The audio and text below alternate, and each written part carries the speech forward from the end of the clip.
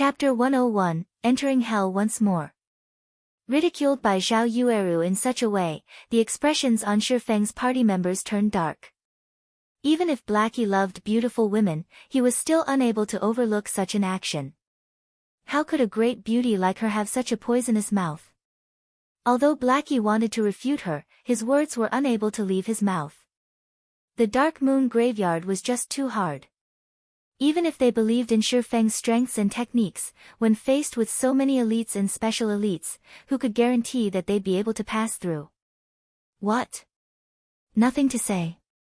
Zhao Yueru asked coldly when Shifeng had remained silent as if he were in deep thought. The members of Ouroboros were also looking at Shifeng with disdain. They were already feeling despair towards the Dark Moon Graveyard, and even Gentle Snow felt helpless. So, what could a beta tester, with only some slightly good techniques, do? You're just a beta tester. Who doesn't know how to talk big?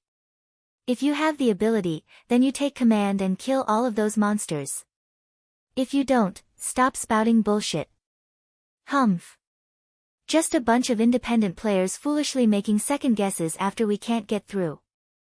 The members of Ouroboros all had their own arrogance. They all supported Zhao Yueru, one after another. They hurled all sorts of ridicule towards Shifeng, venting the despair in their hearts. What did guys you say? If it weren't for Brother Feng, would you still be alive right now? Shifeng's party members could no longer stand by idly and watch. Every one of them revealed expressions of anger, intentions of starting a fight surfacing. If it weren't for Shifeng's warning, both of the team's MTs would have died. Without the MTs to act as meat shields, the players behind would have definitely died, and it would be lucky if even a few survived. Just as both sides were about to start a dispute, a deep muffled voice came from the team, disrupting everyone's argument. Every one of the team members was dumbstruck, thinking they had misheard. After observing the surrounding area and those monsters, I've thought of a way to get through the fog. I wonder if Miss Snow would be willing to let me take command.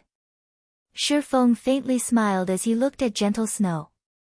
Regarding the ridicules of Zhao Yueru and the others, Shifeng did not mind them in the slightest. That was because everything was going according to his plan. From the moment Zhao Yueru started mocking him, his goals had already been achieved. If Zhao Yueru and the others did not react the way they did, how would he be able to seize the opportunity to take the initiative? If you can lead everyone across the fog, it won't be a problem to pass leadership to you. Gentle Snow's iceberg-like expression faintly changed. Being able to get through the fog was a good thing. She was also not a petty person. It was just that, for some reason, when she looked at Shifeng's smile, she had a faint feeling of disharmony as if all of this was within Shifeng's grasp. Snow, I was only joking. How could you give this bastard leadership over the team? Zhao Yueru panicked. Ouroboros' first vice-leader was actually being commanded by an outsider. Wouldn't that make them the laughingstock of the other first-rate guilds? They would call out Ouroboros for their inability. If you have any other methods to pass through, I won't really mind, Shifeng shrugged, spreading his hands to signify that he did not care. Zhao Yueru wanted to dissuade Gentle Snow. She had only been speaking out of anger before. If Shifeng had really become the team's leader, then wouldn't an upheaval occur within the team? Who would be willing to submit to an independent player? Even if Shifeng's techniques were quite good, there were still heaps of such personnel within the guild. Okay, now is not the time to care about reputation. Clearing this dungeon is our priority. From now on, Yifeng will command the team. His words are my words. If anybody doesn't listen, you'll know the consequences, Gentle Snow said in a chilling tone. Gentle Snow naturally knew Zhao Yueru's concerns. She, too, had considered the problems. However, if they gave up the team dungeon's first clear due to this little reputation, that would truly cause their guild to become the laughingstock of other guilds. Alright, then. Whatever you say. However, if he doesn't command us adequately, only blindly giving out orders, I won't obey. Zhao Yueru shot a glance at Shifeng in anger. She did not believe that Shifeng could properly command the team, not to mention lead them through the fogged area. After all, Shifeng was just an independent player. It was impossible for him to have any experience in commanding a team. In a moment, she would watch and make fun of Shifeng making a fool of himself. Seeing that Gentle Snow had already nodded her head in agreement, Shifeng unhurriedly said, "Since we're done with the matter of leadership, let's talk about the matter of distribution. All of the equipment will be given out according to job requirements, while the other items will be auctioned within the team. Any problems?" Yifeng. "Don't go overboard." Zhao Yueru glared at Shifeng like a wrathful tigress. "Miss Xiao, I'm not trying to swindle even a single item. We're just fairly competing inside the dungeon, so is there a need to talk about going overboard?" Shifeng calmly smiled. Previously, Shifeng agreed to Gentle Snow's arrangements because he did not possess the power to back himself up. He knew the strategy to conquer the Dark Moon Graveyard. However, he couldn't reveal that fact earlier. After all, Team Dungeons had not activated during the beta test of God's domain. Hence, if Shifeng were to reveal knowledge that not even beta testers of God's domain had, Gentle Snow and the others would definitely become suspicious. Now, everyone was aware of the Dark Moon Graveyard's information. Moreover, Shifeng, himself, had followed them into the dungeon.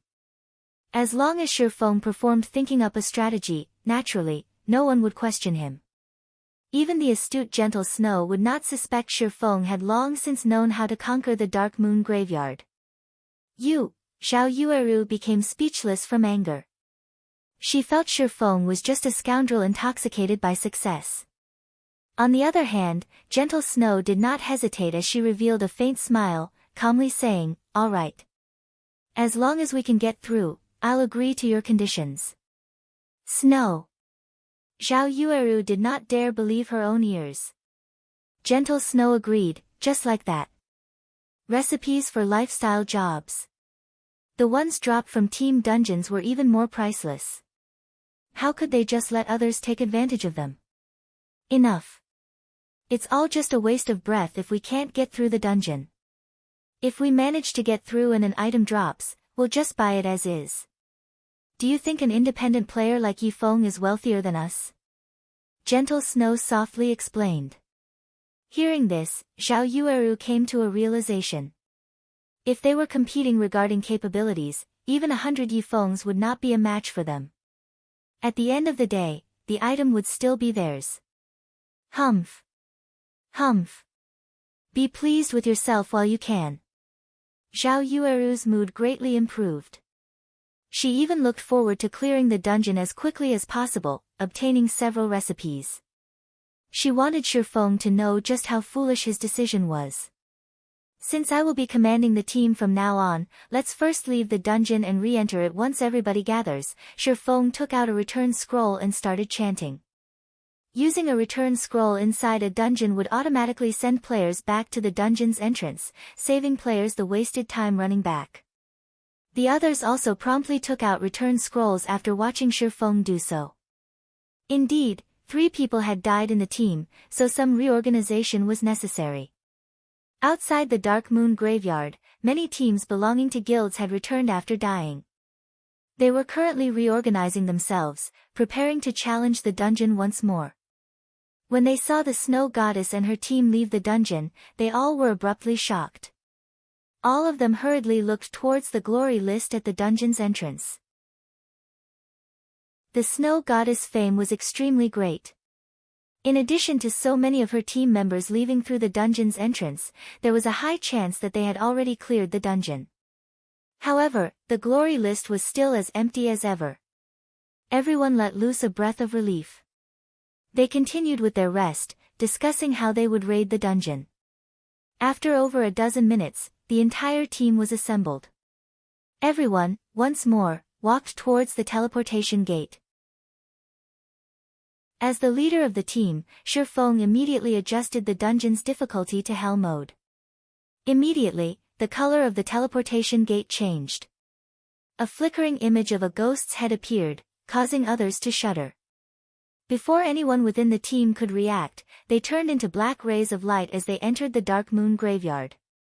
Outside the dungeon's entrance, the members of the various guilds were all dumbfounded. What sort of situation was this? Didn't they just enter normal mode once?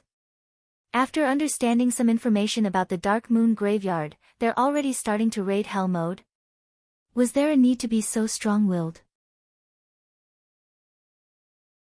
Chapter 102, Kobold King, 1. The sky was dark, and the bright moon illuminated all of the Dark Moon graveyard.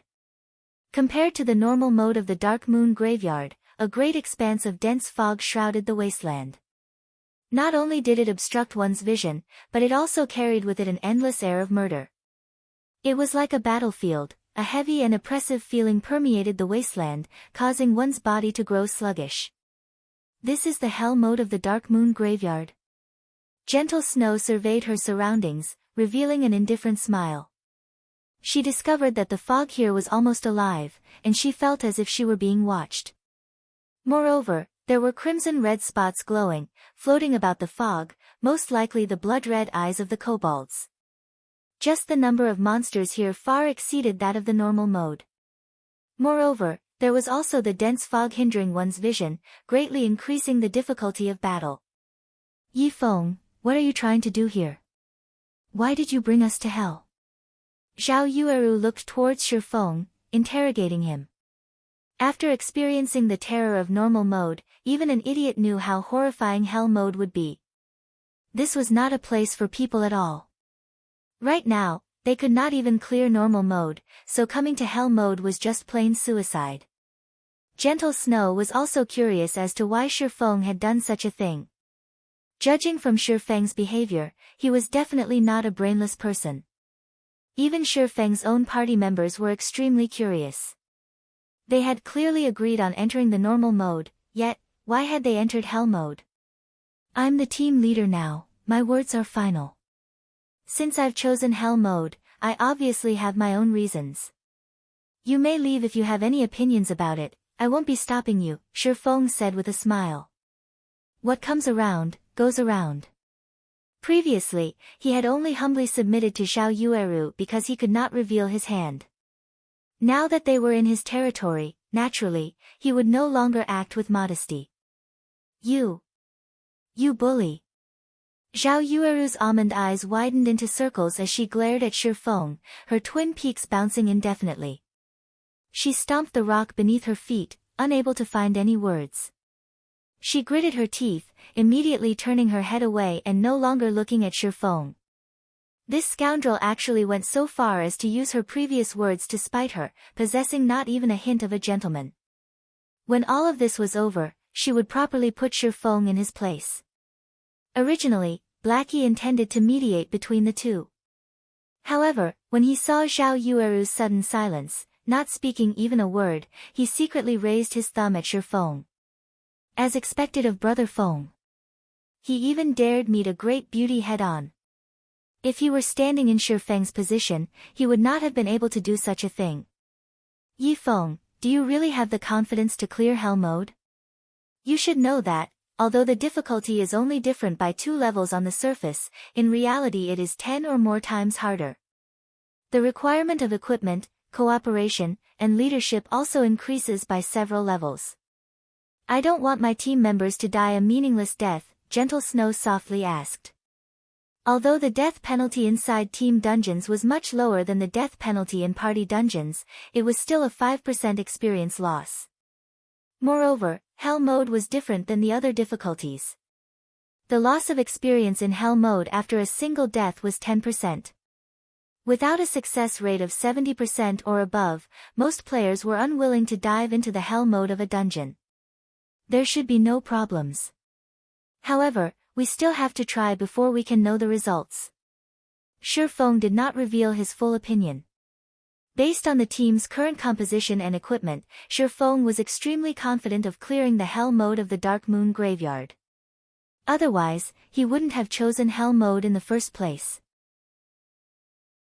In Shi Feng's previous life, only after going through countless team wipes and experience accumulation, he figured out several methods of passing through the Hell mode of the Dark Moon graveyard.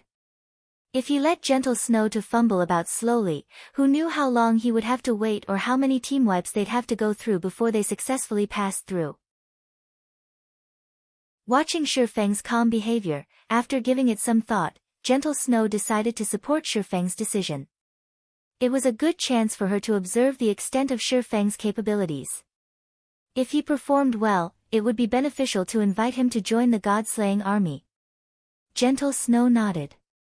At this time, even if the others were still unwilling, they had no choice but to listen to Shifeng's commands.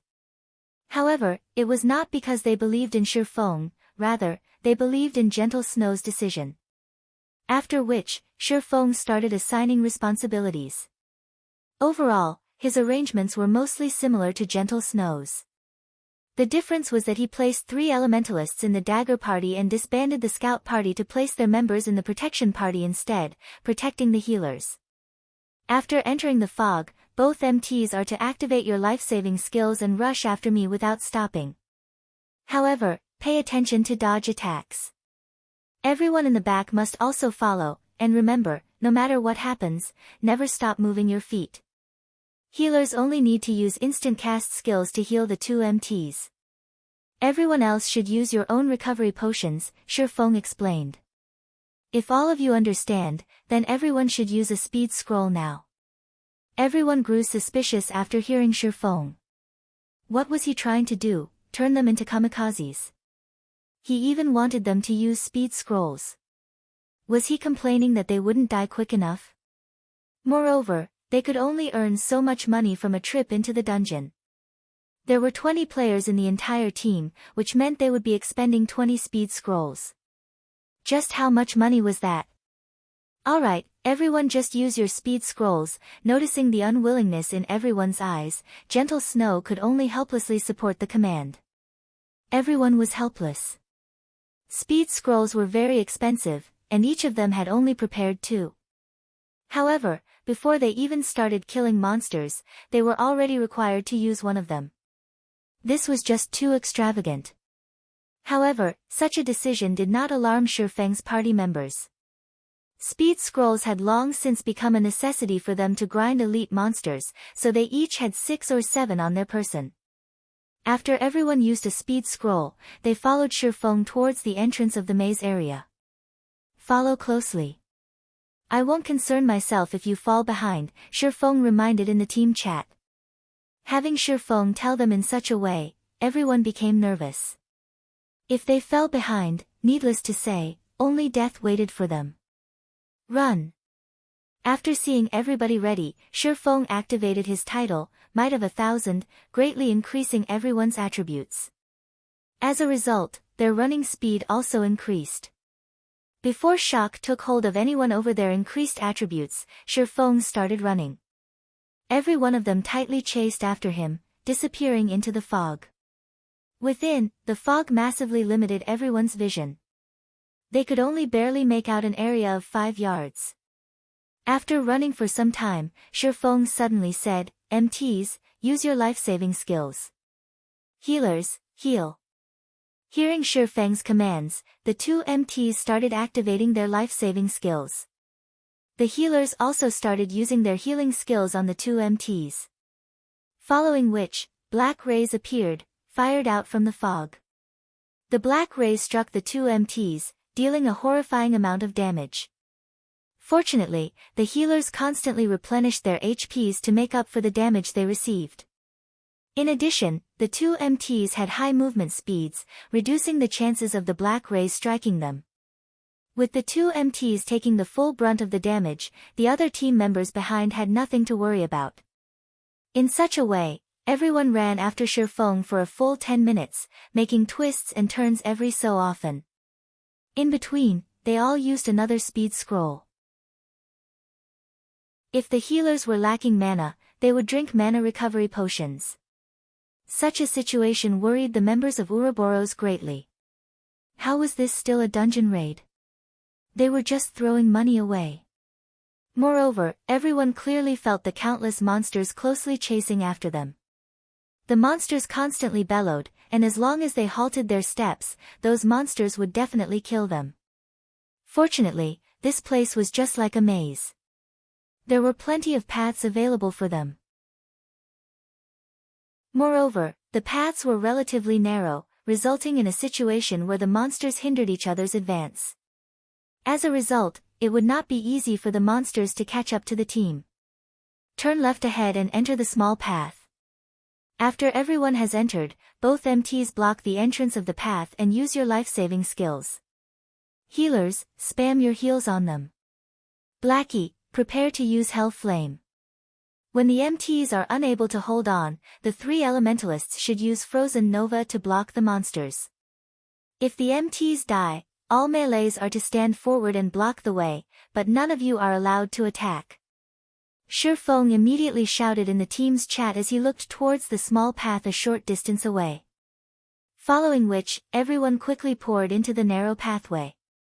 Both the MTs just happened to block the entire entrance of this path successfully. When both MTs were in position, they received powerful attacks, one after another, constantly pushing them backward. Damage appeared above their heads endlessly. Just as the 2 of them were about to be sent flying from the barrage of attacks, Shi Feng placed both his hands on their backs, bracing against them. The 2 MTs felt like they leaned against a wall, their bodies unable to retreat any further. Blackie, hurry up. Elementalists, prepare your Frozen Novas. Shi Feng hurriedly commanded. I'm ready. Blackie chanted the final incantation. MTs, retreat. Elementalists, cast Frozen Nova. Shi Feng yelled. Following which, a Frozen Nova spread out to encompass all the monsters, freezing them and stopping their movements. Over 20 points of damage appeared over every monster's head. Such a high ice resistance, Zhao Yueru's brows slightly cringed. She was extremely dissatisfied with the damage she inflicted. At this time, pillars of green-colored flames shot up amidst the monsters, causing damages of over -300 to every monster. The pillars of flame lasted for 5 seconds, and during this period, the monster's HP incessantly fell. This scene dumbfounded everyone. Even Blackie, himself, was stunned. Wasn't this damage a little too high? After all, these monsters were all elites and special elites. Being able to cause damages of over -100 was fortunate. However, what Blackie did not know was that the kobolds in the Dark Moon Graveyard lived in this cold and dark environment for many years now. They loved the cold but were afraid of fire. Hence, the damage from fire-attributed magic would be multiplied by several folds. It was especially true for the kobold zombies, as they feared fire the most. After Hell Flame ended, the 2 MTs stepped forward once more to block the monsters. Due to the road being narrow, only 2 or 3 monsters could attack at a single time. If it was the large-sized kobold zombies, just one of them was enough to fill the entire path. Moreover, the kobold zombies were unable to display their might in such a narrow space. At most, 1 or 2 claw attacks would land on the MTs, and even then, the MTs were sharing the burden with each other. As a result, the kobold zombies became utterly harmless. After more than 10 minutes passed, Blackie's Hell Flame annihilated the kobolds that rushed towards the team. Everyone's experience greatly increased as a result, and there was even a pile of dropped items. The members of Ouroboros were astonished. Although Blackie's magic surprised them, Shi Feng's strategy thoroughly stunned them. He was actually able to think up such a strategy and discover such a location. His mind and perception were truly great. Members of Ouroboros had always revered the strong. As a result, every one of them now felt embarrassed over their previous slandering of Shi Feng. Even Zhao Yueru was rendered speechless after witnessing Shi Feng's leadership. However, she still felt hatred for Shi Feng inside her heart. She silently lamented over the stupidity of these monsters. As expected, he does possess real skill. It is no wonder he rose to level 6 so quickly. Gentle Snow started her re-evaluation of Shi Feng's strength. She did not imagine that he would be capable to this degree. Not only did he possess a title that could raise the entire team's attributes, but he also had such a frightening perception. Shi Feng's performance far exceeded her expectations. If her team had such personnel in the future, they would have a much easier time conquering dungeons. A total of 28 pieces of equipment dropped. Among them, there are 9 pieces of mysterious iron rank, while the rest are bronze equipment. We'll distribute them according to jobs. Shifeng arranged the loot and distributed the equipment. He distributed them accordingly, and players who had similar jobs would roll for the equipment, with the higher number obtaining the equipment. Hearing Shifeng report their gains, everyone sucked in a deep breath. They were unable to utter a single word due to their excitement. Currently, mysterious iron equipment was considered top-tier equipment. Previously, they had killed so many monsters in the normal mode of Dark Moon Graveyard, yet, only a few pieces of bronze equipment dropped. Right now, however, they only killed a large wave of monsters, but already obtained so much mysterious iron equipment and bronze equipment. This drop rate was just too frightening. Chapter 103, Kobold King, 2. Discovering that the hell mode of a dungeon dropped so much valuable equipment, even Gentle Snow was stunned. If they could clear the hell mode of the Dark Moon Graveyard, it was unknown just how much top-tier equipment they could obtain. With top-tier equipment, they would have a much easier time conquering the other team dungeons. Thinking up to this point, Gentle Snow became much more interested towards conquering the hell mode of the Dark Moon Graveyard. It was just that she did not know whether Shifeng was capable of accomplishing this magnificent feat. After Shifeng distributed the equipment, many of the team members immediately swapped out their old equipment for the new. It was especially true for the extremely lucky Blackie. Blackie was the only cursemancer on the entire team. Among the 9 pieces of mysterious iron equipment, there were 2 pieces of the Death Word set equipment meant for cursemancers. The Death Word set equipment was at the apex of all level 5 set equipment for cursemancers. Just the effect of having 2 set pieces increased Blackie's Dark Arrow by 1 level. In addition, Blackie's Dark Arrow was already level 4. At level 5, the Dark Arrow's damage increased by a large leap. Meanwhile, Kola managed to win a mysterious iron shield by rolling. After equipping the shield, his defense surpassed the shield warrior from Ouroboros, Ghost Chop, by quite a lot. Although many items dropped, Shifeng incessantly shook his head at these items. None of these items attracted his attention. Why don't you want this piece of bronze equipment for swordsman? Gentle Snow asked, astonished. With just a glance at Shifeng's equipment, anybody could tell it was just individual bronze equipment assembled together. According to logic, their attributes should be much weaker than the equipment dropped from the hell mode of the Dark Moon Graveyard. However, Shifeng remained indifferent towards the equipment dropped. The attributes of this equipment isn't as good as what I'm currently using. Just give it to your guild swordsman. Shifeng carelessly gave the equipment to Gentle Snow. Naturally, he would not mention that he already possessed a set of Silvermoon set equipment, which was the best set equipment for swordsmen under level 10. After hearing Shifeng, the other swordsman in the team repeatedly expressed his gratitude towards him. Even if Shifeng were to take away the equipment for swordsmen, nobody on the team would complain. On the contrary, they would feel it was only natural that he would do so. No matter what anybody said, it was all due to Shifeng's efforts that they were able to obtain so much equipment. However, Shifeng displayed himself to be extremely impartial, causing the members of Ouroboros further admiration. Their gazes when they looked at Shifeng held even more reverence now.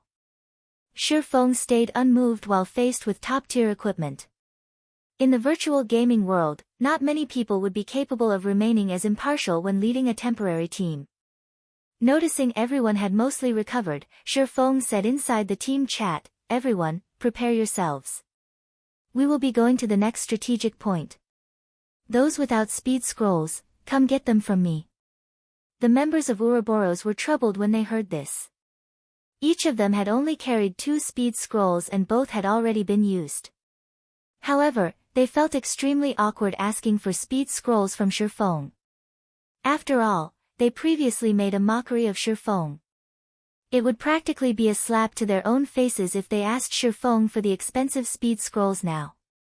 However, if they remained stubborn, they would only embarrass themselves when they died later on. Can I buy some speed scrolls from you? I didn't have them prepare enough speed scrolls previously. We would feel extremely ashamed if you were to just give them to us for free. Gentle Snow naturally knew of her teammates' embarrassment. Without having a better option, she chose to take the initiative. Alright. Since Gentle Snow already asked, Shifeng would not refuse. After all, his money didn't grow on trees either. Fortunately, Shifeng was prepared for such a situation, purchasing plenty of speed scrolls. He provided each team member of Ouroboros with 3 speed scrolls. However, when the members of Ouroboros were trading the speed scrolls with Shifeng, they all had their heads lowered in embarrassment. They felt deeply ashamed in their hearts. Some of them also thanked Shifeng directly, leaving Shifeng at a loss. Dirty bastard, this lady is a magnanimous person. Seeing that you've performed well, I've decided to forgive you. Give me the scroll then. Zhao Yueru walked towards Shifeng, her head raised and her arms hugging her bosom. The crimson-red robe she wore revealed a deep cleavage, and a bashful tinge of red appeared on her delicate face as she spoke. Shifeng naturally understood that it was a difficult feat for the incomparably prideful flame witch from his previous life to carry out such an action. If other players were to see her behaving as such right now, most likely, their jaws would have fallen to the ground from shock by now. Not only was Zhao Yueru currently displaying frailty, but she also apologized to Shifeng. Even Zhao Yueru was pinching her own tender, pink cheeks, thinking she was hallucinating. Shifeng only revealed a smile at Zhao Yueru's display as he traded the speed scrolls to her. However, inwardly, he was baffled. Was the sun rising from the west? He did not think that Zhao Yueru had such a side to her.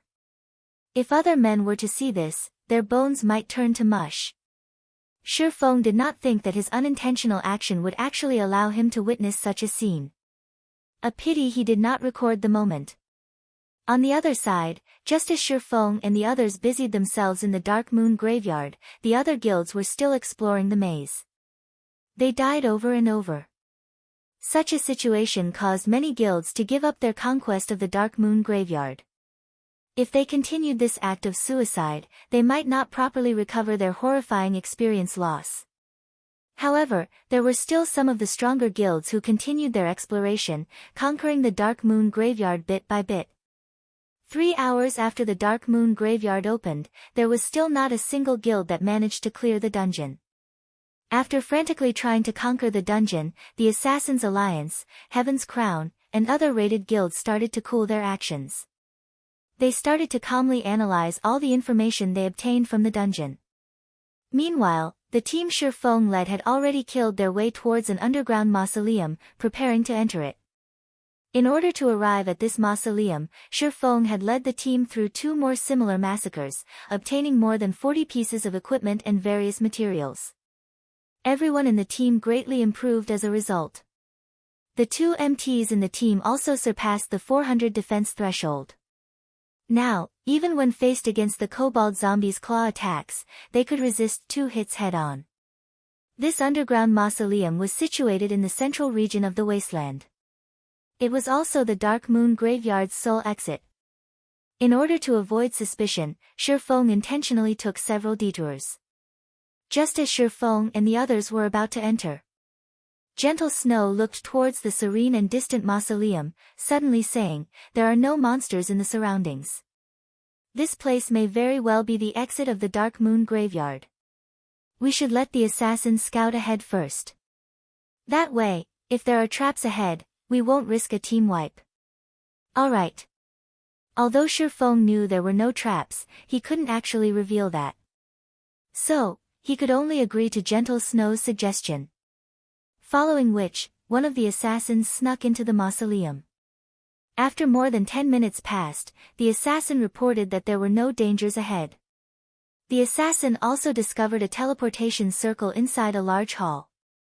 However, there was a gigantic monster standing guard in the middle of the teleportation circle. The assassin did not close in on the monster for fear of being discovered. Moreover, the room was dimly lit, so the assassin could not clearly see the information of the monster within. "Let's go take a look then," Shifeng said as he entered the mausoleum. Although the assassin did not know what kind of monster was inside, Shifeng certainly knew. The monster guarding the teleportation circle was the final boss of the Dark Moon Graveyard. It used to be the king of kobolds, the Kobold King Patch Leo. The moment everyone entered the large hall, the dimly lit hall suddenly changed.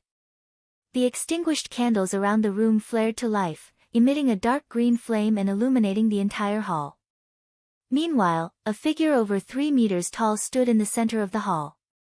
The figure was a ferocious kobold, its body covered in blue-colored armor and its hands wielding a pitch-black greatsword decorated with runes. The kobold silently stood on the magic circle, not even moving a muscle as its entire body radiated a frightening pressure. Everyone used observation skills, one after another, wanting to understand this monster. However, after seeing its information, everyone's complexion turned pale. They felt a deep terror as they gazed at this creature, and even gentle snow sucked in a cold breath. None of them had any confidence in killing this monster. Chapter 104, An Unknown Way of Battle. Everyone stood silently within the bright mausoleum hall, turning the place eerily quiet. After some time had passed. "Brother Feng, what do we do now? This boss is just too terrifying. It is impossible for us to kill it." Blackie looked towards Shifeng, asking. On the other side, Zhao Yueru said helplessly, "Snow, it seems we won't be able to clear the dungeon after all." The other team members also indicated their agreement. There could be no greater folly than to attempt something they already knew to be impossible. "Are we just going to give up like this?" Gentle Snow's slender eyelashes trembled slightly, her crystal-clear eyes shifting towards the Kobold King's figure once more. They had reached this point after much difficulty. Were they just going to give up like this? Kobold King Patch Leo, Lord Rank. Level 6. HP 120,000/120,000. Not mentioning its frightening amount of HP, just the mere words, Lord Rank, were enough to cause players to tremble. That meant that there was a single aspect to this monster that was extremely terrifying, either in terms of speed, strength, or magic. Based solely on the terrifying aura radiating off of the Kobold King's body, its bulging, iron-like muscles, the pitch-black greatsword as tall as a man, which pierced deeply into the ground. Even without having any exchanges with this Kobold King, everyone knew there was no way to overpower it. "Why don't we give it a try first? Ghost Chop, try out the boss capabilities. The others will leave the hall first," Gentle Snow said after giving it some thought. Gentle Snow still intended to give the boss a try. She was hoping to look for a strategy to kill it. "Let's leave first then," Shifeng said as well. Gentle Snow's thoughts were exactly the same as his. He would let the MT try out the boss, then let the team watch. That way, he would have an appropriate excuse when he revealed his strategy. Following this, the Shield Warrior, Ghost Chop, activated his video recording, charging towards the Kobold King alone. Meanwhile, the thick and heavy stone doors leading into the hall started closing. Just as Ghost Chop was midway through his charge, the Kobold King abruptly opened its eyes. Kachak. The Kobold King casually pulled out the pitch-black sword from the ground, its robust legs abruptly exploded with power as it similarly charged at Ghost Chop. Like a fierce gale, the Kobold King swept towards Ghost Chop. Ghost Chop's body was frightened stiff. He rapidly reacted by raising his shield, blocking it in front of his chest. In the blink of an eye, a black ray, which carried with it an explosive sound, struck on the shield. Hong! Ghost Chop's entire person was sent flying, and a damage of 633 points appeared above his head. His entire arm felt numb from the attack. If he had not used his shield to block, he might have been killed instantly.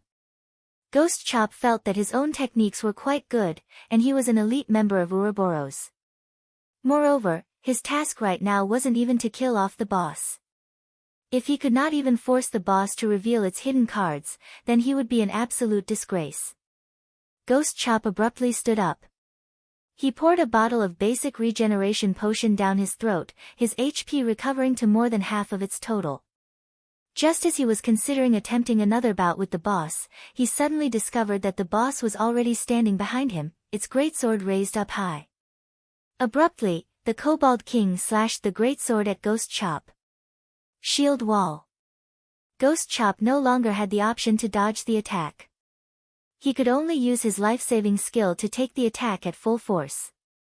When used, Shield Wall would reduce the damage the user received by half for a duration of 12 seconds. The Black Runic Greatsword struck down once more. Although Ghost Chop had used his shield to block the attack again, he was instantly forced into a kneeling position by the resulting pressure. The stone bricks beneath his feet cracked apart like a spider's web, and his HP instantly fell by 426 points, leaving him with only a thread of life remaining. The Kobold King then kicked towards the side of Ghost Chop's abdomen. Ghost Chop helplessly imprinted himself onto a wall, and his HP instantly dropped down to 0. Only 3 seconds had passed since the start of the battle. Just like that, an MT that was equipped with top-tier equipment was dead. So much so that, even before the stone doors had closed shut, they had opened once more. Everyone looked at Ghost Chop, who was planted into a wall, shocked. What was this situation? The door had just closed before opening again, and their MT was already dead. Revive Ghost Chop, Gentle Snow said with a gloomy expression. Ghost Chop being killed so quickly was a clear indicator of how strong this boss was. After Ghost Chop was revived, a somber expression hung on his face. He unwillingly shared with everyone the recording he made, allowing them all to analyze the boss' strength. Strong. Zhao Yueru could not help but say in shock, this general speed and reaction speed, this strength, and also the constantly varying attack patterns. Is this really an NPC? Are we sure this isn't a martial arts expert in disguise? Before even witnessing the boss in battle, everyone could already feel how powerful it was. Now that they witnessed this for themselves, aside from feeling shocked, they were also astounded. With Ghost Chop's skills, he was actually unable to even damage the boss. This was just too horrifying. Even if it was the strongest chieftain rank monster Gentle Snow met before, in comparison to this Kobold King, it would only be a little rabbit. As for Shifeng's party, whom had battled with a Lord rank boss before, after looking at the recording, even they were feeling apprehensive. As expected of a Lord rank boss in a team dungeon, compared to the Lord rank boss of a party dungeon, it was at least several times stronger. Not only was its speed and strength a problem, but its attack patterns were even more so. There were just too many variations. It was as if they were fighting in a close-quartered combat against an expert. Moreover, the physical attributes of this expert were better than theirs by several fold. Just how were they supposed to continue battling against this boss? Even if their brother Feng was very powerful, he might not be able to last long against this boss. After all, this boss had a HP of 120,000 and their HP did not even reach 1,000. Let's withdraw. After considering for a good while and thinking up of all sorts of simulations, Gentle Snow still came to the conclusion that they would be team-wiped. She was not prepared to waste time here, and rather prepared to raid the normal mode of the Dark Moon Graveyard. The boss in the normal mode should be a chieftain rank boss, which should be much weaker. According to their current equipment, they would at least have a 20 to 30% chance of killing the boss. Everyone else could only give up after hearing Gentle Snow say this, so all of them took out return scrolls. At this moment, Shifeng suddenly said in the team chat, after looking at the Kobold King's attack patterns, if Miss Snow, the two MTs, and myself were to implement a rotation battle, we should have somewhat of a chance at succeeding. I wonder if Miss Snow still wishes to raid this boss. Although Shifeng's voice was soft, it was as if a light in the darkness appeared, brightening everyone's spirits. Brother Feng, are we really going to fight it? Blackie looked at the Kobold King, swallowing down a mouthful of saliva. Even at such a distance away from it, Blackie could still feel his legs trembling. If he were to close in on it a little more, he might already be on the ground, kneeling. In fact, it wasn't just Blackie who was impacted by the Kobold King's imposing aura. The other team members did not fare any better than Blackie. They instinctively acknowledged that they could not beat it, wanting to run away from it. You have a plan? Shock flashed past Xiao Yueru's eyes as she looked at Shifeng, asking. This was a lord inside a team dungeon. Its HP was several times higher than the lords in the wild. Its attack power and attack patterns, as well, were despairingly powerful. Xiao Yueru did not think that Shifeng would have a method to raid it. Shifeng shrugged his shoulders, looking at the Kobold King as he said, my confidence at succeeding isn't high. However, we can still give it a try. Isn't it just a 10% experience loss? Killing all the way here, the experience we obtained has far exceeded just 10%. Even if we died, we have already obtained a lot of equipment. Don't tell me that you guys are so willing to just give up. Gentle Snow was slightly shocked. She did not think that Shifeng could bring her so many surprises. Even if they could not raid the boss this time, she would definitely pull Shifeng into Ouroboros. What are the chances for success? Gentle Snow asked, her iceberg-like expression finally revealing a warm smile. 20%. Shifeng had already made the most conservative estimation. In reality, he had estimated their success rate to be at 50%. However, he was worried that if he were to say it out loud it would be bad, he might attract suspicion. What? You said 20%? Xiao Yueru rolled her eyes at Shifeng. With such a low success rate, who would dare take the challenge? Alright, let's hear your plan then. We will be supporting you fully, Gentle Snow interrupted Xiao Yueru, saying softly. Gentle Snow herself had estimated their chances at getting rid of the Lord rank boss at 0%.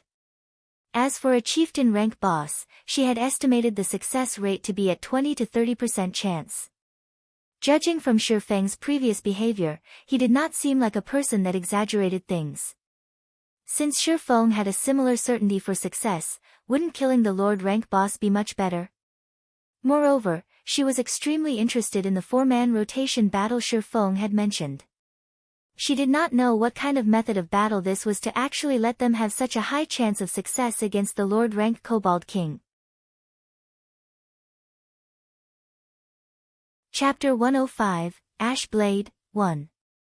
Although the members of Ouroboros admired Shifeng, they still felt that it was impossible for them to raid this boss. What would happen if they were wiped out? However, Gentle Snow had already nodded her head in agreement. That meant she was also willing to take on this risk. Even if everyone were to lose 10% of their experience and some skill proficiency, losing to the other guilds in terms of levels by a little, she would shoulder all the responsibility. Although 10% of experience seemed like a small amount when a player had reached level 6, raising their experience by 10% would require at least 2 to 3 hours worth of effort. If the team was wiped out as a result of Gentle Snow's decision, the losses the team suffered would not be small. It was obvious just how much trust she placed in Shifeng. The members of Ouroboros looked at each other, feeling that they were all too timid. After playing virtual reality games for so long, they had all turned towards stability. They thought that, in order to raise their standings in the guild, the less deaths they had, the better. Yet, unknowingly, they had forgotten one of the most important points when playing a virtual reality game. The thrill of adventure. That was the reason why most people played virtual reality games. They had already gained a bountiful harvest from the dungeon. Just like what Shifeng had said, it wouldn't really matter, even if they died. Leader, we'll do as you say then. Whatever you want me to do, I guarantee that I'll do it, the shield warrior, Ghost Chop, looked towards Shifeng, clapping his chest as he said so. Leader, say it. Right, say it. The members of Ouroboros all looked towards Shifeng. They had thought it through already. If they were going to make a loss, so be it. However, on the off chance that they did succeed, endless glory would await them. Since everyone has agreed, I'll tell you my strategy. After we start the raid, only me, Miss Snow, and the two MTs will battle with the Kobold King. The other melee jobs are to all stay at a distance. Berserkers, listen to my command to use charge. Assassins, after giving the boss a bleeding effect, immediately distance yourselves and use bows to attack. The other ranged jobs should just dish out as much damage as you can. However, pay attention to maintain a distance of 25 yards or above from the boss.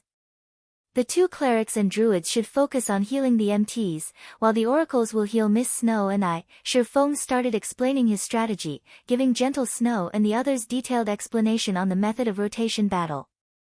The rotation battle method was a technique that allowed the weak to win against the strong. It was a technique specifically meant for dealing with bosses. In Shirfeng's previous life, this method of battle was gradually discovered by some experts a month after God's domain's opening. These experts then carried out the technique in an actual battle against the boss of a dungeon.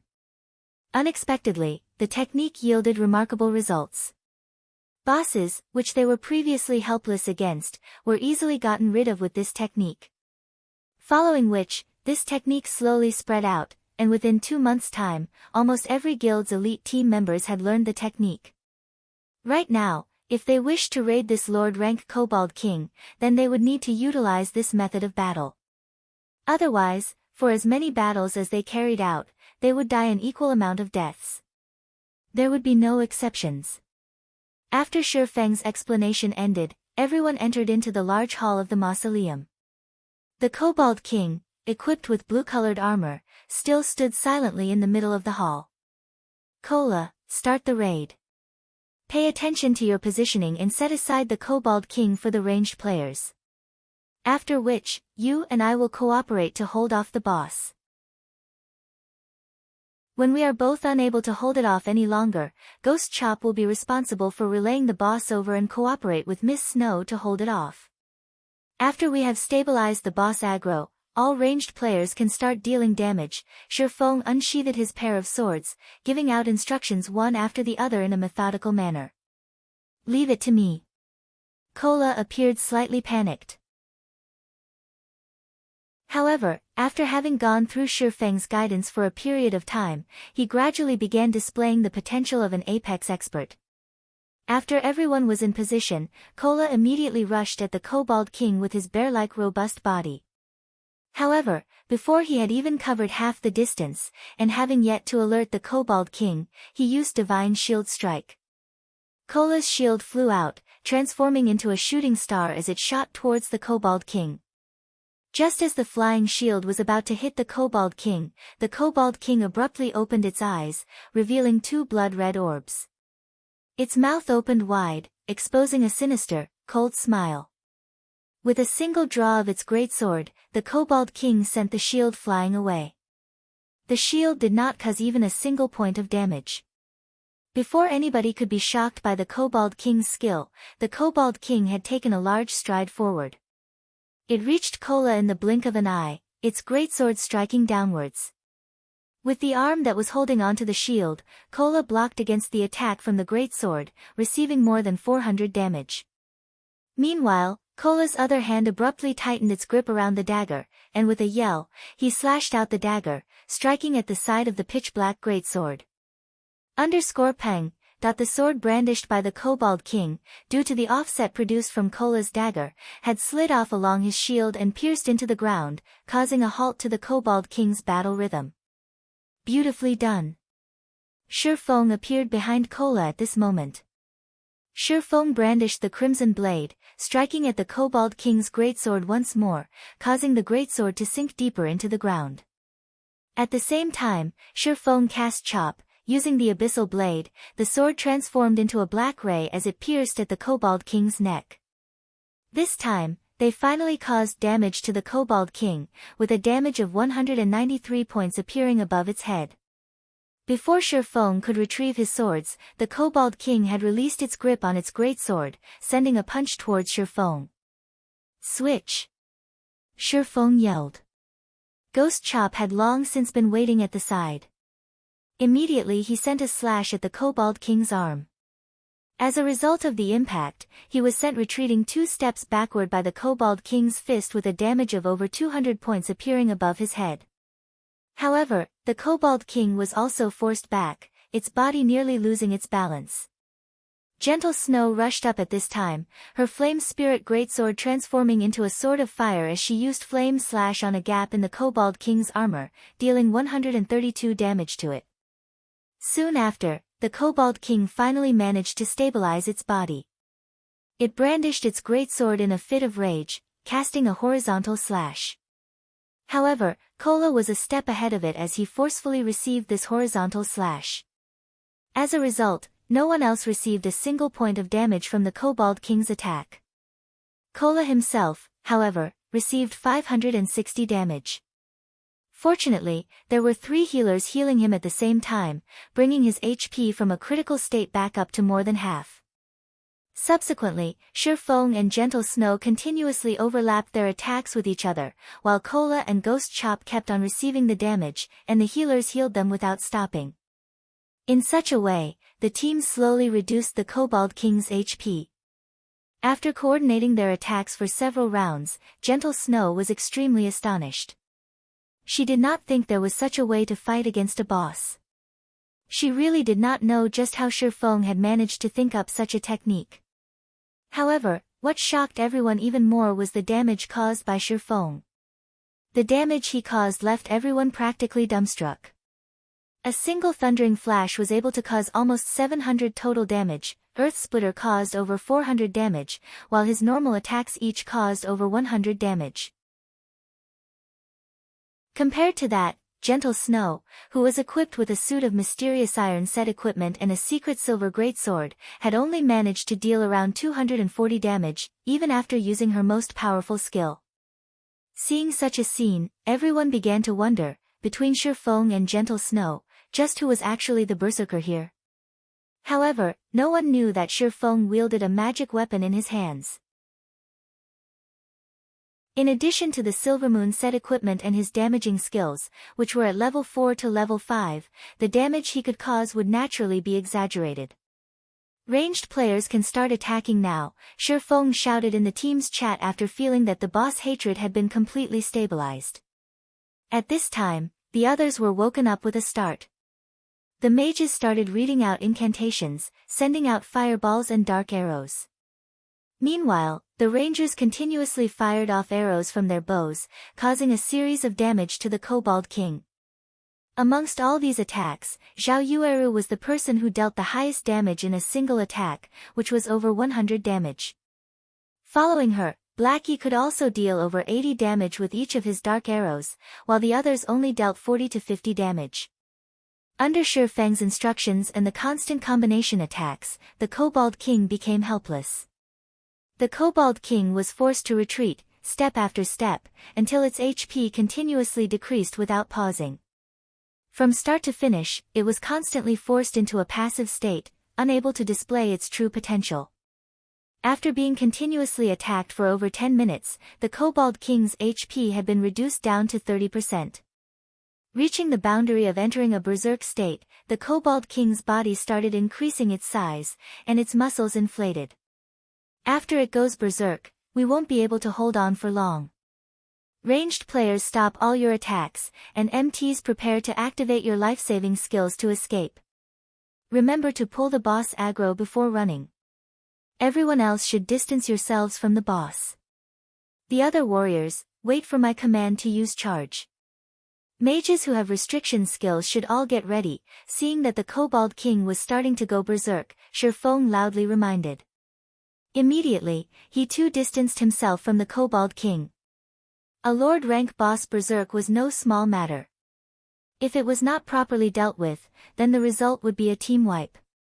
Now, their chances of successfully killing the Kobold King depended on whether the two MTs were able to survive.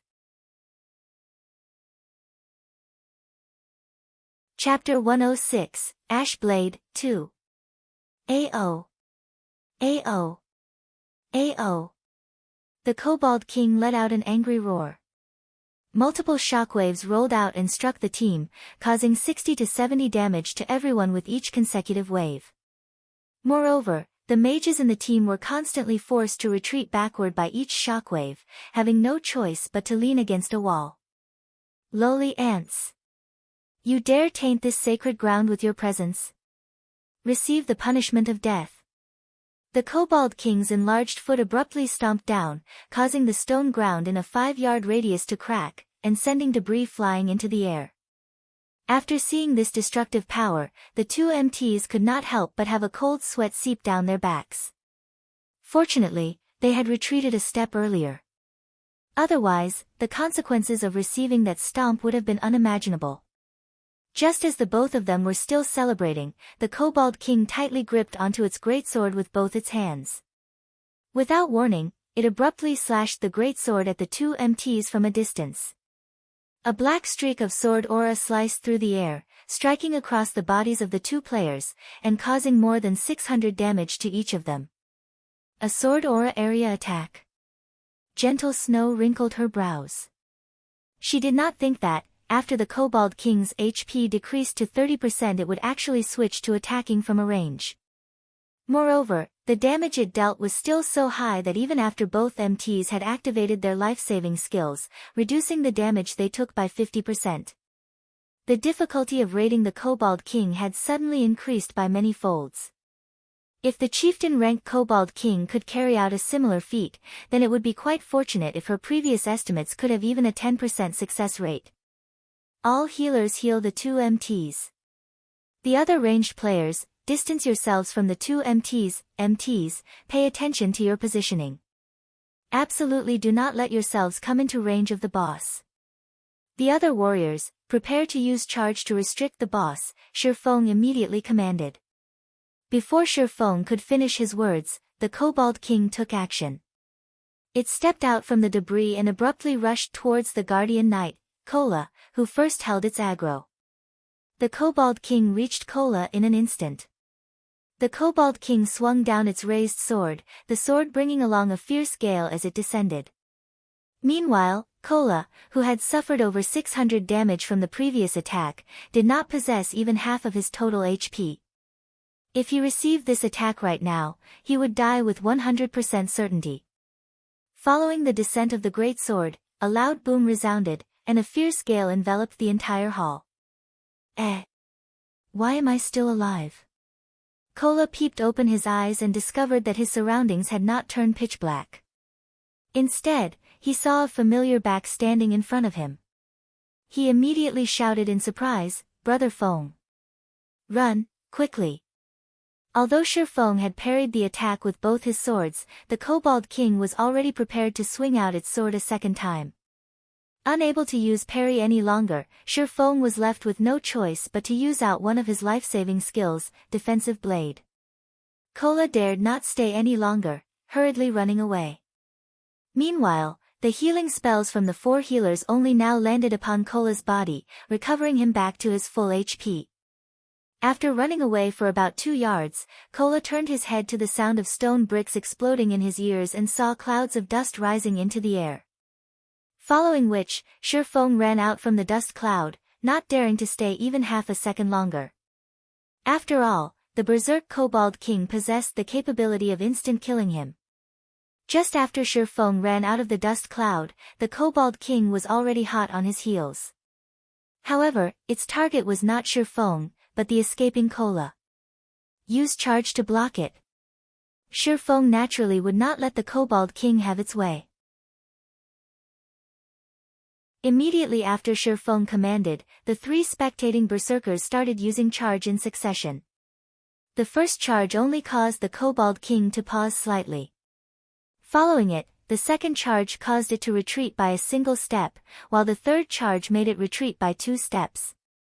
Although the Kobold King did not enter a fainted state, it was sufficient just by having the knockback effect.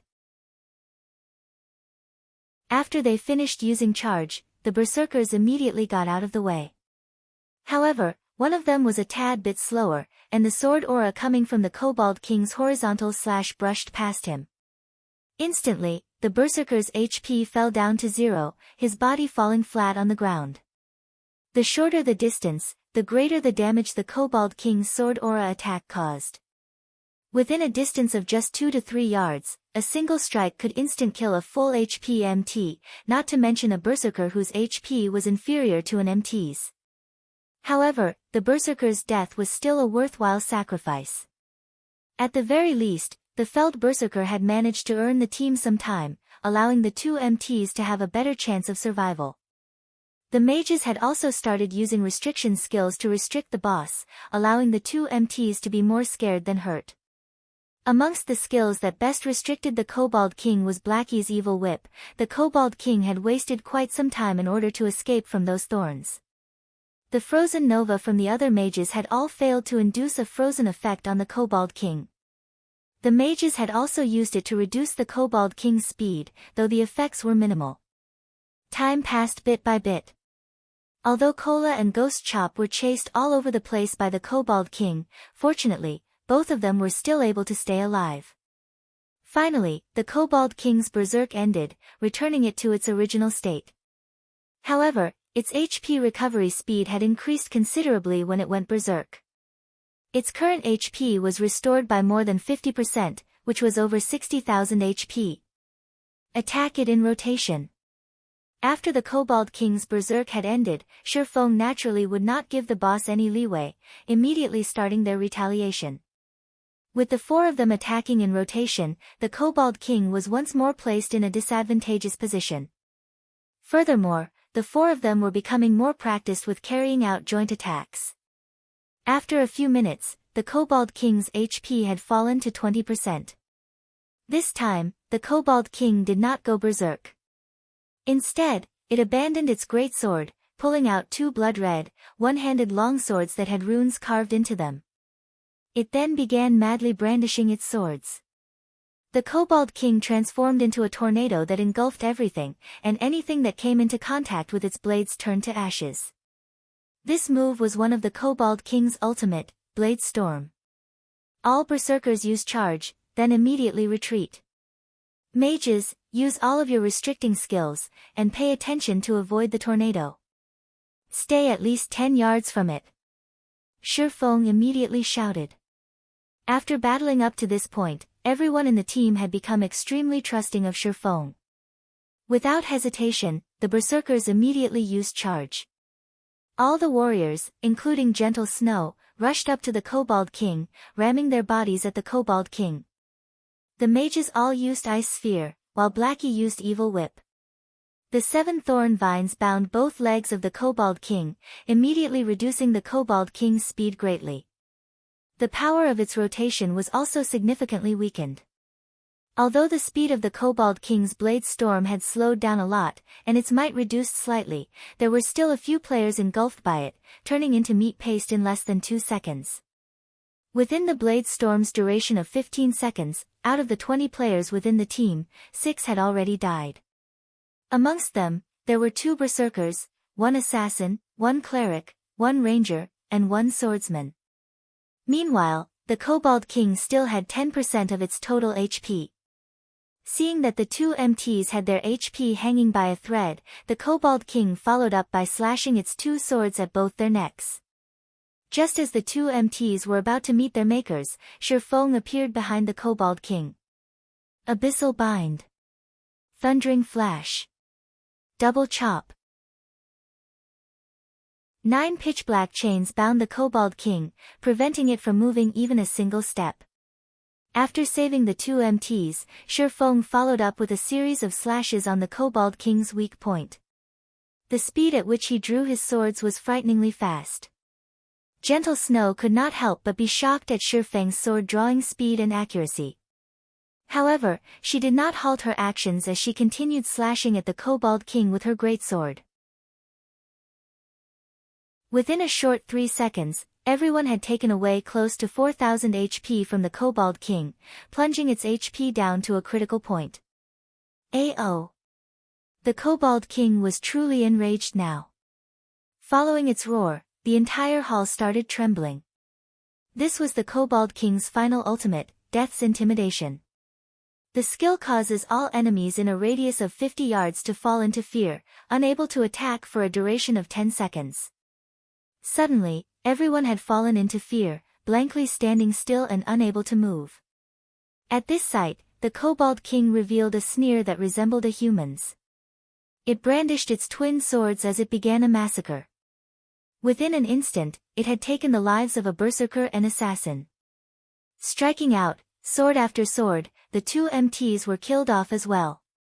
Meanwhile, not even 4 seconds had passed since the Kobold King had used Death's intimidation. If the Kobold King was allowed to continue having its way, everyone would be dead when the 10 seconds were up. After half of the entire team was dead, Shifeng became the Kobold King's target. Shifeng was finally able to move. Previously, he had activated his extraordinary physique too. His resistance to fear became higher than the average player. So, the effective duration of the fear induced was also reduced by quite a lot. However, the Kobold King's sword was already descending. Unable to avoid it, Shifeng bellowed as he activated Life Shield. At the most critical moment, just as the Kobold King's greatsword was about to land on Shifeng, the Abyssal Blade had managed to block off this attack. Following which, Shifeng's entire person was sent flying from it, with a damage of over 640 points appearing above his head. Fortunately, Shifeng had over 1000 HP right now. In addition to the life shield absorbing some of the damage he took, he had managed to survive the Kobold King's attack. However, the life shield was also destroyed by this attack. Seeing that Shifeng did not die, the Kobold King became flabbergasted. It then rushed towards Shifeng, wanting to give him the final blow. Phantom Kill. 9 Dragon's Slash. Shifeng's doppelganger used parry to block against the Kobold King's attack. Simultaneously, the doppelganger activated Defensive Blade and was able to delay the Kobold King for quite some time. Meanwhile, the Kobold King was receiving continuous attacks from the 9 Abyssal Blades. Its HP steadily fell, leaving it with only 1% remaining. Seeing that the cooldown for his own defensive blade was finished, Shifeng as well activated the skill. From a distance of 10 yards, Shifeng started attacking the Kobold King with sword auras. Damages of over 100 points kept on appearing above the Kobold King's head, taking its HP away bit by bit. After the Kobold King had managed to get rid of the doppelganger, its remaining HP did not even reach 300 points. Suddenly, it threw out both of its swords, sending them piercing towards Shifeng. Unfortunately, both swords were blocked off by Shifeng's defensive blade. However, the Kobold King had yet to give up. It turned into a streak of shadow, appearing in front of Shifeng in the blink of an eye and sending a slap at Shifeng with its claws. At this moment, Shifeng's thundering flash had finished its cooldown. Blocking the sharp claws with the crimson blade, Shifeng slashed at the Kobold King's neck with the abyssal blade, the blade turning into a streak of lightning as it struck at its target. Pang! Shifeng was blasted towards a wall, with only a thread of his HP remaining. On the other hand, the Kobold King lay on the floor, motionless. Shifeng had also abruptly risen by a level, reaching level 7. A large pile of items dropped. Amongst these items, there was one that was unusually dazzling. The item released a demonic silver glow, bringing a chill to those who laid their eyes on it. Ash Blade. Shifeng was shocked after seeing this item. This thing was the legendary item of Dark Moon Graveyard. In Shifeng's previous life, he had only heard rumors of it, and never actually saw it before. Chapter 107, Moment of Glory. After the Kobold King's death, everyone's fear was similarly dispelled. They all regained their freedom of movement.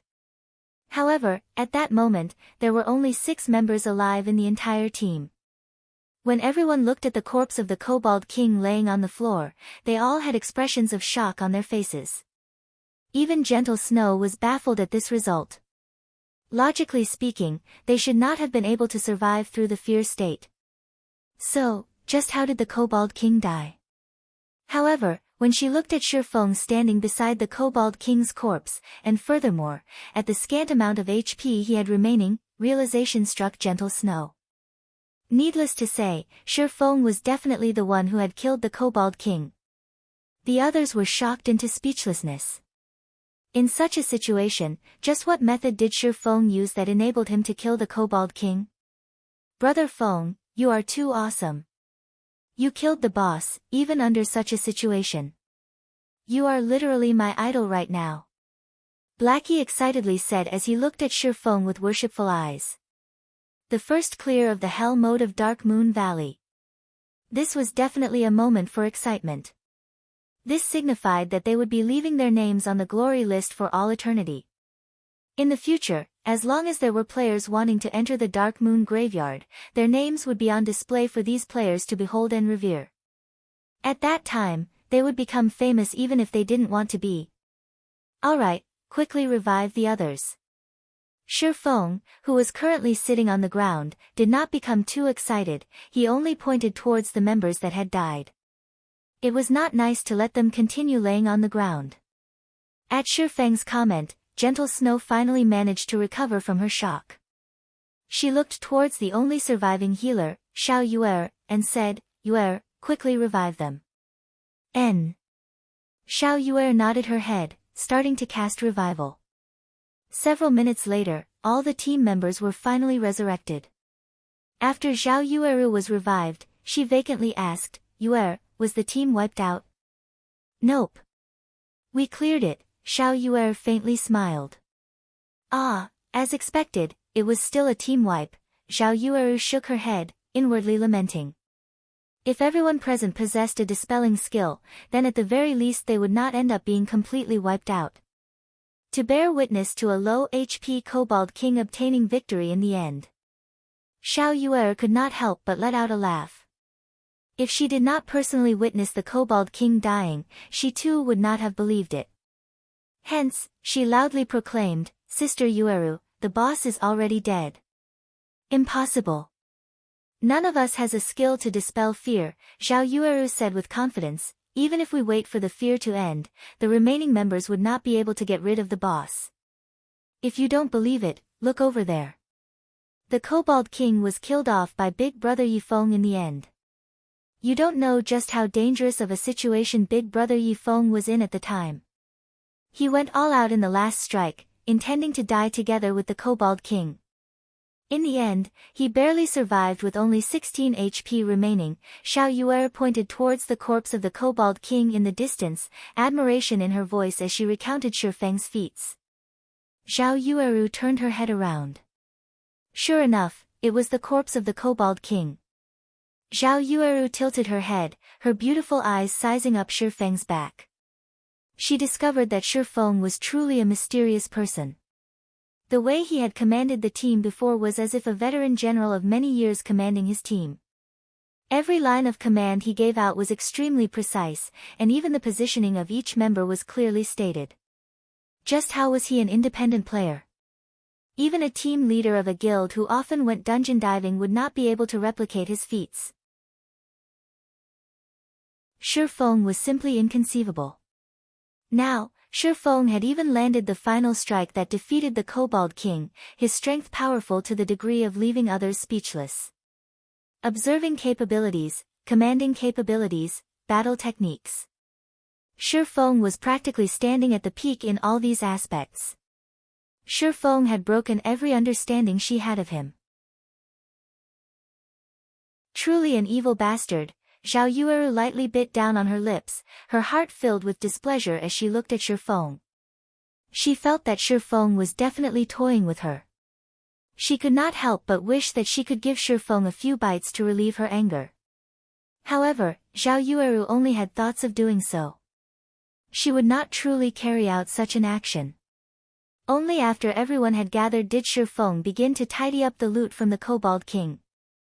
Looking at loot, each and every one of the team members anxiously waited for Shi Feng to complete his task. These things were all items that only dropped from the boss of the Hell mode of Dark Moon Graveyard. Every one of them was completely priceless. I'm done arranging them. There are a total of 8 pieces of equipment and 6 other items.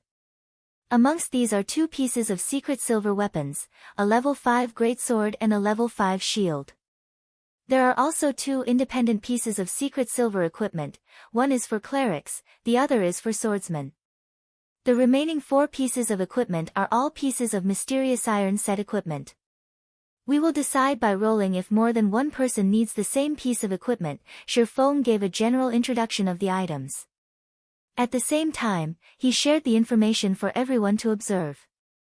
Runic Sword, Secret Silver Rank, Two-Handed Sword.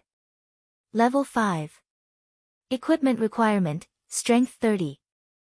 Attack power plus 45. Strength plus 9, Endurance plus 8. Attack speed plus 1. When attacking, there is a 10% chance to cause a heavy impact effect and 10% armor destruction effect. Runic Shield, Secret Silver Rank. Level 5. Equipment requirement, Strength 23. Defense plus 69. Block rate, 35%. Strength plus 6, Endurance plus 10. Additional skill dash. Tough Shield, when activated, reduces the damage taken from the front by 30%. Duration of 10 seconds. Cooldown, 2 minutes. Everyone was stunned after seeing the attributes on these equipment pieces. Every piece of equipment was a top-tier item. Amongst them, the Runic Sword and Runic Shield were the absolute best. If they were to be sold right now, they would sell for 80 silver coins, at the very least. However, they definitely would not sell any of these items. With good equipment in hand, they would have an easier time leveling up later on. Only an idiot would be dumb enough to sell them. Following which, everyone on the team began madly rolling for points as they competed over the equipment. In the end, the Runic Sword fell into the hands of Gentle Snow, while the Runic Shield went to Kola. Shirfeng also obtained a secret silver pauldron, greatly increasing his attributes once more. Then next would be the other items. We will hold an internal auction for them. Highest bidder wins, Shirfeng said. Hearing Shirfeng saying so, the members of Ouroboros felt slightly embarrassed. They knew that the worth of the other items surpassed these pieces. It was especially true for that dazzling, broken blade called Ash Blade. Just judging from the introduction of that item was enough to excite a person. Moreover, there was also a piece of advanced whetstone recipe and a few more rare materials. Every one of them was priceless. However, if it were not for Shirfeng, just how would they be able to even clear the hell mode of Dark Moon Graveyard? Furthermore, they had obtained so much top-tier equipment, greatly improving themselves. Right now, they were already leading the other guilds by a large margin. So, how could they not feel shame fighting over these items with Shirfeng? Gentle Snow had naturally considered this point. Moreover, she had wanted to pull Shirfeng into Ouroboros herself, so naturally she had to deepen her relationship with Shirfeng. Hence, she looked towards Shirfeng, taking the initiative as she said, "We were only able to conquer the Dark Moon Graveyard due to your great contribution. We have already received enough, so the other items will all belong to you. I can't even begin to thank you enough." The other members of Ouroboros all nodded their heads in quick succession. Shirfeng was slightly astonished. He did not think that Gentle Snow would actually give up on the auction. Although, he also was not afraid of having an auction. He had plenty of gold coins inside of his bag, enough to buy out both the advanced whetstone recipe and the ash blade. Since Gentle Snow did not wish to compete, he naturally would not refuse her offer. He stowed all of the items into his bag. With the dungeon conquered and the loot distributed, Shirfeng walked towards a corner of the mausoleum. He then activated the mechanism to trigger the teleportation gate. Everyone walked into the teleportation gate, disappearing from the large hall of the mausoleum one after another. Just after everyone had left from the Dark Moon Graveyard. White River City Region System Announcement. Congratulations to Ouroboros for becoming the first team to conquer the Hell mode of Dark Moon Graveyard. All players within the team will be rewarded with 10 reputation points in White River City. Red Leaf Town Region System Announcement. Congratulations to Ouroboros for becoming the first team to conquer the Hell mode of Dark Moon Graveyard. All players within the team will be rewarded with 30 reputation points in Red Leaf Town. System. Congratulations to Ouroboros for becoming the first team to conquer the Hell mode of Dark Moon Graveyard. All players within the team will be rewarded with 1 mysterious treasure chest, 50,000 EXP, and 10 glory points. Chapter 108, Shaking the Four Corners. Outside the Dark Moon Graveyard. This dungeon is just impossible. Without an average level of 10, who would be able to clear it? Flaming Tiger, who had just revived out of the dungeon, cursed. In all 3 times he had entered the Dark Moon Graveyard, not once had he even found the location of the dungeon's boss before his entire team dropped dead. This dungeon was just toying with them. Everywhere inside the dungeon was filled with elite monsters. Even if they killed some, there was still an endless stream of monsters to slowly grind them to death. It was absolutely frustrating. Zhang Luowei raised his thick brows, his complexion gloomy as he looked back toward the teleportation gate of the Dark Moon Graveyard in the distance. With such lack of progress, it had long since passed the point of just making a loss. If this situation continued, it would be detrimental to the team's future development. Everyone rest up for a while. We can't continue wasting our time here. I'm guessing that the progress of the other guilds isn't that good either. They should have died several times as well, already. Let's take this chance when the other guilds are focusing on the Dark Moon Graveyard to raid the level 5 party dungeon, and Lava Cavern, in separate groups. In any case, they won't be able to conquer this team dungeon. We can also use this time to increase our levels quickly, Zhang Luowei said, choosing to give up on the Dark Moon Graveyard. Although leaving their names on the glory list would be a quick way to raise the fame and influence of their guild, it was an entirely different matter if everyone was similarly unable to conquer the dungeon. The only other thing they could compete in were in terms of average level and equipment of the guild's elite members, and also, in terms of who could set foot into White River City the earliest. In fact, it wasn't just the members of Shadow that were faced with such a situation. All the guilds in the entire White River City were currently trapped in this suffering known as team dungeons. Nobody had thought that the team dungeon's difficulty would be so high, leaving them utterly helpless. The virtual reality games in the past usually had less monsters than players inside of dungeons. In God's domain, however, the number of monsters inside the dungeons greatly outnumbered that of the players. It was a number that was simply impossible to cope with. Even if they increased the number of MTs and healers they brought with, it would still be a useless endeavor. After some time had passed, the second-rate guild, Assassin's Alliance, had also died out from the dungeon with dejection covering their faces. What's gotten into all of you? It's just a few deaths. Don't forget, for each time we die, we will gain significant progress. We will be able to clear the dungeon sooner or later, so stop feeling dejected. Right now, we should try to think up a method to get through the fog. After some rest, we will try to raid the dungeon one more time today, Stabbing Heart said inside the team chat. Being encouraged by Stabbing Heart like this, the team members regained quite a lot of their confidence. They all started voicing out their ideas and suggestions, intending to conquer the Dark Moon Graveyard at all costs. White River City Region System Announcement. Congratulations to Ouroboros for becoming the first team to conquer the Hell mode of Dark Moon Graveyard. All players within the team will be rewarded with 10 reputation points in White River City. Red Leaf Town Region System Announcement. Congratulations to Ouroboros for becoming the first team to conquer the Hell mode of Dark Moon Graveyard. All players within the team will be rewarded with 30 reputation points in Red Leaf Town. Just as the various guilds were considering whether they should give up raiding the Dark Moon Graveyard, 2 consecutive system announcements immediately attracted the attention of every guild within White River City. Meanwhile, when the players of Red Leaf Town heard of this system announcement, they were first filled with shock, but they were soon cheering and shouting in worship. Ouroboros is just too awesome. They're practically inhuman. I heard that the Snow Goddess was the one who led the dungeon raiding team. My goddess is just too powerful. The other guilds haven't even cleared the normal mode, but the goddess has already cleared Hell mode. This won't do. I want to join Ouroboros. I would be satisfied even if I could become the goddess servant. The players in Red Leaf Town had all started conversing about Ouroboros and the snow goddess. Aside from worship, they were also filled with awe.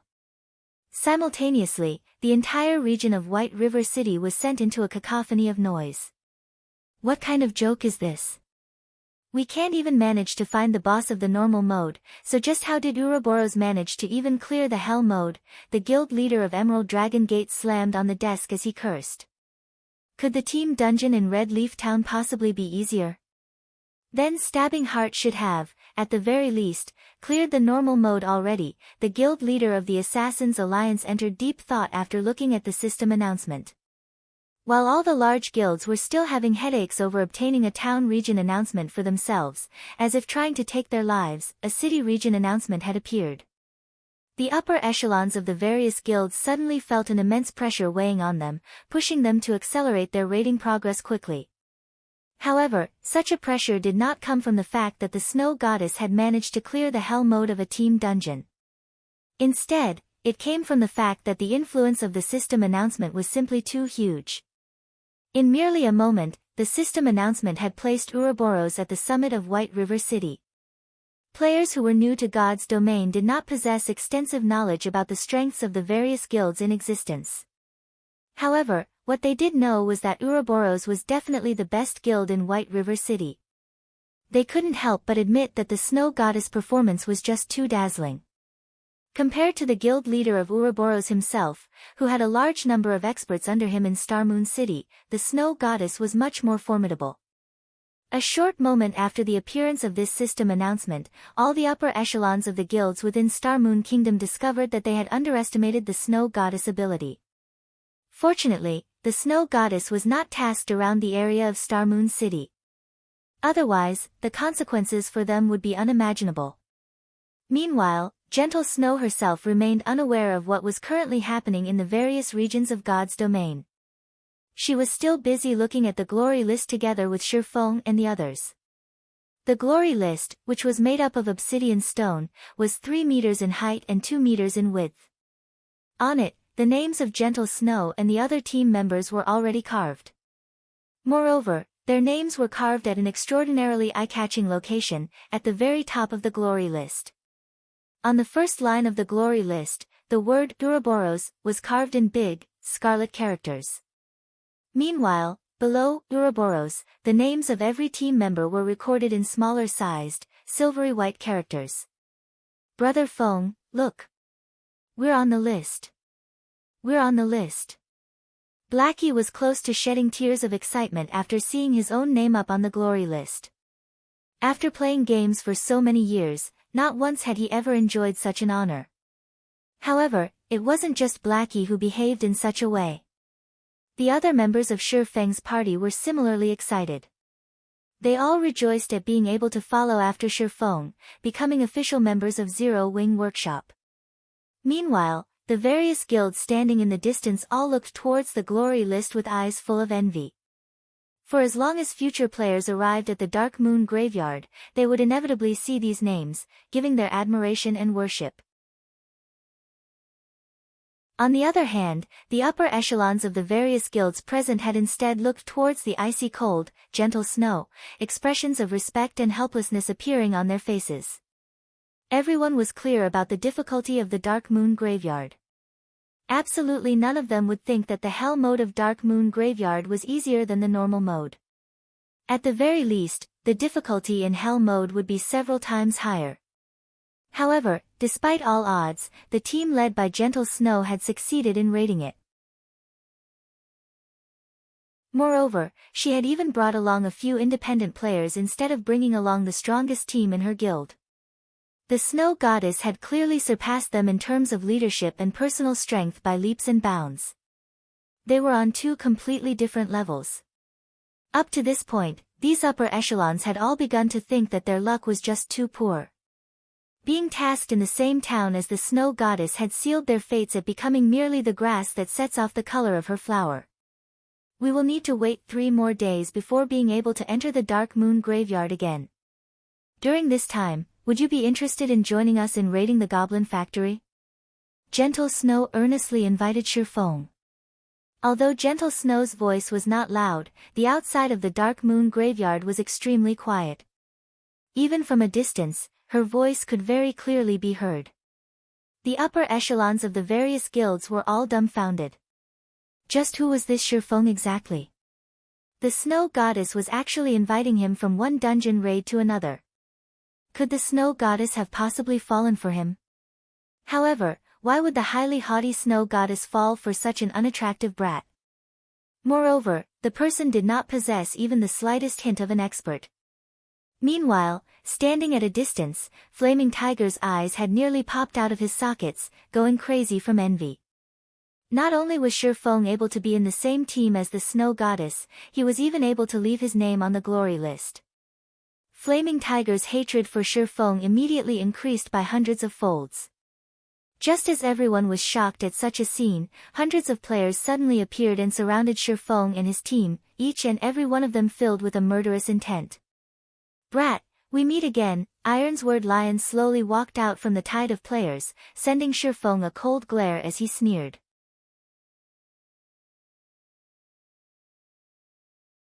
Chapter 109, Domineering Ironsword. This moment. Ironsword Lion had waited for too long. He was unable to suppress the excitement in his heart. Previously, after failing the dungeon raid, he chose to give up on the endeavor. Instead, he camped outside the Dark Moon graveyard. However, he was greatly shocked when Shifeng and the others safely exited the dungeon, followed by the emergence of the system announcements. Although Martial Union had entered the Dark Moon graveyard, they did not gain a single thing from it. On the other hand, not only had Shifeng's team managed to clear the dungeon, but it was also the hard mode of Dark Moon graveyard. Although Ironsword Lion was a brute, he still knew that the gains from clearing the Dark Moon graveyard would not be meager. Needless to say, the harvest from Hell mode would be even more astonishing. When Martial Union first set foot in God's domain, they did not possess any significant wealth or resources. Moreover, they were unfamiliar with a game such as God's domain. Developing a guild was extremely challenging. They had to grow by competing over elite monsters, killing well-equipped players for equipment and money, and raiding party dungeons. The larger their guild became, the more wealth and resources they needed. However, they were unable to find any sources of income, only relying on robbery to sustain their guild's operation. Now that Shifeng and his team had cleared the dungeon, it was undoubtedly good news for Ironsword Lion. Not only would he be able to obtain revenge, but he would also be able to make a huge profit out of it, killing two birds with one stone. Boss Ironsword, look at the shield on their guardian knight. Not only are there runes carved on it, but the shield is also giving off a faint violet hue that only secret silver equipment possess. That is definitely equipment they obtained from the Dark Moon graveyard. Boss, look at that brat's pauldrons. It is also giving off a violet hue. It is a secret silver equipment as well. The subordinates behind Ironsword Lion salivated as they pointed towards the equipment on the bodies of Shifeng's party members. The worst equipment currently worn by Shifeng's party members were bronze ranked, while there were even some who had mysterious iron equipment. However, they clearly did not possess the equipment before they entered the dungeon. Hence, they must have obtained them from within the Dark Moon graveyard, which also meant that all of them were level 5 mysterious iron equipment and secret silver equipment. Every piece of the equipment was priceless.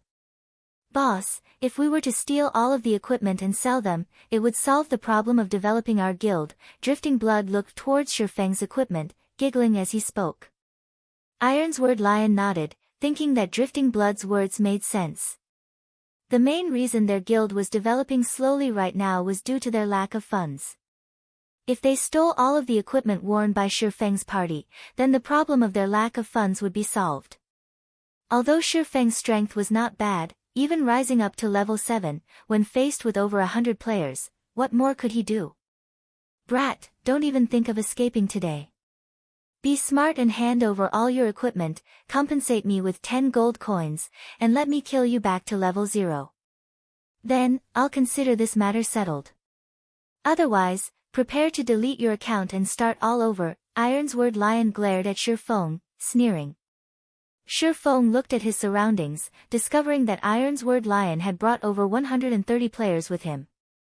Amongst them, a majority of the players were around level 3, their equipment terribly poor.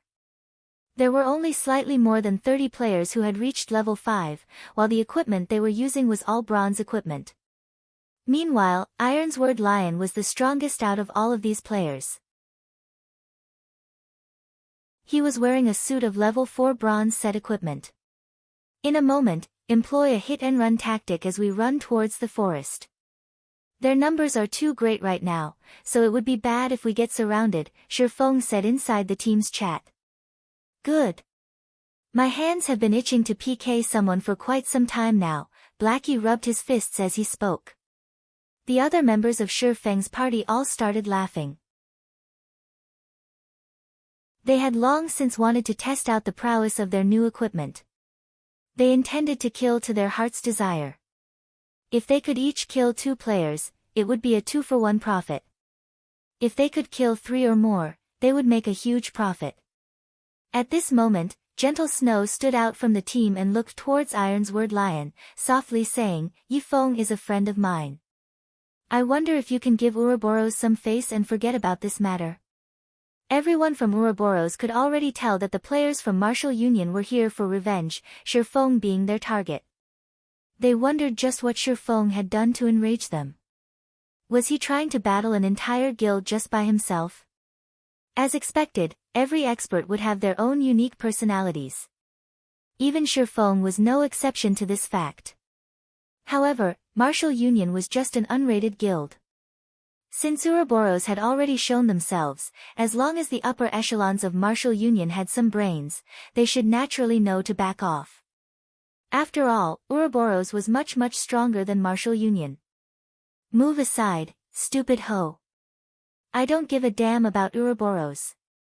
If you wish to help this brat, I'll take care of you all the same. Ironsword Lion cursed in a bad mood. Although Gentle Snow was indeed a world-shaking beauty, the equipment she wore was even more dazzling. It was especially true for the black runic greatsword in her hands. Just a simple glance at it and one could tell that it was a high-quality secret silver weapon. It just so happened that he was also in need of such a weapon. Moreover, if he got rid of Gentle Snow, he would be able to spread his name throughout God's domain. It was killing multiple birds with a single stone. However, what Ironsword Lion did not know was that, because of his casual remark, the entire Dark Moon graveyard had entered a solemn state. Each and every player present looked towards Ironsword Lion in shock, inwardly admiring Ironsword Lion for his courage. Then, does that mean that you intend to start a war with Ouroboros? Gentle Snow's expression sunk, her tone abruptly turned chilly as she asked. Although Gentle Snow casually spoke those words, the frostiness her words gave off could be felt, even by those uninvolved. The members of Ouroboros similarly remained silent, not daring to let out even a sound as they watched Gentle Snow. Gentle Snow's angered appearance, none of them had seen it before, nor did they wish to see it. Right now, however, there was a fool that actually dared to curse at Gentle Snow. This was the first time they had witnessed such a scene. They no longer dared imagine what would happen. Bitch, the others may fear your Ouroboros, but not me. Ironsword Lion licked his lips, his eyes filled with greed as he looked at the attractive equipment on Gentle Snow's body. However, he remembered that he wanted to kill Feng the most. He then turned his sights towards Feng, loudly saying, Brat, don't think that, with a bitch protecting you, you'll be able to survive through today. Rest assured, I won't let either of you get away.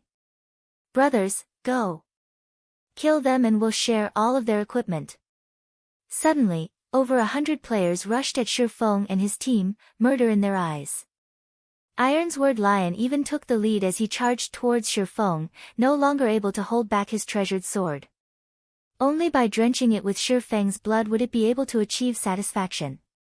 Hit and run as we head towards the forest. Don't overextend yourselves, Feng unsheathed his pair of swords, once more commanding through the team chat. Just after Blackie and the others had taken a few steps, they suddenly discovered that Gentle Snow and the members of Ouroboros remained unmoving, intending to face the players from Martial Union head-on. They truly did not know what was going through Gentle Snow's head. However, since Gentle Snow was sticking up for Shifeng, naturally, Shifeng could not escape into the forest to carry out guerrilla warfare. Blackie and the others also looked towards Shifeng with questioning gazes. Shifeng sighed, helplessly saying, "Kola, you hold the front, and remember not to extend yourself too far out. Drowsy Sloth, pay attention to healing the others. Blackie, use Hell Flame in the areas with more people.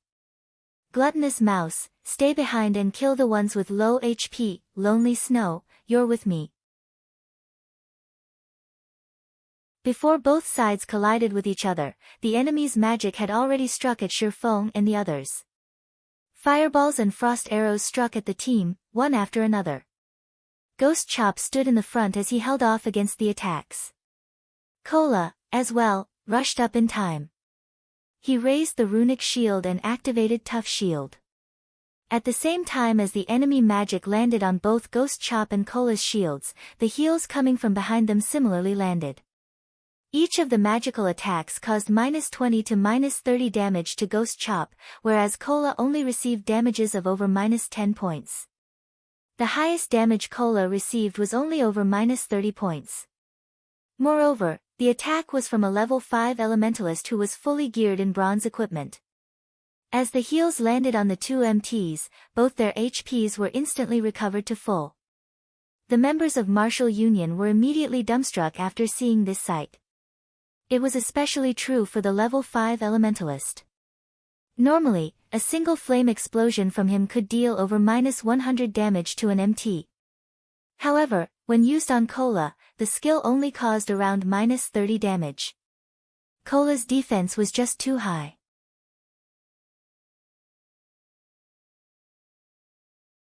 Chapter 110, Drenching Dark Moon in Blood. Kola and Ghost Chop's defenses were just too high. In addition, the 4 healers behind them were similarly strong. The attacks from the mages of Martial Union had absolutely no effect on the two MTs. As for attacking the other members, with the two MTs blocking up front, Martial Union had no way of attacking them at all. "Don't panic, just keep killing. We outnumber them by 6 to 1. We'll kill them, even if we have to throw bodies at them. Assassins, circle around and kill the healers." Ironsword Lion was similarly having a headache towards the two MTs. However, his many years of battle experience allowed him to quickly think of a solution. At that moment, the team announcement for Ouroboros rang out. "System, Team Martial Union has initiated an attack against your team.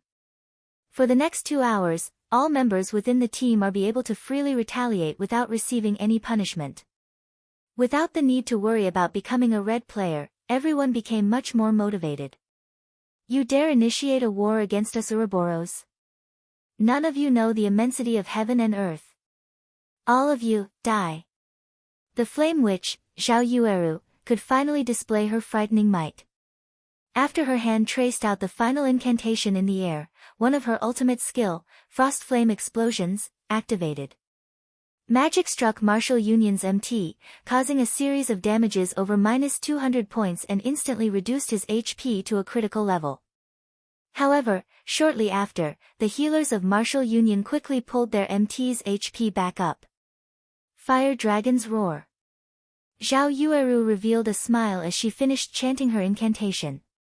She lightly pointed a finger at that MT, causing the fire mana in her surroundings to gather at the tip of her finger. In the blink of an eye, a gigantic fire dragon appeared and rushed at that MT, devouring him whole. Even with over half of his HP remaining, the MT of Martial Union instantly died. The melee players of Martial Union all sucked in a cold breath. The MT that had just fallen was Martial Union's core MT. He was equipped with a complete set of level 4 bronze set equipment, and he was also using a level 5 bronze shield. The top mages within the guild could only cause -80 to -90 damage to him. Now, even though there were healers healing him, he was still killed in 2 moves. Just how high was that female elementalist's damage? During Martial Union's momentary pause, Blackie had finished chanting the incantation of Hell Flame. Immediately, pillars of green-colored flame appeared amongst the areas with a high density of players.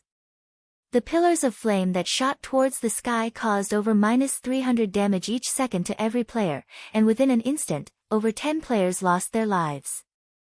The players from Martial Union were all dumbfounded at this sight. A single spell killed over 10 players. Just how were they supposed to contend against this? Don't be afraid. Spread out a bit. They'll be finished as long as we can get close to them. Ironsword Lion shouted confidently. The members of Martial Union felt what Ironsword Lion said was logical. They then continued charging towards the group from Ouroboros, starting a melee battle. The players from Martial Union were many, and very quickly, they surrounded everyone from Ouroboros. Gentle Snow raised her sword, immediately using charge to send 3 players flying. With a wave of the runic sword, Gentle Snow used Cleave, dealing over -450 damage to the 6 level 3 players that rushed at her. As a result, all 6 of those players directly fell. The players from Martial Union did not know just how frightening a berserker with 50 strength was. With just 20 strength, a berserker could snap a common weapon in half with only their bare hands. If a berserker had 50 strength, one could just imagine how frightening they were. After killing the first wave of players, Gentle Snow rushed headlong into the crowd. Like a flood dragon entering the ocean, Gentle Snow wreaked havoc amidst Martial Union. A fierce gale unfolded as Gentle Snow used Whirlwind Slash. The players within a 5-yard radius around her were all sent flying upwards, and damages of over -500 points appeared above their heads. The players crashed heavily into the ground, becoming deader than dead. The healers standing at the backlands could not even manage to heal them before they were slaughtered. The players from Martial Union who surrounded Gentle Snow were scared to a tremble. The aura Gentle Snow emanated was just too frightening, snatching away their courage. As for the other players from Martial Union, every one of them were still valiantly attacking, using their skills on the members of Ouroboros. However, each of their attacks only managed to cause -40 to -50 damage. On the other hand, a single hit from the players of Ouroboros took away over half of their HP, just 2 hits left them dead, and not even the healers could manage to save them in time. The players from Martial Union quickly discovered a problem, that, although they had the advantage of numbers on their side, the majority of them were all new players to God's domain. In other words, they were noobs. Not only was the difference in their levels huge, the gap in their equipment was even more ridiculous.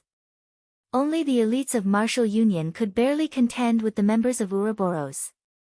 Meanwhile, on the side of Ouroboros, there was a beauty of a cleric that always gave out a heal and truth shield at the most crucial of moments, saving the members of Ouroboros from death.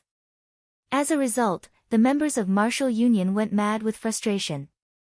However, even though they wished to kill off this cleric, the person, herself, was constantly being protected by 2 assassins. As long as any player rushed at the group, a chain of attacks from the 2 assassins would massacre them. In the end, the members of Martial Union were caught in a stalemate. They could neither advance nor retreat. All assassins use stealth and get rid of their healers. Without healers, their deaths are all but guaranteed. Ironsword Lion bellowed in the team chat. If half a dozen assassins from Martial Union could sneak over with stealth, they could easily kill off a cleric if they joined hands with each other. Drifting Blood, where is that brat? I want to personally kill him myself, Ironsword Lion asked in a rage. He glanced at the surroundings, but failed to discover Shurfeng's figure at all. Their losses from this battle today would definitely be huge, and all of it was due to Shurfeng. Ironsword Lion would naturally not let Shurfeng escape. Boss Ironsword, I don't see the brat here either. He seems to have vanished, Drifting Blood anxiously replied. Find him.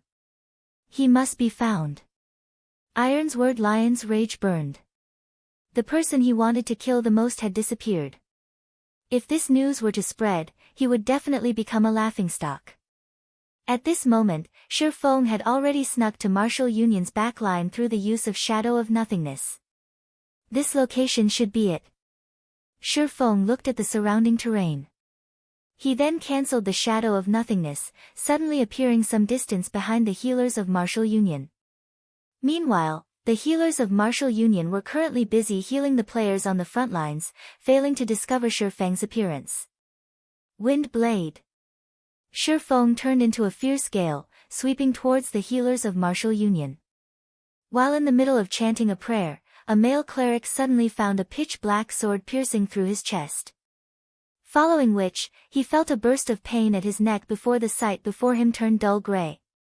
Under Shifeng's blade, a level 5 cloth-armored cleric was no different than a piece of paper. A normal strike from Shifeng's sword was able to cause over -330 damage. With just two basic attacks, Shifeng could kill off a single cleric. If he were to use a skill, he could practically kill a cleric with every attack. Ah! There's an assassin, the female cleric nearby screamed when she witnessed this scene.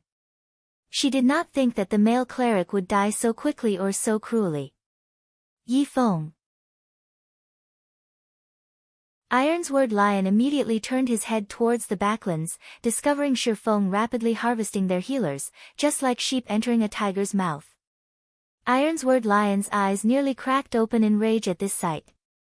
He loudly bellowed as he rushed at Shifeng. Unfortunately, Shifeng's speed was extremely fast. The healers held no chance of escaping Shifeng's blades. In mere moments, Shifeng claimed more than 10 healers' lives. Without healers, the front line of Martial Union started to quickly crumble as gentle snow and the others butchered them. Die! Ironsword Lion's eyes turned crimson red. He used Wind Blade, his sword stabbing towards Shifeng's back. Now that their healers were all dead, it was needless to say that they would lose this battle. Meanwhile, Shifeng was the main perpetrator for all of this. If he did not kill Shifeng, he vowed not to be a human. After annihilating all the healers, Shifeng currently picked up the equipment they dropped. When he discovered Ironsword Lion rushing over, he did not even turn his head as he tightened his grip on the abyssal blade. Then, with a twist of his body, Shifeng slashed the abyssal blade down at Ironsword Lion's pair of swords. Pang!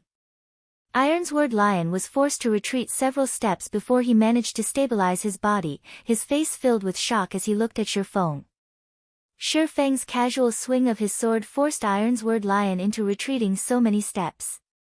Such a feat was absolutely impossible without a huge difference regarding strength. After reaching level 7, Shifeng placed all his free attribute points into strength. Shifeng's strength was even higher than Gentle Snow's, not to mention Ironsword Lion's, who had only average equipment.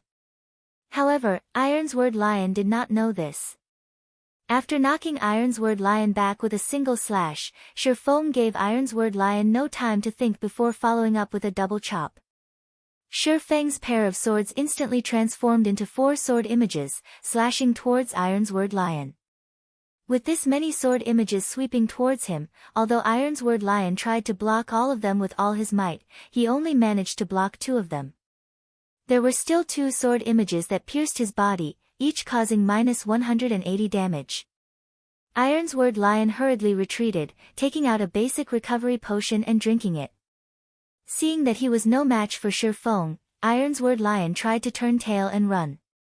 However, within a split second, 3 lightning flashes entered his eyes. Before his body could even defend against the streaks of lightning, damages of -266, -352, and -463 appeared above his head. Ironsword Lion instantly died under Shifeng's swords.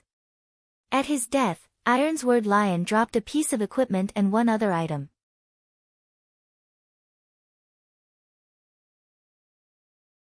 Chapter 111, Dragon Hidden in the Abyss. Boss Ironsword. Boss. When a few players from Martial Union saw that Ironsword Lion was easily taken care of, they were all incomparably shocked. They had all personally witnessed Ironsword Lion's great strength before, capable of killing players as though he was merely cutting up vegetables. Now, however, that Ironsword Lion had actually been killed by Shifeng in just a few moves, it was truly an incomprehensible sight. The upper echelons of the various guilds looking from afar were similarly tongue-tied from this scene. Only Stabbing Heart was well aware of Shifeng's strength. The moment Ironsword Lion had provoked Shifeng, Stabbing Heart knew that the martial union in Red Leaf Town was finished. However, the others present did not know this fact. Regardless of what anyone said, Ironsword Lion had created much fame for himself within Red Leaf Town. Previously, they had only heard of Ironsword Lion being ambushed by Shifeng, dying an accidental death. If it were a head-on fight, however, Ironsword Lion would definitely be the victor. Yet, nobody could have imagined that, in a straightforward exchange, Ironsword Lion was easily defeated in just a few moves. As expected, rumors could not be trusted. Looking at the speed and accuracy at which Shifeng drew his swords, creating 4 sword images with just 2 swords, even those in the various guild upper echelons would not be able to block off all those attacks. In addition to Shifeng's excessively high attack power, Ironsword Lion was definitely not his opponent. Shifeng was no ordinary swordsman. It was no wonder why the snow goddess would stick out and defend him. I had originally thought that Ironsword Lion would be a huge competition to us. Now that I'm looking at him, he is but an upstart from another small virtual reality game. I never thought that he would be such a brain-dead fool, biting at whoever he meets. Hee, martial union is finished this time. First, he went and provoked such a top-tier expert. Now, he has even blindly declared war against the snow goddess. Did he think mingling in God's domain was so easy? It would be enough if he were to be a fool in reality. Now, he is even showing it in God's domain. As expected of someone that came from a minor game. He truly does not know the immensity of heaven and earth. Martial Union will definitely have to remove their name from Red Leaf Town now. There were plenty of workshops and guilds entering God's domain every day. Similarly, there were also plenty of workshops and guilds who had vanished from God's domain every day. This was a common occurrence within God's domain. After Ironsword Lion died, there was no longer anyone to command the players from Martial Union. Very quickly, turmoil ensued amongst the players from Martial Union, and all of them started madly running away for their lives. Shifeng naturally would not let go of this chance to give Martial Union a huge blow. Immediately after picking up the loot dropped by Ironsword Lion, Shifeng activated Windwalk and hunted the remaining players. Ignoring the level 3 noobs, Shifeng specifically chased after the elite players of Martial Union. With every kill of these players, Shifeng would be able to obtain a piece of bronze equipment, causing a significant loss to Martial Union. Drifting Blood, we meet again. Shifeng blocked off the escape path of several Martial Union elites, discovering a person he was familiar with amongst them. It was Drifting Blood, the person who had harassed Violet Cloud, and had then gone on to seek trouble with Shifeng. Drifting Blood was shocked into a jump. He trembled as he pointed a finger at Shifeng, timidly saying, "Yifeng, you shameless bastard. What kind of expert are you, to bully 4 people with one?" Without speaking any further, Shifeng stepped forward, slashing both of his blades. 8 sword images appeared, immediately aiming for the lives of the 4 players. A shield warrior amongst the 4 immediately activated shield wall, prepared to receive Shifeng's attack. Meanwhile, Drifting Blood had used Chop at Shifeng, while another berserker used Charge, and a Cursemancer used Dark Arrow. Shifeng noticed that the cooperation between the 4 was very good. It would not be beneficial for him if he were to receive their attacks forcefully. Deciding so, Shifeng used Phantom Kill, his doppelganger blocking the attacks in front of him. Shifeng then hurriedly turned his body, his feet carrying out an illusory footwork as they left behind afterimages. Meanwhile, Shifeng's doppelganger had continuously fended off the attacks of the 4 players, receiving some damage in the process as well. However, after Shifeng himself moved to a side, he abruptly waved the Abyssal Blade. The 3 streaks of lightning from Thundering Flash had struck at the 3 melee players that were battling against his doppelganger, instantly killing Drifting Blood and the other berserker. As the shield warrior had shield wall activated, he was able to barely survive the attack. However, Shifeng's doppelganger had taken the chance to use a chop on the shield warrior. Now, only the Cursemancer, who was in the midst of chanting, remained. Shifeng used Wind Blade, dashing up to the Cursemancer like a fierce gale. Seeing this scene, the Cursemancer was frightened into a run.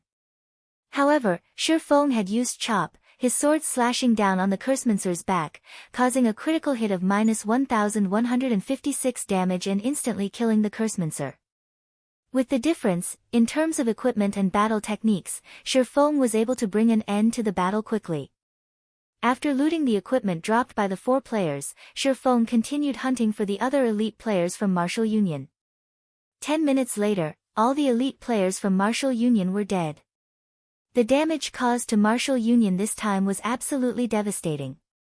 It was practically impossible for them to contend with the other guilds for dominance over Red Leaf Town now. Miss Snow, thank you for help today. Otherwise, our losses would be immeasurable. Shifeng expressed his gratitude towards Gentle Snow. Even if he could kill off many players in a battle against Martial Union, and even escaping in the end, his other party members would definitely have died. It's nothing. Just a minor effort. Although Martial Union's losses are devastating in Red Leaf Town, there are still members of Martial Union in other towns. When everyone is gathered at White River City at level 10, that version of Martial Union will not be as easy to deal with as this small group. Gentle Snow softly said, I see that you're just an independent player without any guilds to rely on. If you do not have any large guilds protecting you, you would easily become a target for Martial Union. Why don't you join Ouroboros? Right, big brother Yifeng. With Ouroboros' strength, by the time we reach White River City, even the people from first-rate guilds would not dare to provoke us. Moreover, our guild gives out extremely good benefits, Xiao Yuer commented. Many thanks for Miss Snow's worries. However, I'm too used to freedom, so I never had any intentions to join a guild before. Shifeng straightforwardly rejected the invitation. Although Ouroboros was a good guild, they similarly had a lot of problems. Take Gentle Snow for example. She was clearly the first vice leader of the guild, yet, she had still left Ouroboros in the end, just like how Shifeng himself was casually chased away from Shadow. At the end of the day, it was still best to hold his decision rights in his own hands. Since that is your way of thinking, I won't try to insist that you join us. However, if you ever change your mind in the future, Ouroboros would welcome you anytime. Gentle Snow could naturally see through Shifeng's thoughts. However, everyone had their own ambitions, and it would not do well for her to force the situation. Right now, it was enough for them to maintain an amicable relationship. Following which, Shifeng led Blackie and the others away from the Dark Moon Graveyard, returning to town to sort out everyone's bags. He then planned to take them to level up. Previously, he had always been tight for time. Now that he had finished dealing with his matters, the time was just right for everyone to rise up to level 10 quickly. Meanwhile, Zhao Yueru looked at Shifeng's departing back, faintly feeling a sense of familiarity. She did not know why she was feeling an indescribable sense of loss in her heart. Snow, why didn't you try harder? If you told him about the matters of the god-slaying army, he might have even agreed to join, Zhao Yueru asked. Gentle Snow smiled, saying, didn't you hate the thought of him joining us before? But now you want him to join us instead. A blush appeared on Zhao Yueru's delicate face as she said in an upright tone, aren't I doing this for you? Regardless of what anyone said, he is also a top-tier expert. If you were to lure him into Ouroboros, he would become a person on our side. In the future, if he gets along well in the god-slaying army, he would be able to bring you a lot of influence and authority. If he didn't perform so outstandingly well just now, I would definitely try my best at pulling him over. However, he was just too remarkable, just like a true dragon. Right now, he is but a dragon hidden in the abyss. Sooner or later, he will be able to soar into the skies, and we will be able to do nothing to hold him back. Who knows, in the future, he might even become a headache of an opponent to Ouroboros. Gentle Snow lightly laughed. An opponent, is it? Zhao Yueru entered a deep thought.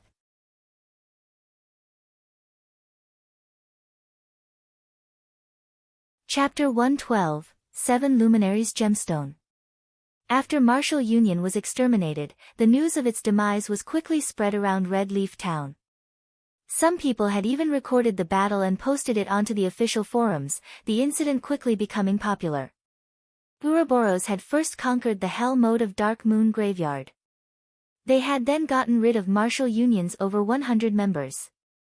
The valiant appearance of the Snow Goddess had captured the hearts of all the male players, and instantly, Ouroboros' position and influence around the region of White River City had skyrocketed.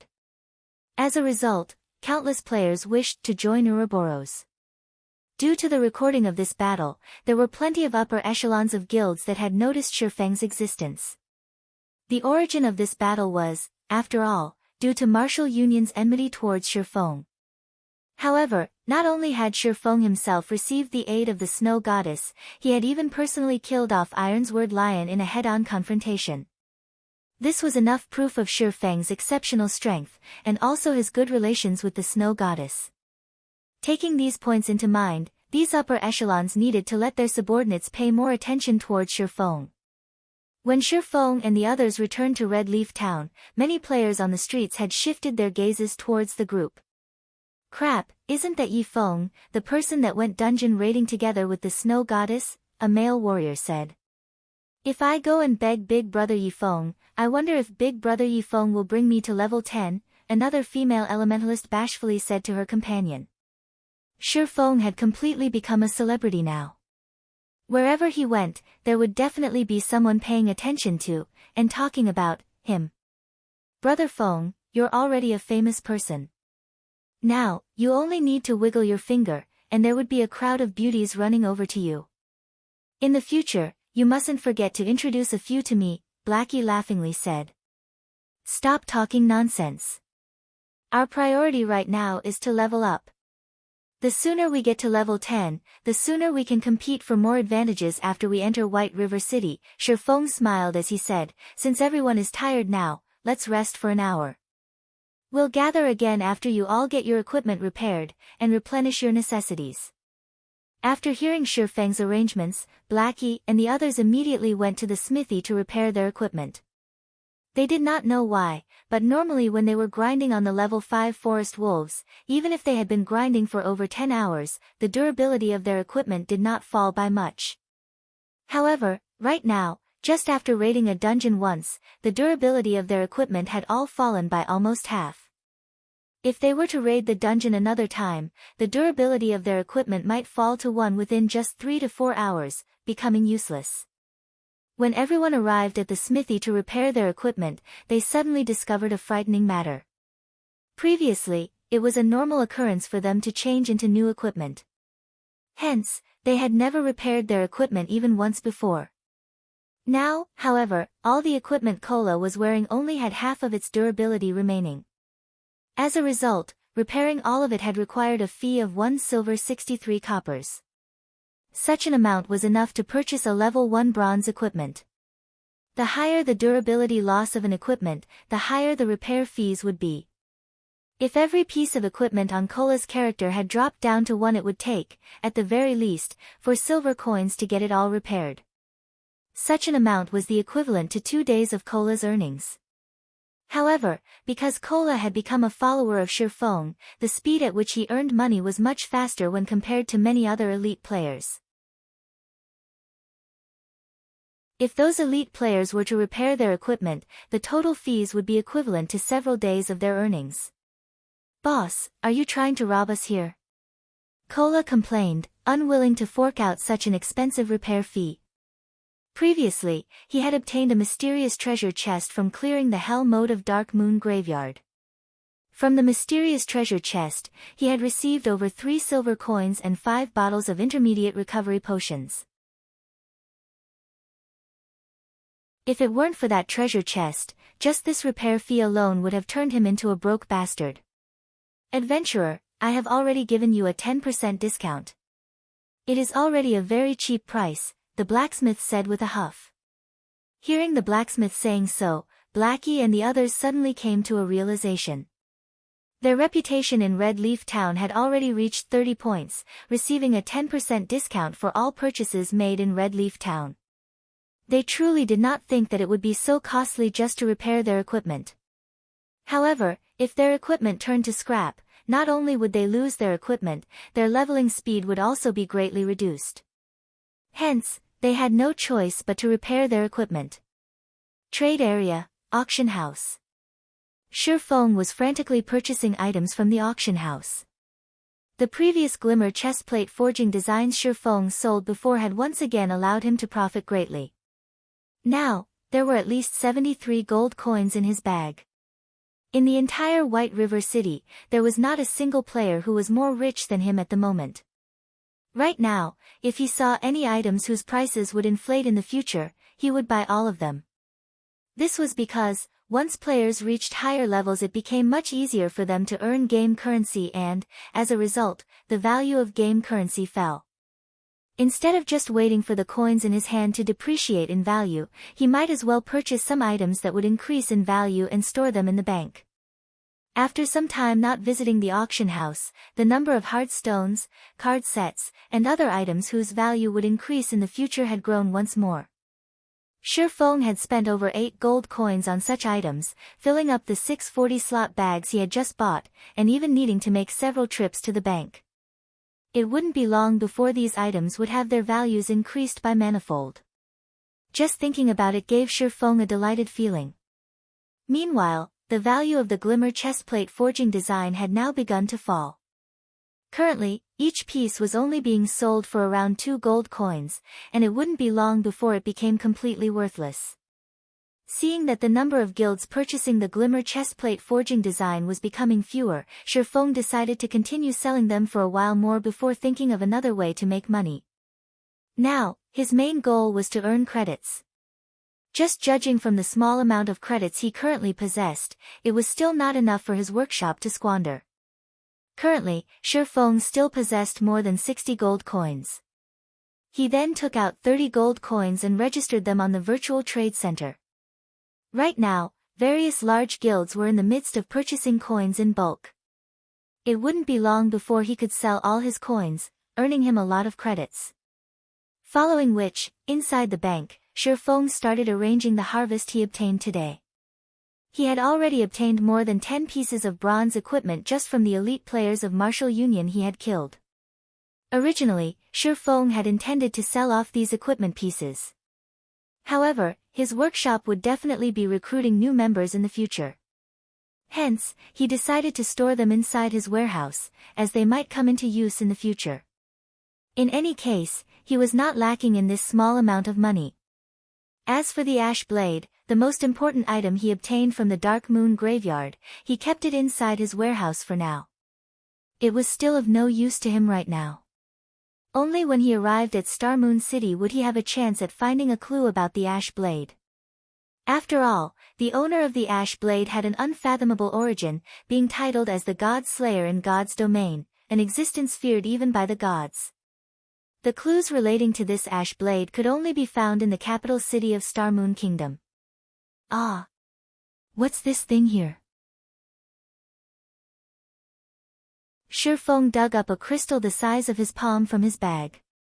Isn't this one of the items dropped by Ironsword Lion? Shifeng discovered that he was somewhat familiar with this item. It was indeed one of the 2 items that were dropped by Ironsword Lion. 7 Luminaries Gemstone. Special item. Transports the user to Blackwing City. Uses remaining 4/5. Dropped after death. This Ironsword Lion truly can't be underestimated. It was no wonder he was so powerful in the previous life.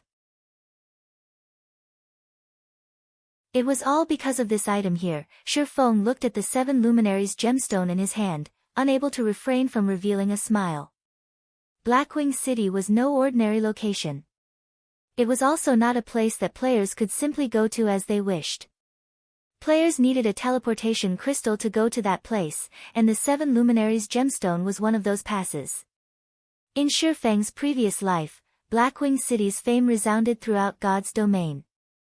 All the major powers would willingly purchase the passes to Blackwing City at high prices. However, to an average player, it would be meaningless, even if they went to Blackwing City. At most, They would only go there to widen their horizons.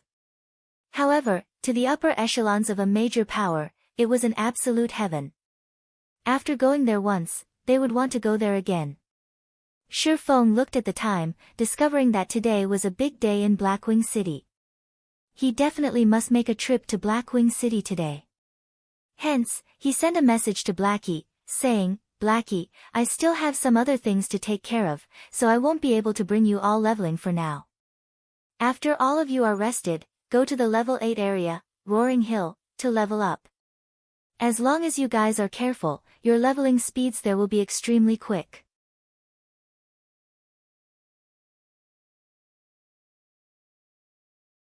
Chapter 113, Blackwing City.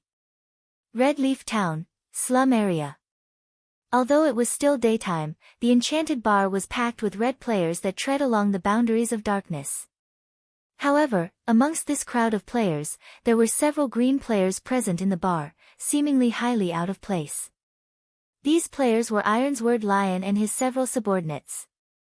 "Absolute Heaven, I need you to kill a person for me."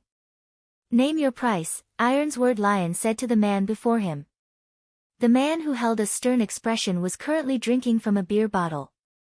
The stern-looking male did not pay any heed to Ironsword Lion, one of his arms wrapped around an alluring, well-developed woman, while the other held onto a beer bottle. The man only minded his own business as he flirted with the woman, his lips curling into a wicked smile, giving others a chilling feeling. Ironsword Lion's expression immediately sank. Beside him, Drifting Blood immediately slammed his hands on the table, cursing, "Hey, can't you hear that our boss is speaking to you? Stop trying to act deaf." Just after Drifting Blood finished speaking, a snow-bright dagger had slashed across his neck. The dagger then stabbed into his heart, finally being abruptly pulled downwards and slashed apart a deep wound. A stab, a pull, and a slash, all three moves were executed in a very natural manner. Before Drifting Blood could even cry out in pain, his body had already fallen to the ground. "Absolute Heaven, what are you trying to do? I'm here to talk business. What is the meaning of you killing my subordinate?" Watching Drifting Blood be instantly dealt with, Ironsword Lion bellowed. However, he did not dare attack the man before him, because he knew that if he were to take action, his end would only be similar to that of Drifting Blood. "Because I like it." "What? You have something to say about it?" Absolute Heaven laughed as he indifferently looked at Ironsword Lion. He casually brandished his dagger, creating an image of a flower. Ironsword Lion was angered to madness, but he still dared not let out the curse through his mouth. Absolute Heaven was an assassin in real life. A famous one, to boot. He was also a top-tier expert within virtual reality games. However, there were very few people who knew of him. For those who did know him, they were usually ones who had been assassinated by him before. When Ironsword Lion used to play some other wuxia game before, he had been assassinated by Absolute Heaven several times previously, which was how he got to know Absolute Heaven. However, Absolute Heaven's temper was extremely odd. Regarding the things he was uninterested in, no matter how much money he was offered, he would refuse to carry them out. He was only willing to carry out tasks that managed to pique his interests. Until today, he had yet to fail a single task that he had taken on. If Absolute Heaven was threatened or compelled into doing something, then oftentimes, the customer that did so did not have a happy ending. Ironsword Lion had once seen a customer wanting Absolute Heaven to kill a player back to level 0 no matter what. However, Absolute Heaven refused to do so. That customer was similarly an ill-tempered person, declaring to take action against Absolute Heaven as well. As a result, that customer was personally killed by Absolute Heaven all the way back to level 0, forced to delete his account in the end. Seeing Ironsword Lion remaining silent, Absolute Heaven smiled. He then resumed hugging onto the beauty by his side and drinking his beer without a care in the world, acting as if everything before had never happened. Drifting Blood being killed off in the bar similarly did not attract the attention of any other players. That was because incidents like this occurred on a daily basis in this place. Everyone had long since gotten used to seeing it. Meanwhile, Ironsword Lion could only inhale deeply several times, calming down the rage in his heart. Absolute heaven, don't be so quick to refuse. If I tell you the name of this person, you will definitely be interested, Ironsword Lion said in a serious tone. However, Absolute Heaven remained uncaring, as if Ironsword Lion was just empty air. This person is called Yifeng. He is a top-tier expert. I only wish for you to kill him back to level 0, or force him to delete his account and start all over again. As for the price, it is up to you to decide. Ironsword Lion took out a recording, sending it to Absolute Heaven. The recording depicted the scene where Ironsword Lion himself was killed off by Shifeng. 2 swords, 4 images, impossible to fend off. The final strike that killed off Ironsword Lion was also extremely swift and graceful, impossible for anyone to block. After taking a look at the recording, Absolute Heaven's interest was immediately piqued. He then said, 1,000,000 credits, one-time payment. Ironsword Lion's heart could not help but twitch after hearing this price. However, he had long since known of Absolute Heaven's way of setting prices based on the target's strength. Normally, killing a player would only cost around 100,000 credits. Ironsword Lion did not imagine that Shifeng would be worth so much, actually requiring 1,000,000 credits. Fine. Give me your account, I'll transfer it to you immediately. However, how much time would you require to get the job done? Ironsword Lion was very determined. Even if he had to dig out all his resources, he still had to get rid of Shifeng in order to appease his anger. 5 days, Absolute Heaven looked at Shifeng inside the recording, excitedly saying so. Hearing Absolute Heaven's guarantee, Ironsword Lion could already picture the sight of Shifeng being killed back to level 0. He then transferred the money to Absolute Heaven. On the other side, the person in question had already arrived at Blackwing City. Blackwing City was one of the most mysterious cities in God's domain. It was much more flourishing than Star Moon Kingdom. Just by standing on the streets, one could see gorgeous-looking, European-styled, medieval-aged buildings. Even if it was nighttime, the city was still illuminated with glorious lights. Moreover, the NPCs that walked the streets were all over level 100. There were even quite a few NPCs who possessed Tier 2, and even Tier 3, jobs. Rumor had it when the king of Star Moon Kingdom met up with the city lord of the Blackwing City, even the king was required to act respectfully in fear of offending the city lord.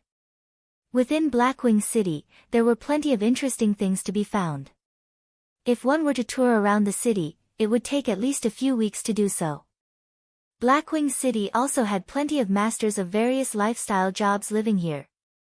The items made by these masters would usually end up being sold in shops in the city. Moreover, players were also able to purchase the specialties of other countries in Blackwing City. This was definitely a treatment not found in other, ordinary cities. With all these attractions, the most famous amongst them was the auction house of Blackwing City. The auction house here held an auction once every week. Moreover, the items auctioned were all rare ones sold by NPCs, epic rank items would even be sold in this weekly auction. Such an item was definitely impossible to purchase outside of Blackwing City. Hence, this was the reason why the upper echelons of all the major powers wished to come to Blackwing City. On the other hand, even if the average player were to come here, at most, they would only be here to sightsee. It was because they were completely unable to afford the items sold by the NPCs here. Moreover, there were no wild monsters here in Blackwing City. There were also no quests to be found here. It was a city purely meant for players to conduct trade within. Blackwing City was a heaven, loved by the tycoons of the game. There are still 2 hours before the auction starts. I'll go buy some local specialties first, then. Shifeng looked at the time, discovering that he was still early. He hailed for a horse carriage, bringing him to the business district of Blackwing City. Blackwing City was just too huge. If Shifeng were to walk on foot, he would need, at the very least, 2 to 3 hours to arrive at the business district. Normally, players would spend money to hire horse carriages as a means of transportation. However, hiring a horse carriage did not come cheap. At the minimum, a horse carriage would cost 1 silver coin, and depending on the distance traveled, the price would similarly change. If an average player were to come to Blackwing City at this period of the game, they most likely would not even be able to afford a horse carriage. After more than 10 minutes had passed, Shifeng alighted from the carriage, arriving at an engineering shop. This engineering shop was not large. It was only a small building with 2 floors. There was an old-looking, wooden signboard hung at the entrance with the words, Cruz's Workshop, carved into the wood. Although the shop seemed shabby at first sight, Shifeng knew that this shop was opened by the engineering grandmaster, Cruz Gaia. He was also the one and only engineering grandmaster in Blackwing City. As for the other engineering shops, those were all operated by engineering masters or engineers. Although those shops appeared to be flourishing, the items sold by them were all very expensive, yet of poor quality. Back in the early days, Shifeng had often been scammed by those shops. Shifeng pushed open the door, entering Cruz's workshop. The caretaker of the shop was called Luciola, a shy-looking girl who had her hair tied into 2 ponytails.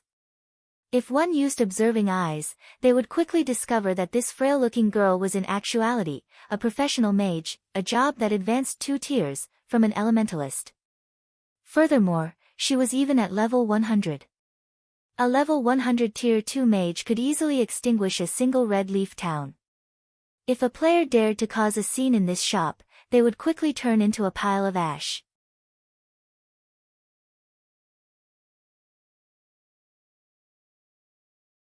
Chapter 114, Blackwing Auction House. Very rarely did Cruz's workshop have customers, and Shifeng's entry into the shop immediately roused Luciola's attention. Lord Demon Hunter, I wonder what items my lord requires.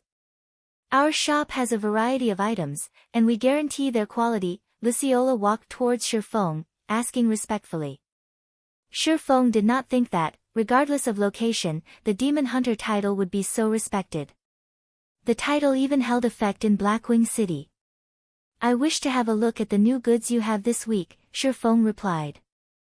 My lord, our shop is stocked with many new items this week.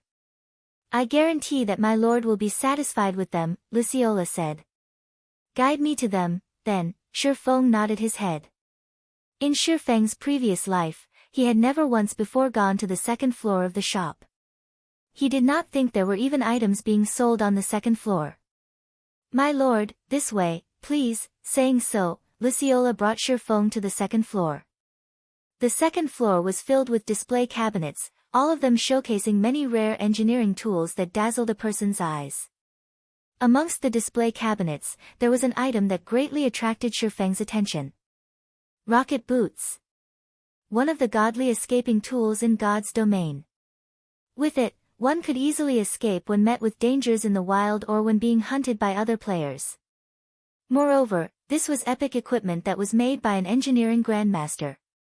Regardless if it was the attributes or effects, both were not something with which the common ranked rocket boots could compare. However, the price tag hanging on the epic ranked rocket boots was a frightening 1,200 gold. Even if Shifeng considered himself as rich, he could not even afford a fraction of such an amount. After making a round through the display cabinets, a majority of the items sold were all to Shifeng's liking. Moreover, they would be of huge aid to himself, and he could not help but wish that he could just take all of them away. However, his pockets were not sufficiently deep, and he could only lament over his fate. Lord Demon Hunter, are these items not to your liking? Seeing that her long-awaited customer was shaking his head, Luciola hurriedly asked. However, how would Shifeng have the cheek to tell Luciola that he did not have that much money? Any of the items showcased here would, at the bare minimum, cost around tens to hundreds of gold coins. Just based on the 30 over gold coins in his bag, he would at most be able to purchase a single item here. Do you have frost grenades here? After giving it some thought, Shifeng decided that it would be better to buy some more useful items. Lord Demon Hunter, the frost grenades are sold in the common section on the 1st floor. The VIP section on the 2nd floor does not sell them. My lord, please follow me, Luciola brought Shifeng down to the first floor once more. At this moment, Shifeng finally realized that the second floor was the VIP section. It was no wonder the items on display there were so expensive. In his previous life, when he had discovered this workshop here, he was already around level 70 to level 80. However, he did not possess the Demon Hunter title at that time, so he could only shop at the common section. Yet, even then his gains were already bountiful. Now, he had inadvertently discovered the VIP section on the second floor. Moreover, there were so many items sold in that section. Unfortunately, the money he possessed was just too little to buy anything. He could only come again in the future, after earning more money. Corresponding to the lower number of items being sold on the first floor, their prices were similarly much lower. Lord Demon Hunter, these are the frost grenades that you requested. They are categorized into 3 tiers. May I know what type you are seeking? Basic Frost Grenade. Effective against monsters and players below level 30. Deals 200 frost damage in a radius of 10 yards, which freezes targets for 5 seconds, then reduces movement speed by 60% for a duration of 12 seconds. Price: 1 silver 50 coppers. Intermediate Frost Grenade. Effective against monsters and players below level 70. Deals 800 frost damage in a radius of 12 yards, which freezes targets for 5 seconds, then reduces movement speed by 60% for a duration of 12 seconds. Price: 10 silvers. Advanced Frost Grenade. Effective against monsters and players below level 120. Deals 2000 frost damage in a radius of 15 yards, which freezes targets for 5 seconds, then reduces movement speed by 60% for a duration of 12 seconds. Price: 70 silvers. Just a single intermediate frost grenade was enough to instantly kill a level 5 MT, fully equipped with bronze equipment. Meanwhile, although the basic frost grenade could not instantly kill a player, it could freeze them for 5 seconds, followed by a 60% reduction in movement speed for 12 seconds. These effects were just too frightening. As for the advanced frost grenades, this item was not something with which an ordinary player could mess around. Not mentioning the 2000 frost damage it could cause, it also possessed an effective radius of 15 yards. If Shifeng were to have used this item in his previous battle with Martial Union, it would have saved him much trouble. Just throwing 3 of these things would rid him of all his problems. However, a single advanced frost grenade already cost 70 silver coins. It was just too expensive a price tag. Moreover, using such an item at his level was simply too extravagant. I want 3 stacks of basic frost grenades and 30 units of intermediate frost grenades. Shifeng thought that it was still best to purchase a few intermediate ones as a preventive measure. If he were to end up being hunted by Martial Union again, these intermediate frost grenades would aid him in getting rid of all those troubles. A stack of frost grenades consisted of 200 units, and 3 whole stacks would be enough to last him for a very long time. Lord Demon Hunter, you can enjoy a 10% discount in our shop. The total amount for these items is 10 gold 80 silver. Luciola brought out all the requested items, saying after making a quick calculation. Alright. Shifeng felt joy in his heart. In his previous life, even with his status as a Tier 3 Sword King, he had never received discounts when purchasing items here. He did not imagine that the Demon Hunter title would be so awesome, even earning him a discount within Blackwing City. This was truly an unexpected happiness. After purchasing the frost grenades, Shifeng rode on the horse carriage to the heart of the trade area, the Blackwing Auction House. The Blackwing Auction House was one of the most majestic buildings within Blackwing City. The land it took up was the size of 4 football fields. Moreover, the building possessed 188 floors. The royalty of the various countries in God's domain, and even great characters, like Tier 5 NPCs, would sometimes visit this place to purchase items. Immediately after arriving at the Blackwing Auction House, Shifeng had noticed that there was actually a dozen or so players queuing up to enter the auction house. However, such a sight was nothing strange to behold. Even a small place like Red Leaf Town had managed to produce a pass to Blackwing City.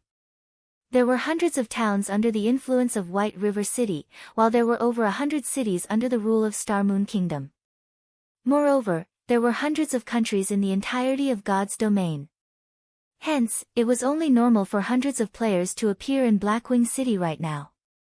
The ones who were capable of coming to Blackwing City right now were either those who had extremely good luck or those who belonged to the upper echelons of major powers. For the average players that did arrive at this place, however, they would quickly discover that although Blackwing City was a good location to be, it would be of no help to average players like them. Hence, it would be better for them to sell the entry ticket to a major power, earning some quick money.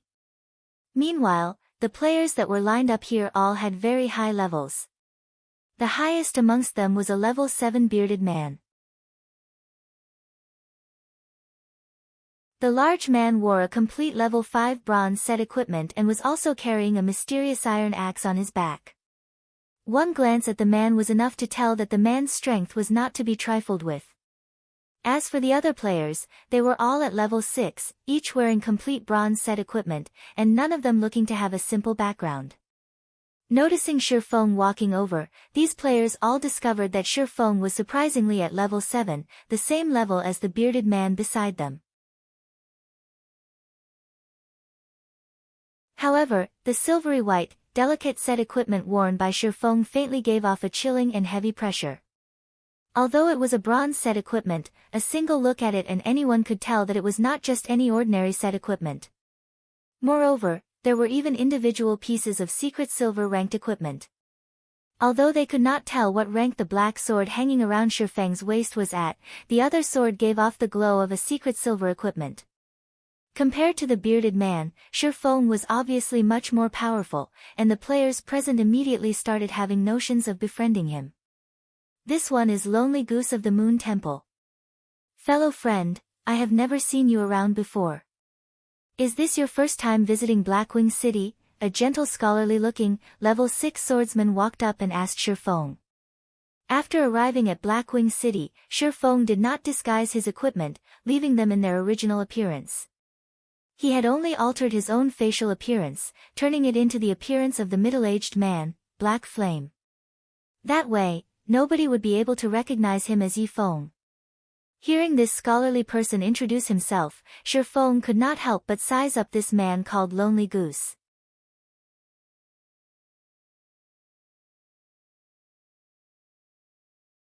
Chapter 115, Egoistic Blade. The Moon Temple was a very well-known guild in God's domain. However, their area of influence was not situated in Star Moon Kingdom, but instead, the Tulip Empire. The competition between guilds there was much more intense compared to Star Moon Kingdom. Meanwhile, the Moon Temple was one of the top few guilds in Tulip Empire. Compared to Ouroboros, they were much stronger. The scholarly Lonely Goose in front of Shifeng right now was also a famous top-tier swordsman. It would be advantageous to Shifeng if he befriended such a person. Hello, Shifeng nodded his head, giving others a taciturn feeling. Aside from Lonely Goose, several more players came up and introduced themselves to Shifeng. They all wished to befriend him. After all, an additional friend meant an additional path they could have in the future. It was especially true for the top-tier experts that could arrive at Blackwing City. As to whether they would become enemies in the future, the possibility of such a situation happening was low. As for the reason to such a conclusion, up till now, the group of them had yet to see a top-tier expert belonging to the same country as them in Blackwing City. Also, every country was very far apart from each other, and countries coming in touch with each other would be a matter in the far future. On the other hand, if they could become friends and have a cooperative relationship, then it would be beneficial to both sides. This was also one of the hidden benefits of Blackwing City. The bearded man swept a glance at Shifeng, discovering that Shifeng's level was actually the same as his own. Being able to reach level 7 was an achievement of which he was extremely proud. However, now that he realized he was the same level as an independent player, he immediately felt a sense of provocation. In addition to the other players trying to befriend Shifeng, the bearded man snorted, he's just an independent player. What is the point in trying to curry favor with him? With the bearded man's words, the entire atmosphere in the auction house became tense. Playing the part of the friendly guy, Lonely Goose said with a smile, "Brother Egoistic Blade, not everyone can easily come to Blackwing City. Is there a need for such a cold treatment? If we can all get along with each other, it would be a great benefit for all of us in the future." Help? Just based on the luck of an independent player, how would he be able to mutually cooperate with us? How can he be of any help to us? The disdain in the bearded man's words kept on growing. The man then flaunted the guild emblem on his chest, the words, "Bloodthirsty War God," written on the emblem. The emblem was silver in color, signifying that the bearded man was at the rank of an elder within the guild. Bloodthirsty War God was one of the top 3 first-rate guilds in Black Dragon Empire. Bloodthirsty War God was a long-established guild, its lengthy history tracing back at least 60 years ago. At that time, not even Shifeng's parents had been born yet. Looking at Egoistic Blade behaving so, even Lonely Goose felt helpless about it. He then looked at Shifeng, apologizing, "Truly sorry. Brother Egoistic Blade doesn't usually behave this way. Maybe he is in a bad mood today. This should be Brother Black Flame's first time coming to the Blackwing auction house, right? You've come at a good time.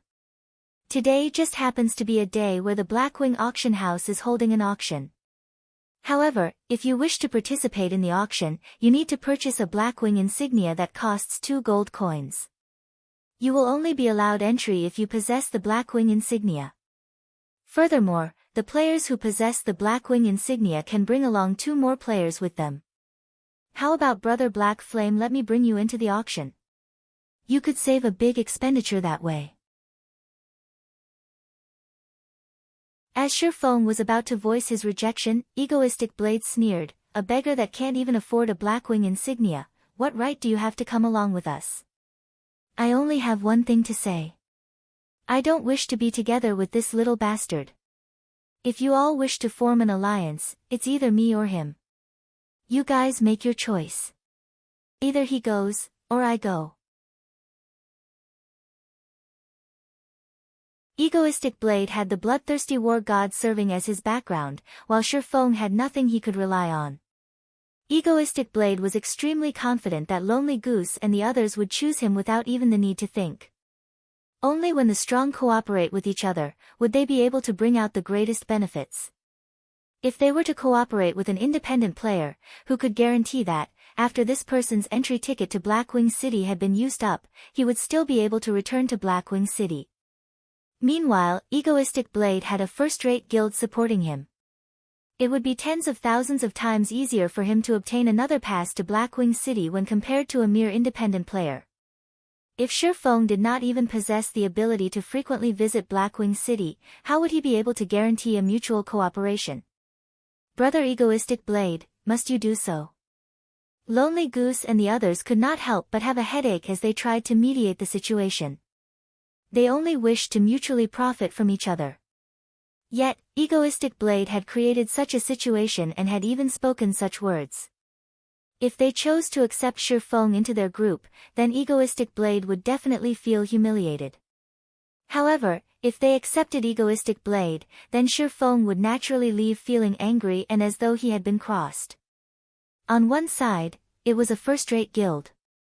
On the other, it was an independent player. The situation left everyone in a state of distress. What are you all hesitating about? Is it such a hard decision to make? I have the bloodthirsty war god backing me. The information and resources I have at my disposal far exceed what any of you can imagine. If you all do not wish to cooperate, then I can simply look for some other guilds to cooperate with. No matter what, I don't wish to see an independent player within our alliance group." Egoistic Blade looked at Lonely Goose and the others, saying in an extremely displeased manner. Shifeng watched Egoistic Blade's extremely stubborn behavior as if the world revolved solely around him alone. The man was even using the influence of his background in order to chase Shifeng out of the group. Although Lonely Goose and the others had clearly come up to Shifeng on their own accord, they now showed signs of hesitation. Seeing this situation, Shifeng sneered, since I'm just an independent player, I won't trouble you any longer, brother Lonely Goose. People who walk different paths cannot make plans together. Let us go our separate ways from now on. Finished saying so, Shifeng walked towards the entrance of the auction house. Looking at Shifeng walking away in a huff, Lonely Snow and the others could do nothing but drop the subject. After all, Shifeng was but an independent player. Although he was an expert, he would not be able to bring them much benefit. A mere independent player wishes to have the same standing as us? Don't even dream about it, Egoistic Blade jeered. After some time, the gates to the auction house opened, allowing the masses entry into the building. When Egoistic Blade and the others walked to the entrance. I'm sorry, sir, but you are not allowed to enter. A knight blocked Egoistic Blade and the others. Lord Knight, all of us possesses the Blackwing insignia. Lonely Goose pointed towards the insignia on his chest, saying. The auction held today is the VIP auction. Commoners are not allowed entry. The normal auction will only be held next week, so please come back again at that time, the knight explained. Egoistic Blade then pointed at Shifeng, who was currently walking into the auction house, moodily saying, Lord Knight, then what right does that person have to enter? He doesn't even have a Blackwing insignia on him. It won't be good if you do something like that, right? The knight became extremely displeased by Egoistic Blade's attitude. However, he still looked along the direction Egoistic Blade pointed to, discovering the Lord Demon Hunter, Shifeng. The knight then swept his gaze at Egoistic Blade and the others, saying in disdain, just based on you commoners, you all wish to have the same standing as the Lord Demon Hunter. Be smart and get lost quickly. I'll have all of you arrested if you continue making a scene, the knight angrily yelled at Egoistic Blade and the others. Egoistic Blade was extremely shocked. How could a random, independent player they met be so awesome? He then thought back to the mocking words said by the knight. Weren't they the words he had uttered just now? If there was a hole available right now, Egoistic Blade wished he could have jumped into it immediately. It was simply too mortifying. Lonely Goose and the others were even more startled. They looked at Shifeng with shocked expressions, endless regret filling up their hearts. After making plenty of investigations, they discovered that there would be an auction held today. Moreover, the items auctioned were extremely rare, so they had paid a huge price in order to prepare a significant amount of coins. Yet, in the end, they couldn't even manage to get past the entrance. Looking at the knight's respectful attitude towards Shifeng, they immediately knew that the title of Demon Hunter must be a very powerful title. Shifeng definitely would have been able to bring along a few more players with him. However, they had chosen to forsake Shifeng instead, missing out on the chance to participate in the auction this time around. The regret in their hearts was quickly pushing them to their deaths right now. At that time, just why did they choose to give up on Shifeng? Lonely Goose and the others then thought of Egoistic Blade, the main perpetrator of this disaster. If it weren't for Egoistic Blade, such an incident would not have happened. Immediately, everyone turned to look at Egoistic Blade in rage and bitterness.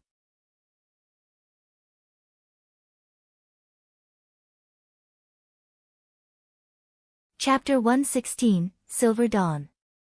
Ladies and gentlemen, distinguished guests, please come over here. Take the floating platform up to the 66th floor, there will be a person assigned there to receive you. A golden-haired beauty stood beside the floating platform, saying with a smile. The floating platform of the Blackwing auction house was extremely large, capable of fitting more than 50 people at a time. It was from 7 Luminaries crystals, which have extremely good magical conductivity. Many magical runes were carved onto the crystals, allowing the platform to freely float in the air. However, the floating platform was extremely expensive to make, and even if all of Red Leaf Town was sold, it would not be enough to make a floating platform as large as the one in Blackwing City. In the entire Starmoon Kingdom, only the auction house at Starmoon City, and also the Royal Palace, had a floating platform implemented. Moreover, the size of each of those floating platforms was much smaller when compared to the one in the Blackwing auction house. It displayed the level of wealth held by the Blackwing auction house. To say the least, the Blackwing auction house was extremely large in size. It was categorized into 3 different sections, which were the common section, the VIP section, and the luxury section. The auction venue for the common section was located from the 4th floor to the 36th floor. As long as one possessed the Blackwing insignia, they could participate in the common auction. However, there were much less rare items auctioned there. The auction venue for the VIP section was located from the 50th floor to the 100th floor. One must have a certain amount of status before being allowed to participate in the VIP auction. As for the items auctioned, rare items were the mainstay of the auction, with the occasional precious item. The auction venue in the luxury section was located from the 150th floor to the 180th floor. Aside from those with transcendental strength, they were usually the overlords of a region. For example, the characters at the pinnacle of Star Moon Kingdom. In Shifeng's previous life, after he became a Tier 3 Sword King, he obtained a relatively good title, allowing him the fortune of entering the VIP section. As for the luxury section, only the guild leaders and vice-leaders of first-rate guilds had the right to enter this area. The pinnacle players who had reached Tier 5 in their jobs were also allowed in this area. As to what items were sold at the luxury auction, Shifeng had no information about them whatsoever. It was a secret only known to the tyrants and pinnacle players of God's domain. Shifeng arrived at the auction venue on the 66th floor. The entire venue was about the size of a single football field, and at this moment, it was completely packed with people. These people were all NPCs with the status of nobles or above, and it was an extremely difficult task for players who wished to compete for items with these NPCs. These NPCs were here specifically to prevent players from easily winning a bid without any competition.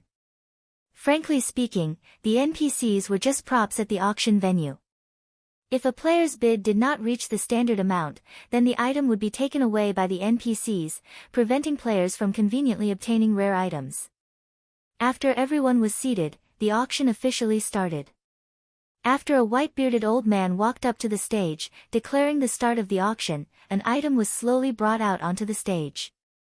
The first item auctioned was a level 20 secret silver chest plate, its starting bid set at 2 gold.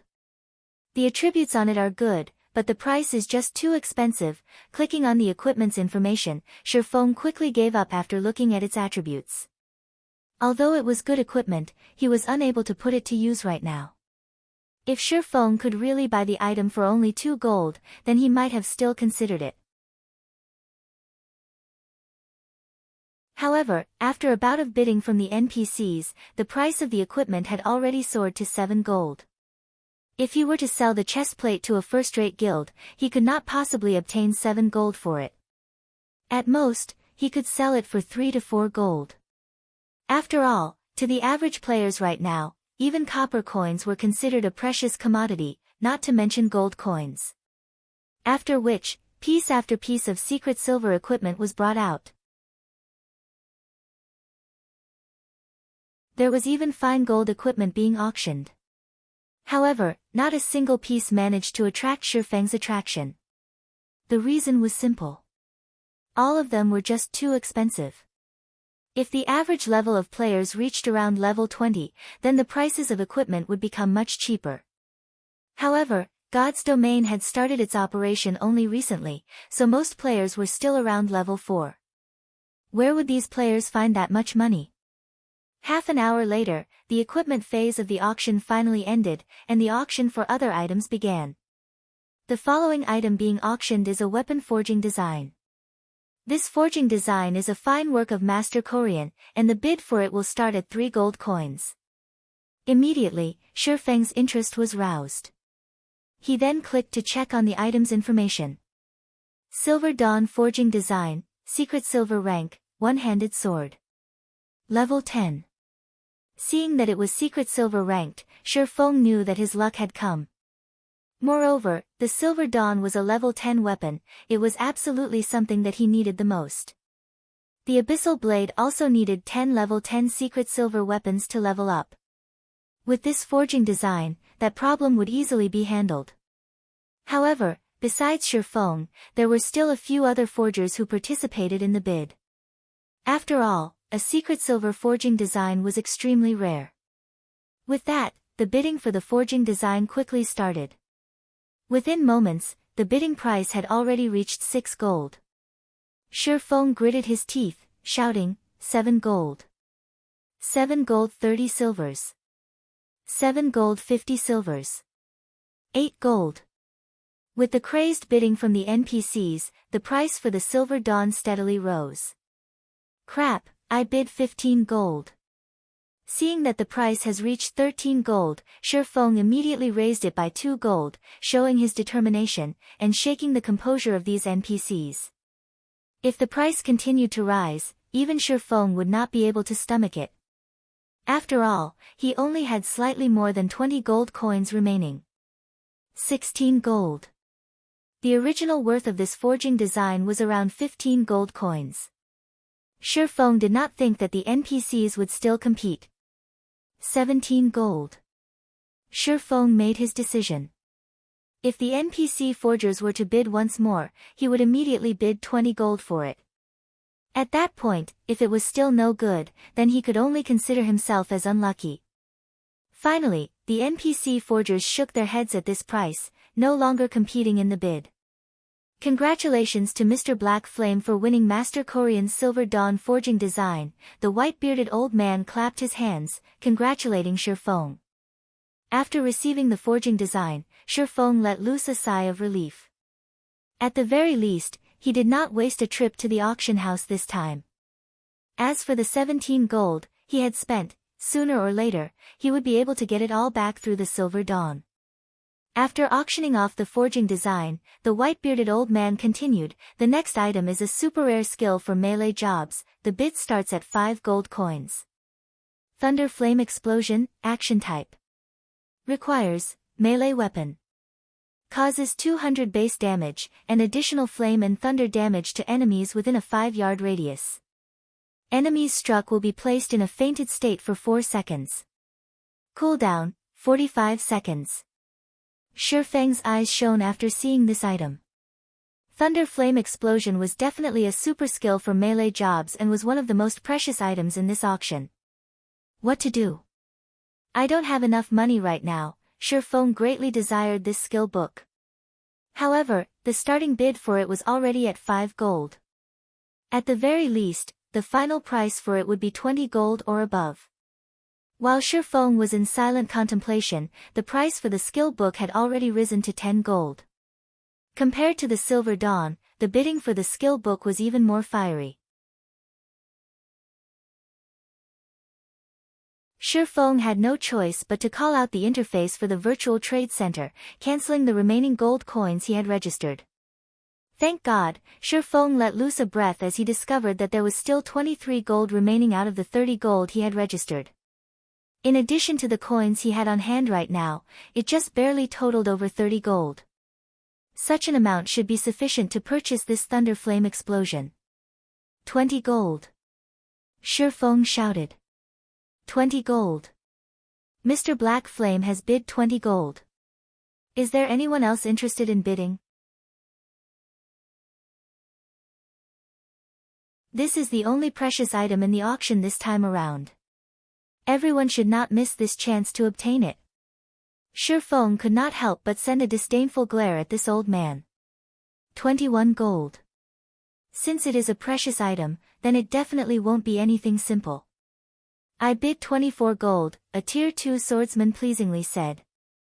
I bid 26 gold, a tier 3 shadower yelled. The majority of the NPCs present in this auction consisted of melee jobs.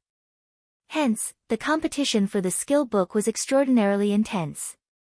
Moreover, the higher-tiered NPCs were all filthy rich. Just by doing a simple quest, they would be able to obtain compensation of several gold coins, so their rate of income was extremely quick. If Shifeng did not earn a lot previously, he stood absolutely no chance at competing with these high-tiered NPCs.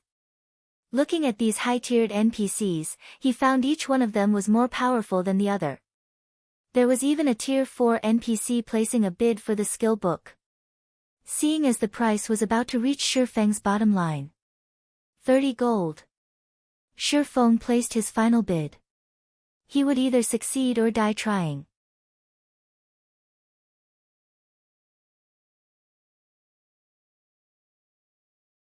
Chapter 117, Aqua Rose. With Shifeng's bid of 30 gold coins, the price of the skill book was greatly increased. A few Tier 2 NPCs shook their heads at this sight, giving up the bid, one after another. Although this skill book was good, its price was simply too high. Just as Shifeng was about to relax. 35 gold. A resonant voice resounded throughout the entire auction venue. Shifeng turned his head to look at the source of the voice, nearly cursing out loud as he found the voice's originator. The person who yelled out the bid was actually not an NPC with a melee job, but a Tier 4 female wizard. Magicians were always the richest individuals in God's domain. To a Tier 4 wizard, they only need carry out a single magical research to earn 30 to 50 gold coins. How unfortunate. Shifeng shook his head, no longer competing for the skill book. He only had slightly over 30 gold coins. He couldn't compete for it even if he wanted to. If he had known this skill book would be sold, then he would not have chosen to sell his gold coins for credits. Although Shifeng had retired from the bidding competition, the other Tier 4 melee job NPCs were still fervently competing over it. The price of the Thunder Flame Explosion had already risen to 45 gold at this point. Aside from the equipment that were over level 100, none of the items auctioned so far could beat this price. 45 gold going once. 45 gold going twice. At this moment, the sound of a notification from the system arrived. System, the Glimmer chestplate forging design you have placed on auction has been sold. After deducting the processing fees, a total of 2 gold 31 silver have been added to your bag space. System, the Glimmer chestplate forging design you have placed on auction has been sold. After deducting the processing fees, a total of 2 gold 44 silver have been added to your bag space. System, the Glimmer chestplate forging design you have placed on auction has been sold. After deducting the processing fees, a total of 2 gold 27 silver have been added to your bag space. A series of notifications arrived, numbering at least 20. Shifeng was immediately shocked when he heard these notifications arriving. He did not understand what had actually happened. During the time he had been in Blackwing City, there were actually so many players who had bought the Glimmer chestplate forging design, that in just a moment, his wallet had greatly expanded. Since Shifeng's wallet was bulging now as he yelled out without hesitation, 46 gold. 45 gold going thrice. This gentleman has bid 46 gold. Are there any higher bids? 49 gold, the Tier 4 female wizard knit her brows slightly. Shifeng was now extremely confident. If the female wizard truly wished to buy the skill book, then he would definitely lose the bid. However, the value of this skill book was certainly not that great to this lady. Shifeng did not believe that she would spend such a large amount of money just to buy it. 55 gold, Shifeng decided to be decisive instead of waiting for the price to slowly rise. For just a skill book, 55 gold coins was definitely an astronomical price. The female wizard was no fool herself, so she immediately gave up on winning the bid. Seeing Shifeng bidding with such a high price, the other NPCs looked at Shifeng like they saw a fool. Even if they were to hire a Tier 3 or Tier 4 job-related tutor to teach them a skill, the fees would not exceed 1 or 2 dozen gold coins. Moreover, the skills they could learn were much better than the Thunder Flame Explosion. Now, Shifeng was actually spending 55 gold coins to learn such a skill. He was no different than a fool for doing so. However, NPCs would not be able to understand the world of players. In the initial stages of the game, the prowess of a skill could greatly change the overall strength of a player. It was especially true for a super rare skill like Thunder Flame Explosion, which was an AoE skill that carried along a fainting effect. It would bring endless benefits to Shifeng in the future. Even if he had to spend 100 gold coins for the skill, it would still be worth it. Without any more NPCs joining the bid, the white-bearded old man finally slammed the hammer. Congratulations to Mr. Black Flame for winning the Thunder Flame Explosion. Shifeng joyfully handed over the 55 gold coins, receiving the Thunder Flame Explosion skill book in return. He then immediately learned the skill. Thunder Flame Explosion was a godly skill for grinding monsters and PK in the early stages of the game. With the skill in hand, Shifeng had thought of several more ways to grind monsters. Following this, the auction went on for another hour or so before ending. However, none of the items that appeared were the ones Shifeng needed right now. Moreover, every one of those items was auctioned off at prices of over 100 gold. The final item to appear was even an epic ranked item. Many Tier 4 NPCs madly bid for the item, with the final bid priced at over 5,000 gold. Shifeng could only observe the bidding process at that time, unable to join in on the actual fun. After the auction ended, Shifeng walked out the entrance of the auction hall, satisfied. He wanted to return to Red Leaf Town immediately to find out what had actually happened there. Just why did the number of players who purchased the Glimmer chestplate forging design increase so much? If there was still money that could be earned from the Glimmer chestplate forging design, then he would immediately create another batch. He would earn as much money from it as possible, alleviating the emptiness of his wallet in the process. Shifeng was originally considered a very wealthy person within the region of White River City. However, after making a trip to Blackwing City, he had suddenly discovered that he was actually just a poor bastard. Just as Shifeng was about to leave Blackwing City, a hurried shout came from behind. "Brother Black Flame, please hold on." Shifeng turned his head around, discovering Lonely Goose and the other players from before. Amongst the bunch, there was also Egoistic Blade, the person who had eagerly tried to chase him away. "What?" Shifeng indifferently asked. Although Shifeng could understand the reason behind Lonely Goose's exclusion of him just now, understanding only remained as understanding. After all, who would have any pleasant feelings with being chased away just after being invited? Hearing Shifeng's indifferent tone, Lonely Goose helplessly smiled, saying, "Brother Black Flame, I apologize for the incident just now. It was all a misunderstanding. I wonder if we can still have a chat." "Brother Lonely Goose, I've already said before, people who walk different paths cannot make plans together." How would Shifeng not know what the thoughts Lonely Goose and the others were? Before, these players were able to discard him because of profit. Now that they had found out he could enter the auction house, they all came running back. Regarding the behavior of Lonely Goose and the others, he felt only disgust for it. Forget cooperation, who knows when they would sell him out for profit once more. Seeing that Shifeng had turned around to leave, Egoistic Blade furiously shouted, "Don't simply throw away this chance we've given you. The influence that first-rate guilds like us possess far exceeds what you can imagine. By aiding us, you will be able to receive a generous return of at least 5 gold coins, that's enough for you to become the richest person in a town. Others won't ever get a chance like this, so you best think it through clearly. After some more time passes, your title will be of little value. This is definitely your one chance to make a lot of money." To any independent player, being able to become the richest person in a town was definitely just a pipe dream. Achieving such a feat meant that a player had to have more than 3 to 4 gold coins in their pockets. To a town that was still using copper coins as the main medium of trade, this was definitely an astronomical sum. Richest in town. Shifeng could not help but laugh, saying, "This is truly an attractive remuneration. Unfortunately, I'm not interested in it." What a joke. Before he had come to Blackwing City, he was already the richest person in the city. He did not lack in that amount of money at all. "May I know if you are Mr. Black Flame?"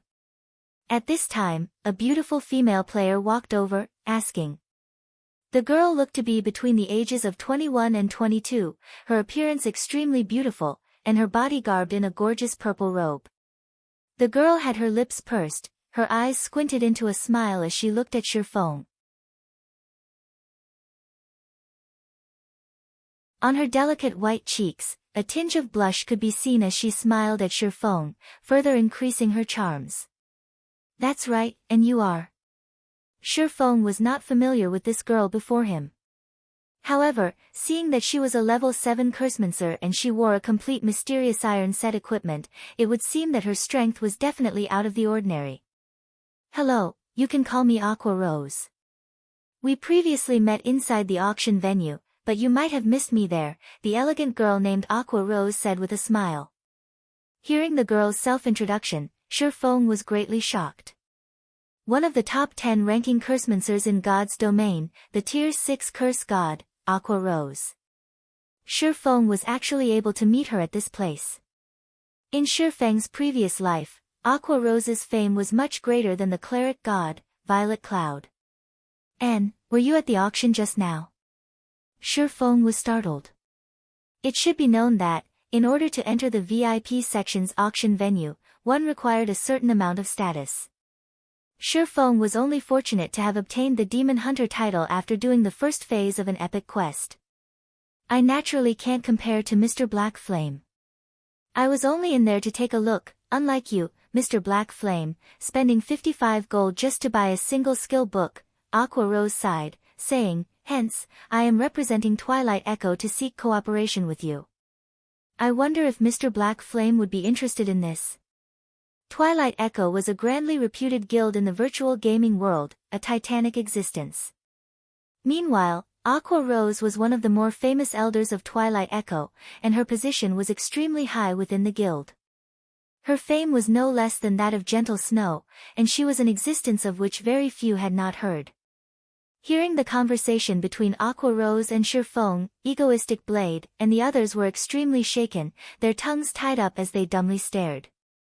Originally, they had thought of Shifeng as a mere independent player. So, how much money would a player like that possess? If they were to give him 5 gold coins, he would definitely be deeply grateful to them.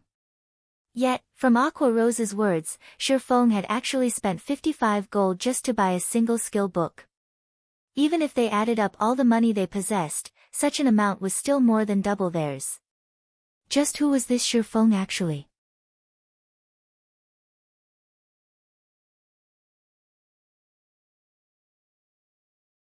Chapter 118, Another Road to Wealth. Receiving Aqua Rose's invitation, Shifeng nodded his head in agreement. In any case, he was bound to have to cooperate with the large guilds in Blackwing City.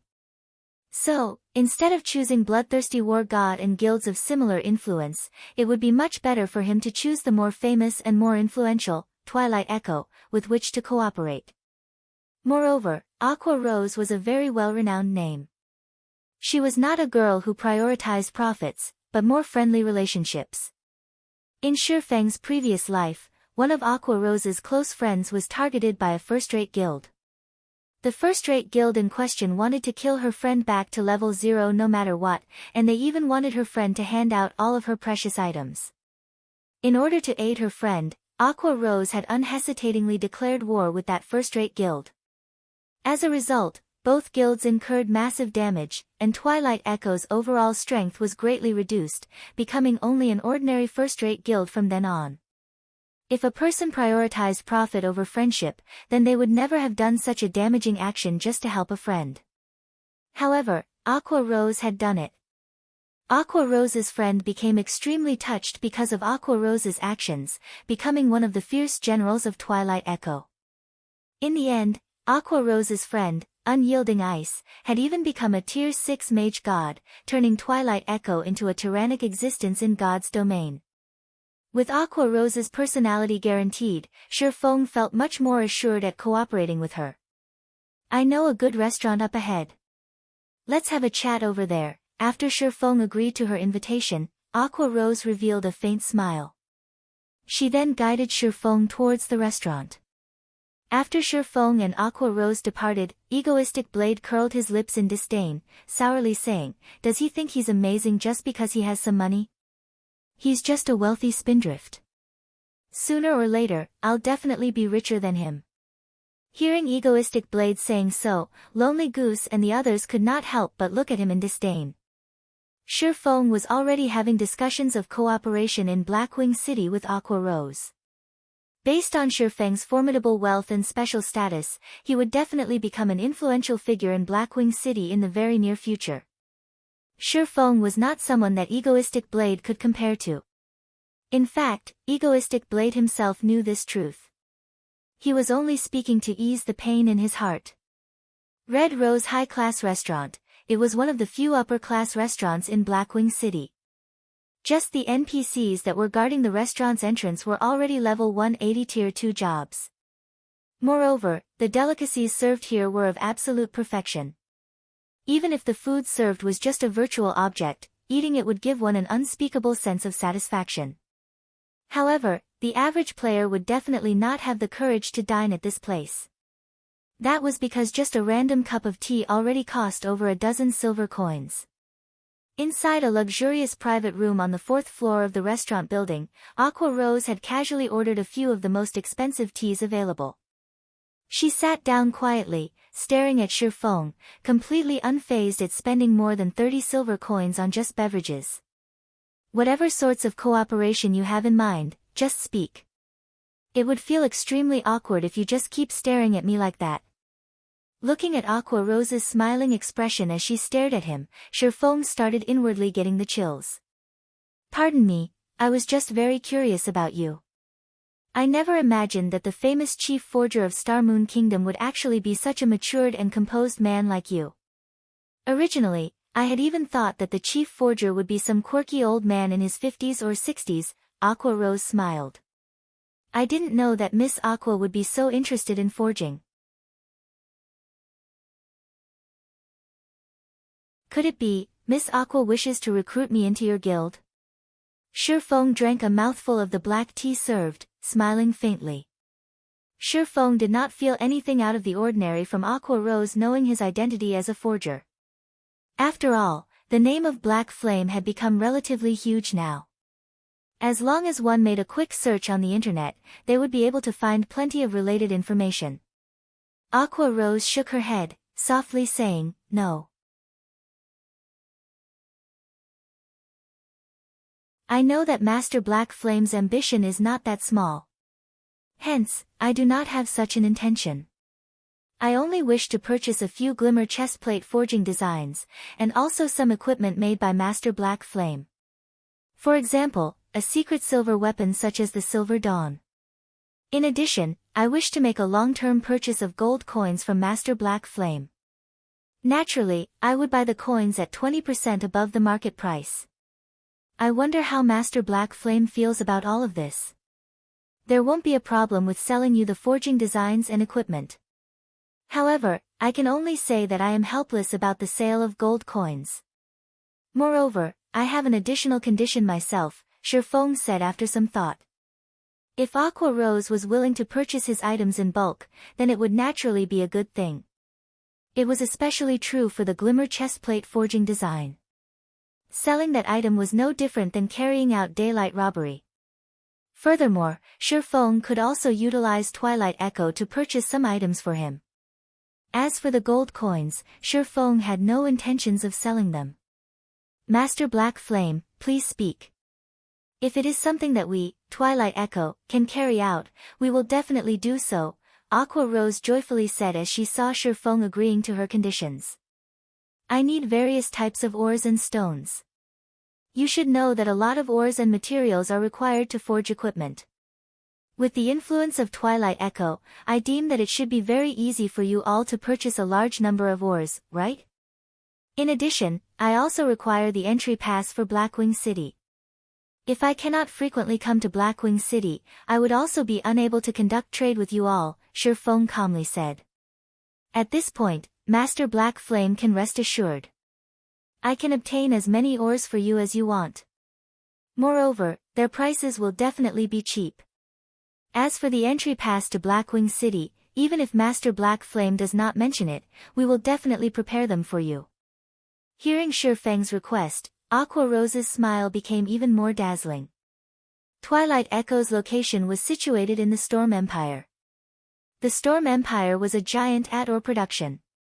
Hence, the quantity of ores available was extremely high, while their prices were extremely cheap. It would be a very easy task for Twilight Echo to obtain a large amount of ores and stones for forging. Moreover, they could also earn a large sum of money from selling the ores and other materials. Shifeng naturally knew why Aqua Rose was so cheerful. Star Moon Kingdom was unlike the Storm Empire.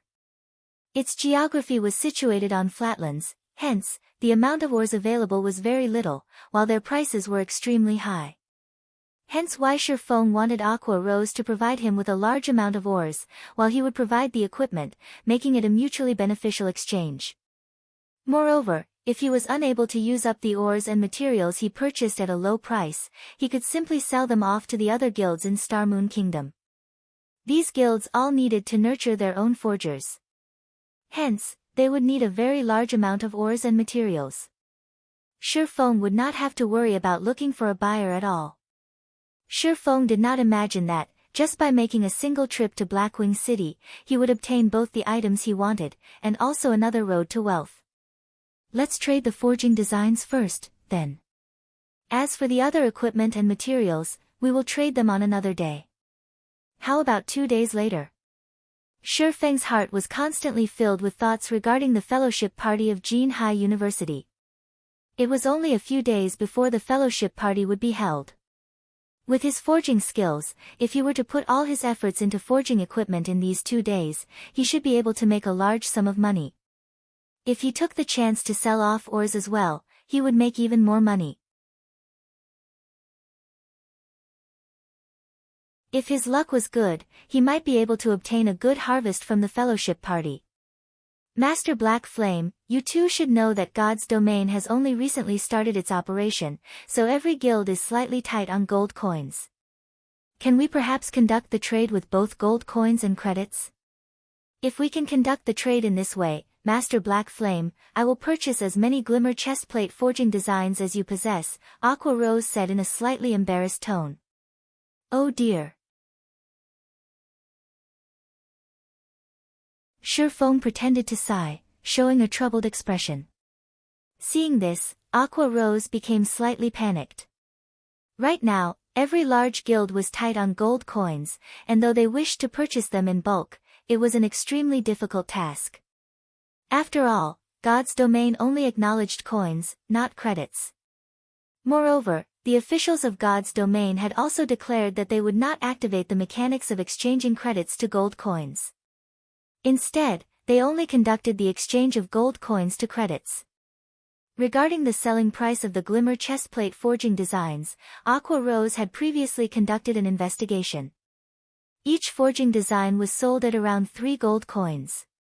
If she was to use only gold coins to conduct the exchange, she would at most be able to buy 4 to 5 pieces. However, after purchasing them, the gold coins spent would greatly affect the development of her guild. Yet, looking at Shifeng's appearance, he did not seem to be very lacking in credits. If she had to trade in only gold coins, then she would truly be left helpless.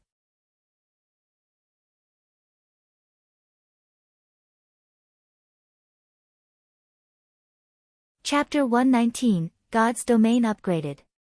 Miss Aqua, I wonder in what ratio you wish to trade at. Shifeng let out a dry cough, softly saying. If it was the Shifeng of before, he would not have minded fully selling the forging designs for credits.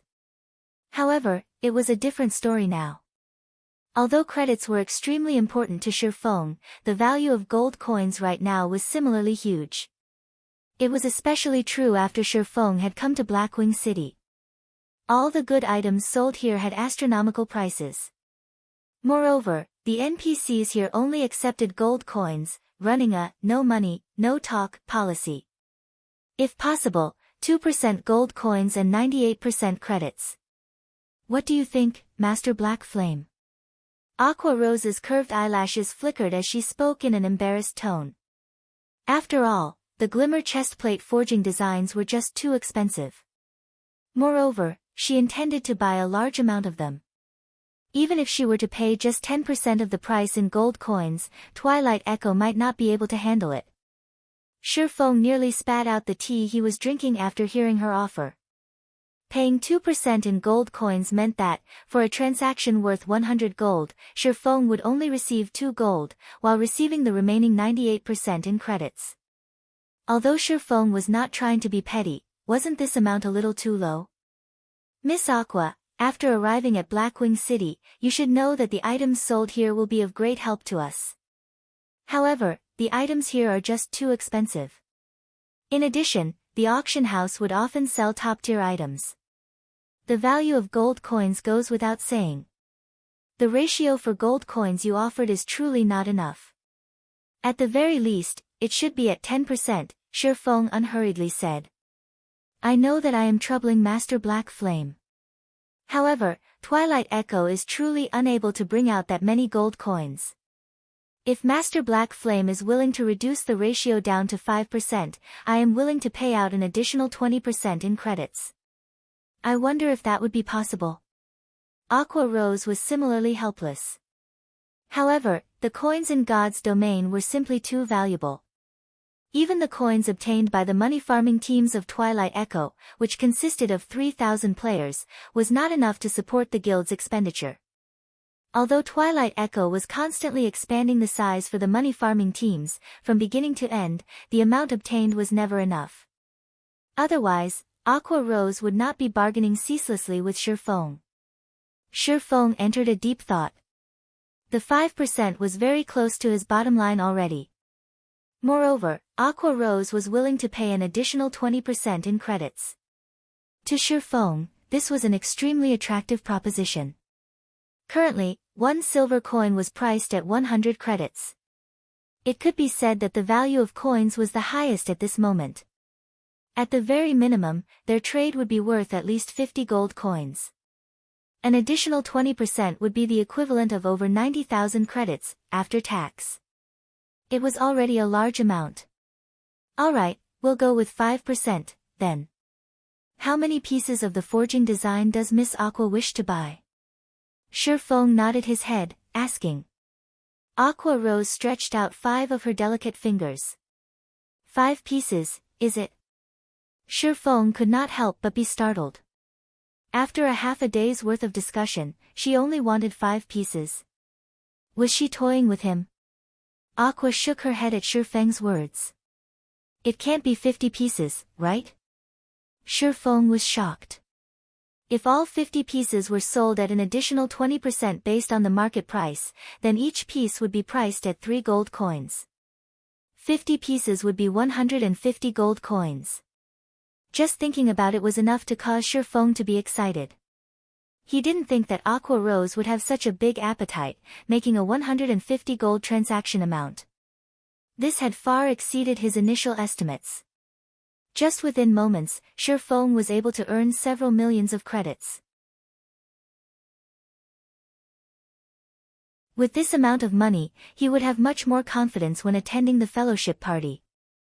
After all, if one wanted to develop their influence, money was an absolute necessity. No, I want 500 pieces. I wonder if Master Black Flame has that many pieces. Aqua Rose brightly smiled. It was as if she was not buying glimmer chestplate forging designs, but a stack of plain paper. Miss Aqua, are you sure you wish to buy 500 pieces? You should know that the price for such an amount is not a joke, Shifeng verified once more. He could not help but admit that Aqua Rose frightened him. With this many pieces of glimmer chestplate forging designs, it was sufficient to provide for the needs of more than a dozen guilds. Twilight Echo would absolutely be unable to use all of them. Master Black Flame, I am very sure of it. However, with such a large transaction, I too have an additional condition, Aqua Rose said with a mysterious smile. Speak, Shifeng said. Within Blackwing City, your glimmer chestplate forging designs are only allowed to be sold to us, Twilight Echo. Moreover, with such a large transaction, even if only 5% of it would be traded in gold coins, that would still be 75 gold coins. I can only pay all these gold coins in installments. Of course, the first payment would be 10 gold coins. Afterward, I will make sure to pay off the debt within a month. I wonder if you can be satisfied with that. Aqua Rose said. After hearing Aqua Rose speak, Shi Feng immediately understood her intentions. This girl intended to purchase his glimmer chestplate forging designs to resell them to the other guilds. That way, she too would be able to earn a ton. Shi Feng similarly understood the reason for Aqua Rose's sincerity. Furthermore, he was not a petty person himself. He immediately said in a generous tone, "All right, and since you are buying that many pieces, you only need to pay 10 gold coins. The remainder you can just pay it all off in credits." It would be fine as long as he could sell off the glimmer chestplate forging designs. As for who he sold them to, it did not matter that much. He wouldn't be envious of Aqua Rose either. Aqua Rose's connections were much wider than his own. Being able to sell that many pieces of the forging designs, and at an even higher price, would all be due to Aqua Rose's own ability. On the other hand, Shi Feng did not possess such an ability, so why should he bother himself with these matters?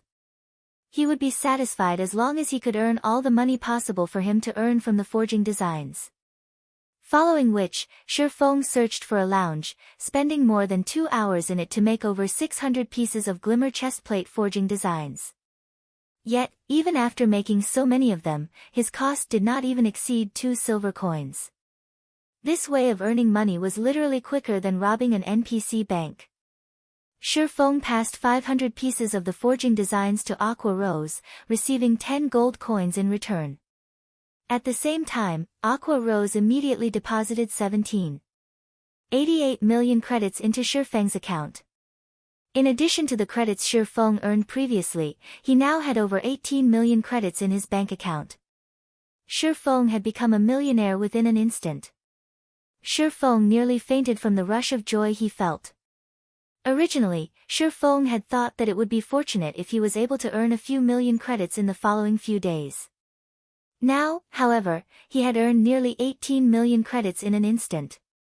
In a few more days, that amount might even rise to 20 million. Although it was not enough to put him on the same level as the young masters of large corporations, it was still enough for him to compete with Shadow at the fellowship party. Moreover, he would be able to establish a high-quality workshop quickly. Aqua Rose became overjoyed when she received the 500 pieces of glimmer chestplate forging designs.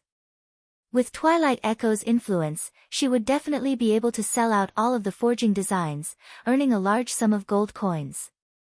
The speed at which she earned gold coins would be several hundred times faster than that of the money farming teams. With this many gold coins, the development of the guild would definitely rise greatly. Who would be able to compete with Twilight Echo from then on? Master Black Flame, let's set our next transaction to be at 3 days later, then. At that time, I will bring you the various ores that you require.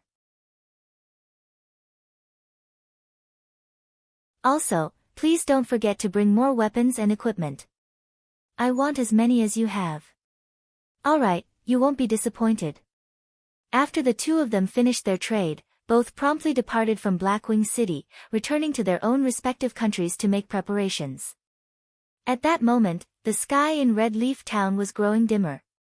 The players outside the town were all starting to return.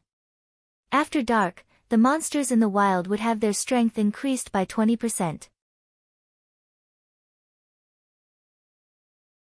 Moreover, their numbers would greatly increase.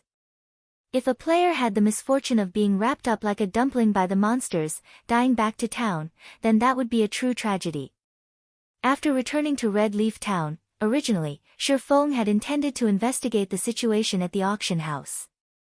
He wanted to know why exactly the glimmer chestplate forging designs were being so well received. However, the color of the sky suddenly changed. The azure-colored sky turned rainbow-colored. It was a magnificent sight, which bewitched a person's mind.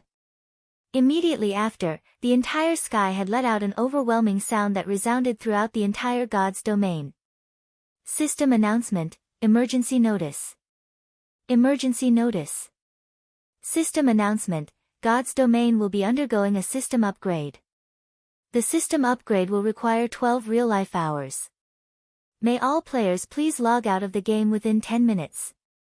System announcement, God's domain will be undergoing a system upgrade. The system upgrade will require 12 real-life hours. May all players please log out of the game within 10 minutes. System announcement: God's Domain will be undergoing a system upgrade. The system upgrade will require 12 real-life hours. May all players please log out of the game within 10 minutes. A series of 4 consecutive system announcements resounded throughout the entirety of God's Domain.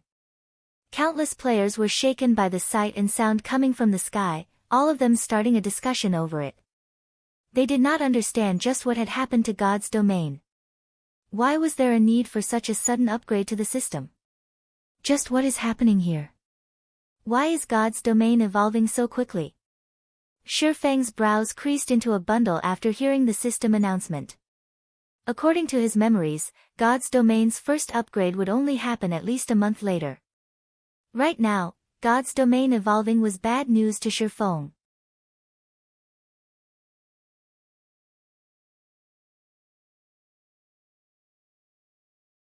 Chapter 120, Evolution. Once the system announcement ended, every single player began looking for a safe location, preparing to log out of the game. Although many players held resentment towards the system upgrade, God's Domain was quickly entering nighttime. Even if they stayed in the game, they would not be able to do much. The only things they could do were to trade off the day's harvest or chat with their companions, enjoying their time. Shifeng took this chance to immediately run towards the auction house of Red Leaf Town, clearing out items such as herbs, and various other materials. As long as they were rare materials, Shifeng bought them all. After purchasing all the items he could and filling his bag up completely, Shifeng ran towards the bank, intending to return to the auction house once more to do more shopping. Unfortunately, the system notified him that he only had 3 minutes remaining to log out. He would not have enough time to make a return trip from the bank. I only managed to buy this many. Shifeng looked at the time, releasing a helpless sigh. Fortunately, he had obtained quite a number of gold coins from the trade just now, allowing him to purchase materials worth more than a dozen gold coins. Soon after, Shifeng headed to the hotel, preparing to log out. On his way, he met many players who were uncontrollably excited over the system upgrade that was to come. They all started a discussion amongst themselves, anticipating the benefits that would come with this system upgrade. Shifeng only wanted to chuckle at them due to their anticipation. Without a doubt, there would be benefits from the evolution of God's Domain. However, many would be unexpected. After arriving at the hotel, Shifeng paid a fee of 10 coppers to rest for a day. Meanwhile, the other players noticed Shifeng was extravagantly spending 10 copper coins to rent a room. They could only obtain such an amount after putting their all into grinding monsters for 5 to 6 hours. Such spending was simply too wasteful. However, when they saw that Shifeng had already reached level 7, none of them dared comment on his actions. A level 7 player was definitely a character at the apex of Red Leaf Town.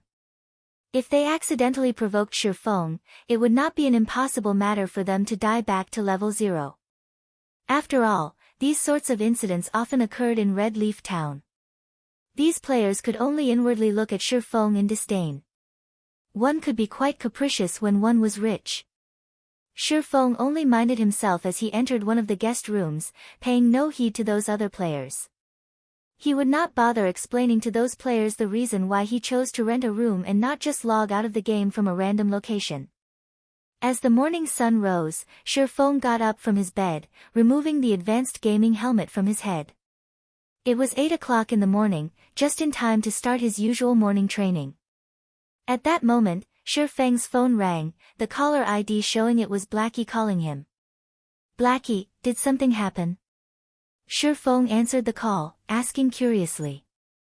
Normally, Blackie would not take the initiative to contact him unless it was an urgent matter.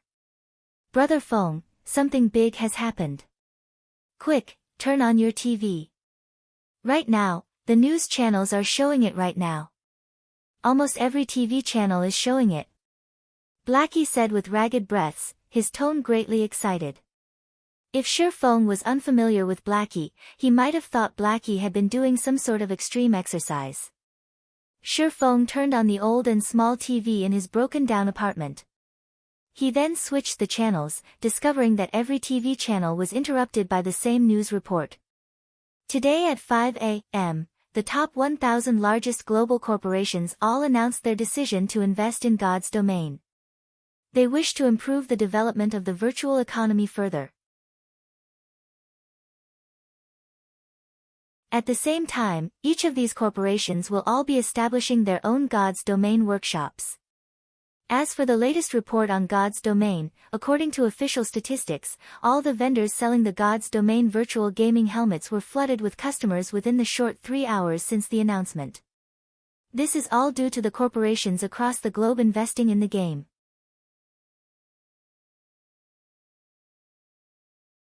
As a result, the player population of God's domain suddenly increased by over 800 million users. At the same time, the current player population was boosted to 1.8 billion users, breaking the world record for the number of players of any virtual reality game. Various news constantly played on the television. The news reports were advertising the idea of making God's domain a second world for mankind, encouraging everyone to experience the game. Also, to further advance the data collection by the main God system, further completing God's domain, the price of the basic virtual reality helmets reduced from 8,000 credits to 4,000 credits. As for the price of advanced virtual reality helmets and virtual gaming cabins, those remained unchanged. That was fast, Shifeng revealed a faint smile after listening to these reports. However, he was not shocked by them. Although, the report arrived slightly earlier than he expected. In Shifeng's previous life, these reports only surfaced after 10 days of God's domain's operation. Due to these large corporations investing themselves in God's domain, virtual reality games began receiving an extensive range of attention. The entire virtual gaming world similarly burned like a raging inferno, and the previously retired gaming experts all joined God's domain.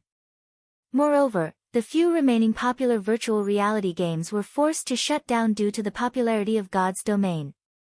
As a result, all the affected gamers transferred to God's domain, instantly causing the game's player population to explode. The competition within the game similarly grew fiercer. All virtual reality games had a definite similarity with each other: limited resources. If the original population of a single town suddenly grew from several thousand to over 10,000, the number of players competing over the available resources greatly increased. Naturally, the prices of items would also greatly increase. So that's why realization suddenly struck Shifeng. It was no wonder why the number of people buying the glimmer chestplate forging designs had increased. It turned out that it was all due to these large corporations investing in the game and the additional 800 million new players joining the game. These players were all level 0, so, naturally, their need for equipment was intense. They would not hesitate to buy the glimmer chestplate forging designs, forging a large amount of glimmer chestplates and earning a lot of money. What a shame. These new players came at such a bad time. Shifeng pitied the players who had just joined God's domain. The timing they chose to join was just too unfortunate. Of all the times they could have chosen, they chose to join immediately after God's domain had its first evolution. With this, they were destined to be doomed. The upgrading of God's domain was the game's self-evolution. However, nobody understood the true meaning of this matter. Only after they experienced it for themselves would they come to understand fully. The reason Shifeng chose to use the words evolution instead of upgrade was because evolution represented evolving and adapting. It was survival of the fittest, in short.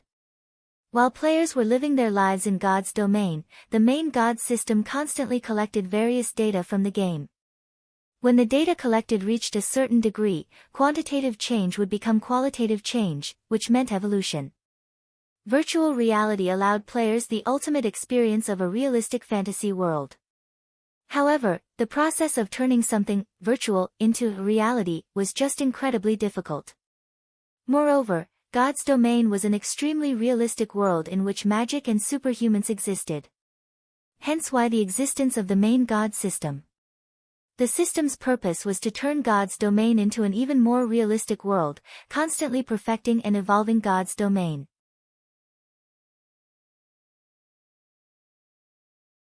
Feng felt the main perpetrator for hastening the evolution should be himself. His reason that, in his previous life, the Hell mode of the team dungeon was cleared exactly a month after God's Domain's opening, with the upgrade following soon after.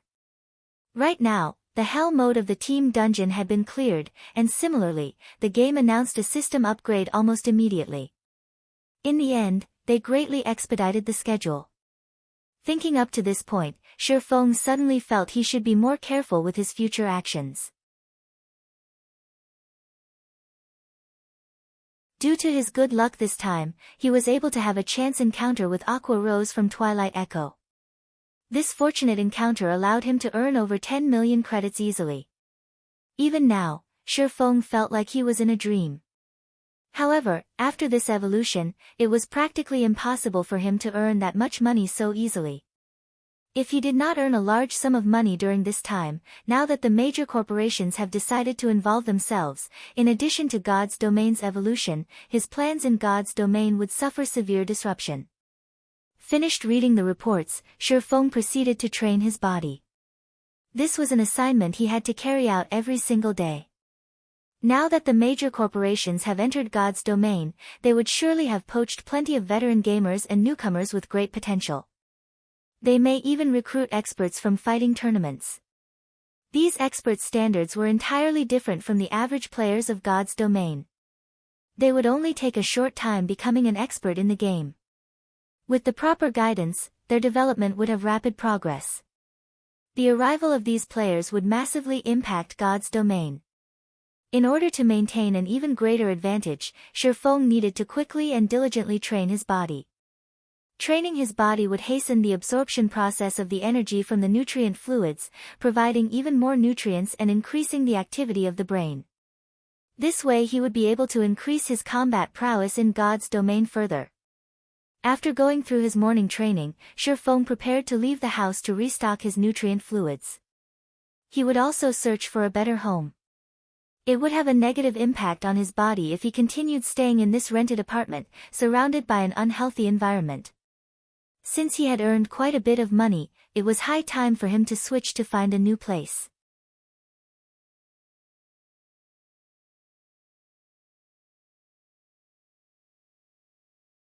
Chapter 121, Invitation. When Feng arrived at Jinhai City's business district, he wandered about and discovered customers flooding the electronics department store. He noticed several youths rushing out of the department store after much difficulty, their hands holding a God's Domain virtual gaming helmet and their expressions filled with joy and excitement. After leaving the apartment, Feng immediately hitched a ride to the business district in the city's center. Ha ha ha, this is just wonderful. Fortunately, I came here as early as 7 o'clock in the morning to queue up. After 3 hours of waiting, I finally got my hands on it. From today onwards, I will be fighting for my future in God's Domain. The lean youth wearing a blue t-shirt laughed loudly as he grasped the helmet. Do you need me to carry you guys? I have a friend who has been playing God's Domain since the game started. Right now, he is already a level 4. As long as we have him to help us, we'll definitely level quickly.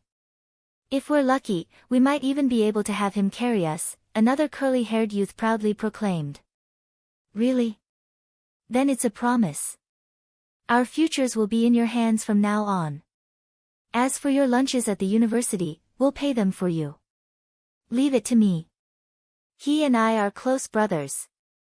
When these youths heard there was an expert willing to give them pointers and carry them, they were all incredibly excited. They fantasized about their beautiful futures. With the many global corporations fiercely investing in God's Domain, in addition to the many news reports about it, the common folk all discovered a new way to make money. These large corporations would easily offer a gaming expert a high salary. So much so that, for some of the veteran and expert players, the annual salaries would reach as high as 3 million credits. This was an unimaginable figure when considering the virtual reality games of the past.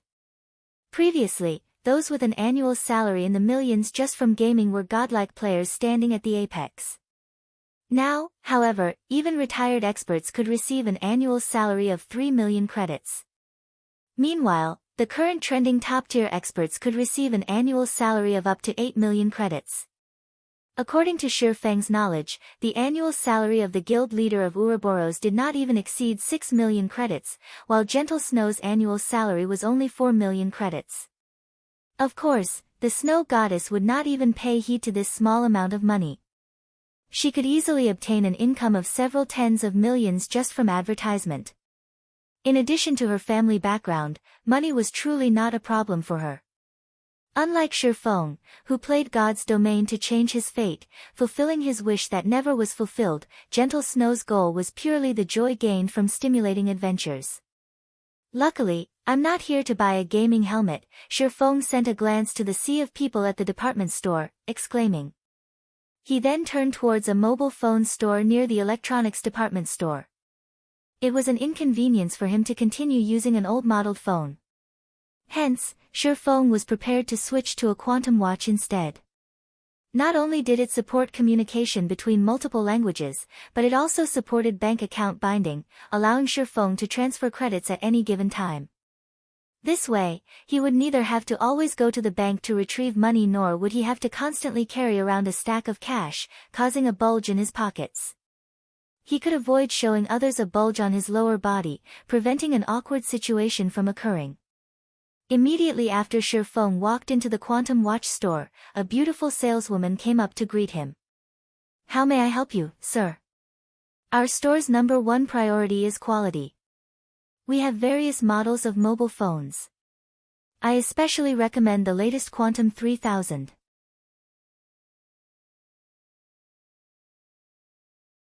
It has an independent binding, is water-resistant, and is definitely safe. Not only can it carry out payment in real time, but the Quantum 3000 also supports transactions from the virtual reality game, God's Domain. Alright, take me to see it then. This way, please, sir." Judging from Shifeng's tone, the beautiful saleswoman could discern that Shifeng intended to buy a quantum watch. Immediately, she respectfully brought Shifeng to the area dedicated to selling quantum watches.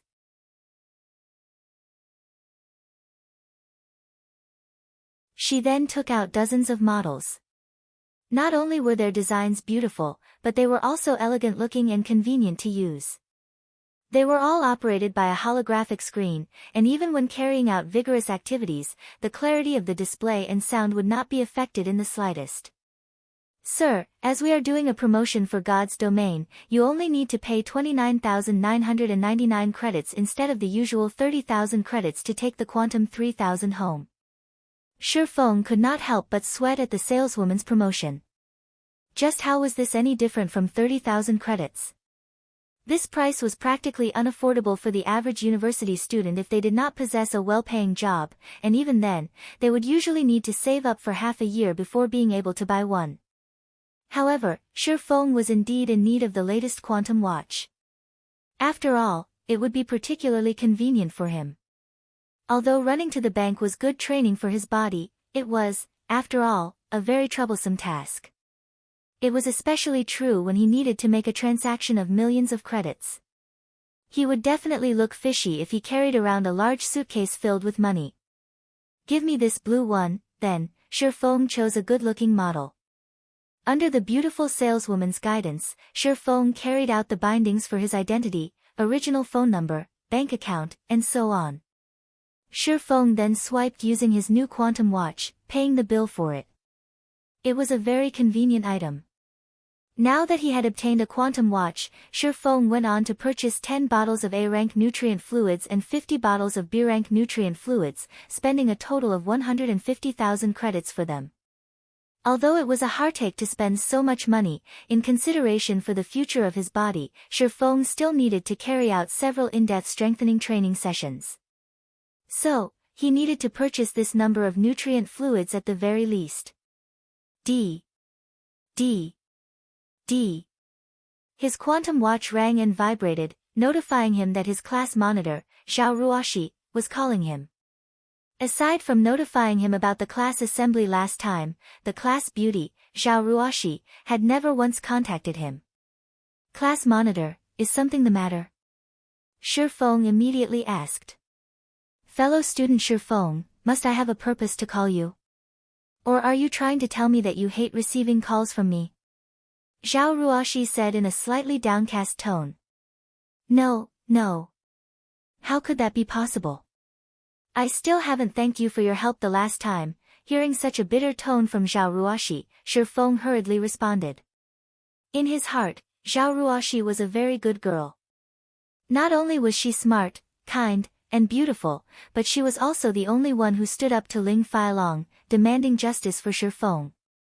Her actions gave Shi Feng a warm feeling. That's better. At least you still have a conscience. Zhao Ruoxi laughed. The date of the fellowship party I mentioned to you the last time has been confirmed. It will be held next Friday. Every participant will be required to pay a fee of 5,000 credits. I've already paid it for you, so don't forget to show up. Finished speaking, Zhao Ruoxi immediately disconnected the call. As a result, Shi Feng was left dumbfounded for a long moment. Ruoxi, why did you notify Shi Feng? You've even paid the participation fee for him. He's not anything good, to begin with, always keeping his thoughts and emotions to himself. He must have a hidden motive. There is a wide gap between both of your statuses, and to change his own fate, he will definitely use unscrupulous means to get close to you. You better not let him trick you. Ling Failong pretended to care about Zhao Ruoxi. However, inwardly, he was close to the point of going insane with anger. A poor bastard like Shi Feng actually received Zhao Ruoxi's attention. She even footed the participation fee for him.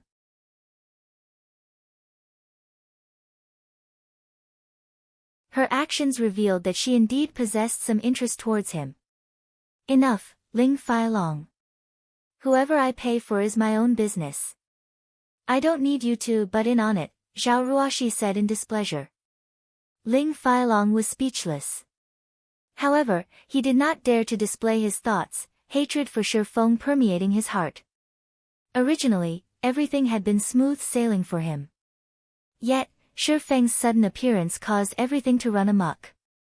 Shi Feng, just you wait. If I can't deal with you myself, then I'll just tell Zhao Ruoxi's uncle.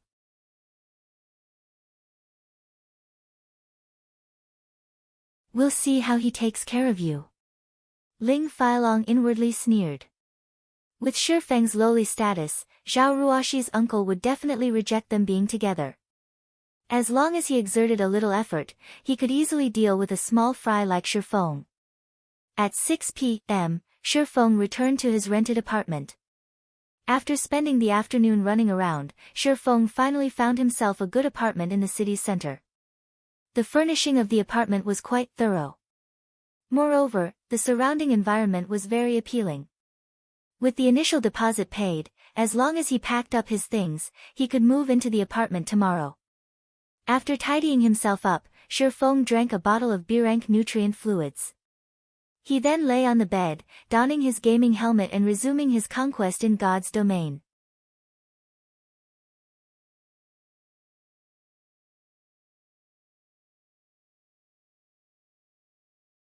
Chapter 122, God's Domain Changes. The sky above Red Leaf Town glimmered brightly. Players, one after another, appeared on the wide, spacious road, all of their faces filled with excitement. They all wished to dive into experiencing the new changes to God's domain. However, these players were all quickly disappointed. Be it the system interface or all of Red Leaf Town itself, there was not a hint of change felt. Everything was just the same as usual. What kind of bullshit is this? I've painstakingly waited for 12 hours, and this is what you give me? Why isn't the official website showing the changelog for the upgrade? Many veteran players started their discussions on the streets. There were also some players who paid no attention towards the upgrade, immediately heading out of town to kill monsters and level up. Aside from these veteran players, there were tons of newcomers in Red Leaf Town now. Most of these newcomers were curiously enjoying the novelty of God's domain. Looking for top-tier experts to carry me. I'll pay 100 credits for every level up.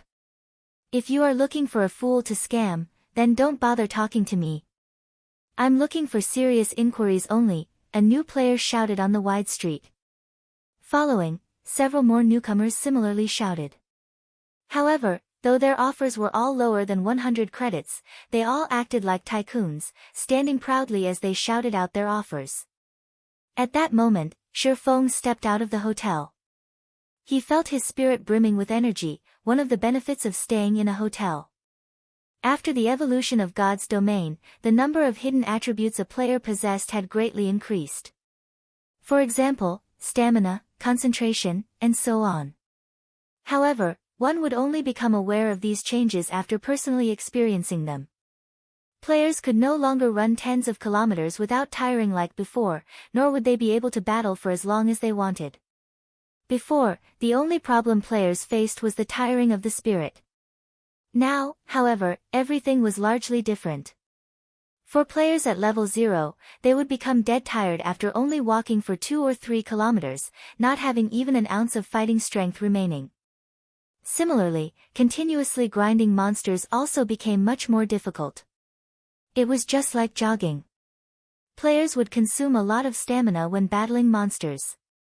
Once a player's stamina reduced to a certain threshold, their 4 limbs would turn feeble, while their spirits would grow exhausted. Besides that, there were many more hidden changes that occurred after the evolution of God's domain.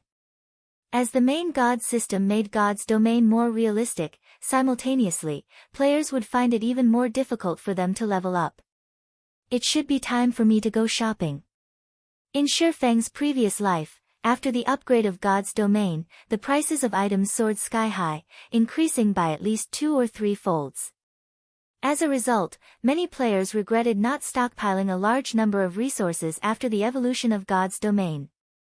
Meanwhile, the current situation was slightly different from before. The prices of items increased even more than last time. Aside from the difficulty of leveling up increasing, the time just so happened to coincide with the influx of a lot of newcomers. As a result, the competition for items would become much fiercer, increasing the difficulty of obtaining resources by many-fold. Hence, the increase in prices for these items would be even more exaggerated than in Shifeng's previous life. Now that God's domain had recently evolved, before players discovered the new changes, Shifeng could use this chance to purchase and stockpile all the important items. After the prices soared, he could then resell all of them. If the major guilds were to get a hold of this information right now, they would definitely soar to become the tyrants of their respective towns.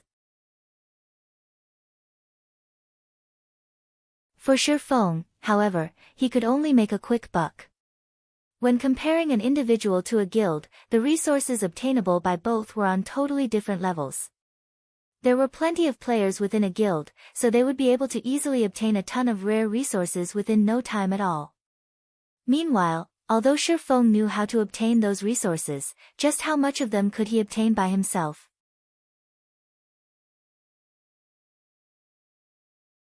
During the time he was procuring those resources, his level might be surpassed by other players.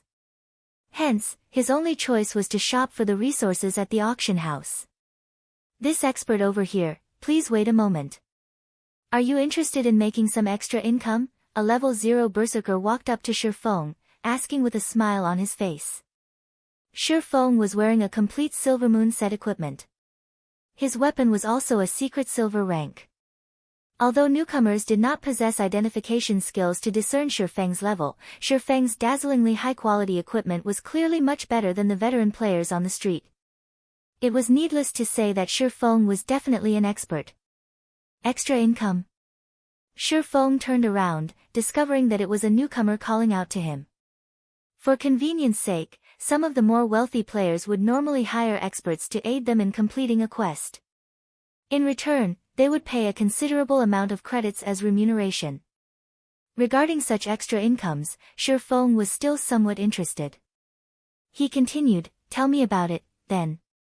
"It's very simple, you just need to help me level up. I'm also not a miserly person, so I'm willing to pay 100 credits per level. If you can help me catch up with the majority of the other players, I am even willing to pay you 1,000 credits. What do you think?" the berserker proudly stated. Shifeng's brows wrinkled as he heard the man speaking. "Sorry, but I don't have the time.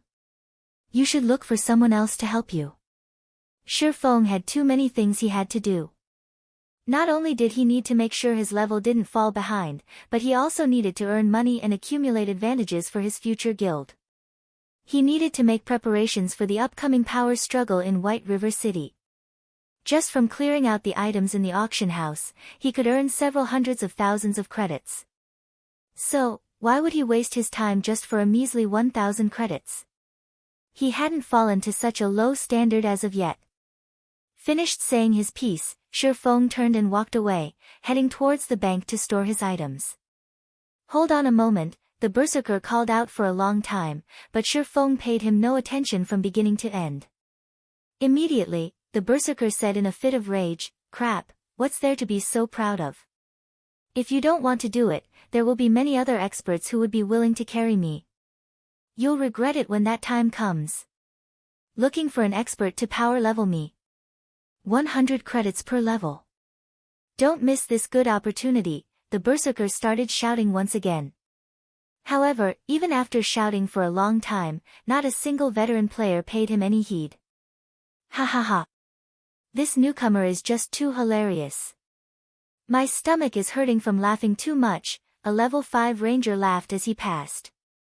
Don't bother with him. There are bound to be fools amongst the newcomers. We don't have any time to spare right now.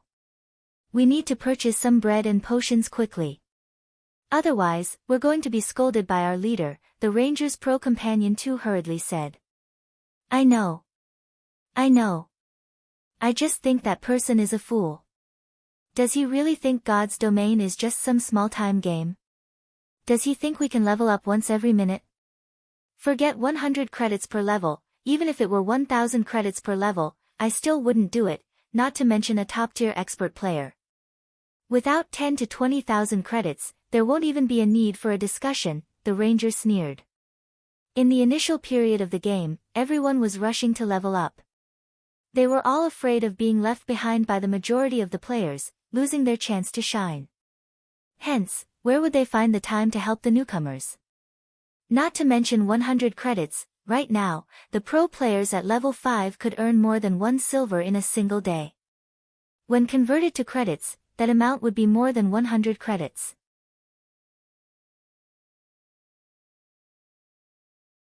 If their luck was good and they managed to obtain a piece of common equipment, that would be the equivalent of obtaining several hundreds of credits. If it were an expert player, it was an entirely different story altogether. They certainly did not lack such a meager amount money. When the newbie berserker heard their conversation, he was greatly shocked by the ranger's words. Moreover, he could tell that the ranger was not fooling around. The berserker was just a white-collar worker in a company.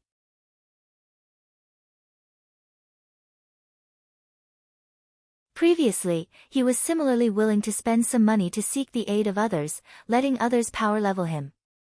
At that time, his offer had been only 30 to 50 credits, yet, even then, there were tons of players fighting over his offer.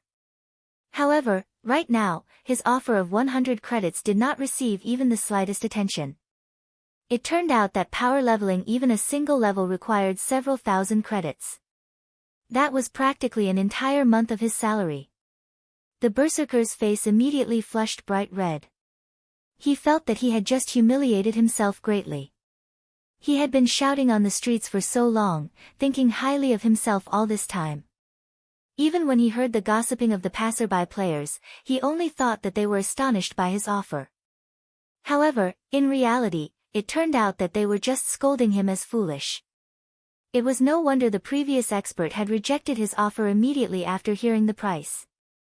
Meanwhile, the other newcomers seeking the aid of an expert had similarly shut their mouths, one after another. Every one of them felt their cheeks burning up, shamefully walking away to search for quests to level up. In another location, Feng was currently fervently buying items at the auction house, accumulating a large amount of rare resources. When he had spent all of his money, only then did Feng release a sigh of relief. He then placed the glimmer chestplate forging designs for auction, their base prices set at 2 gold coins each. He would not need to worry about them not selling. It should be about time to collect the ice blue devil flame. After Feng finished busying himself, he switched back to his original appearance. He prepared himself to collect the mysterious flame ahead of schedule. Now that God's domain had evolved ahead of schedule, the mysterious flame might similarly be obtained by other players ahead of schedule. To prevent the unexpected from happening, it was best for him to obtain it a little earlier. He would only be able to relax when the ice blue devil flame was in his possession.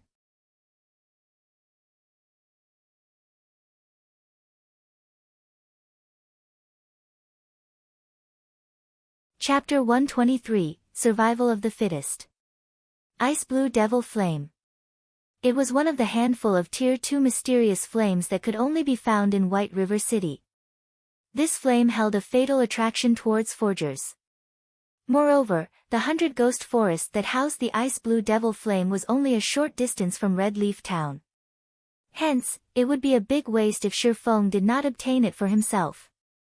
Be it earning money or forging items, the mysterious flame would provide Shifeng with a tremendous amount of aid.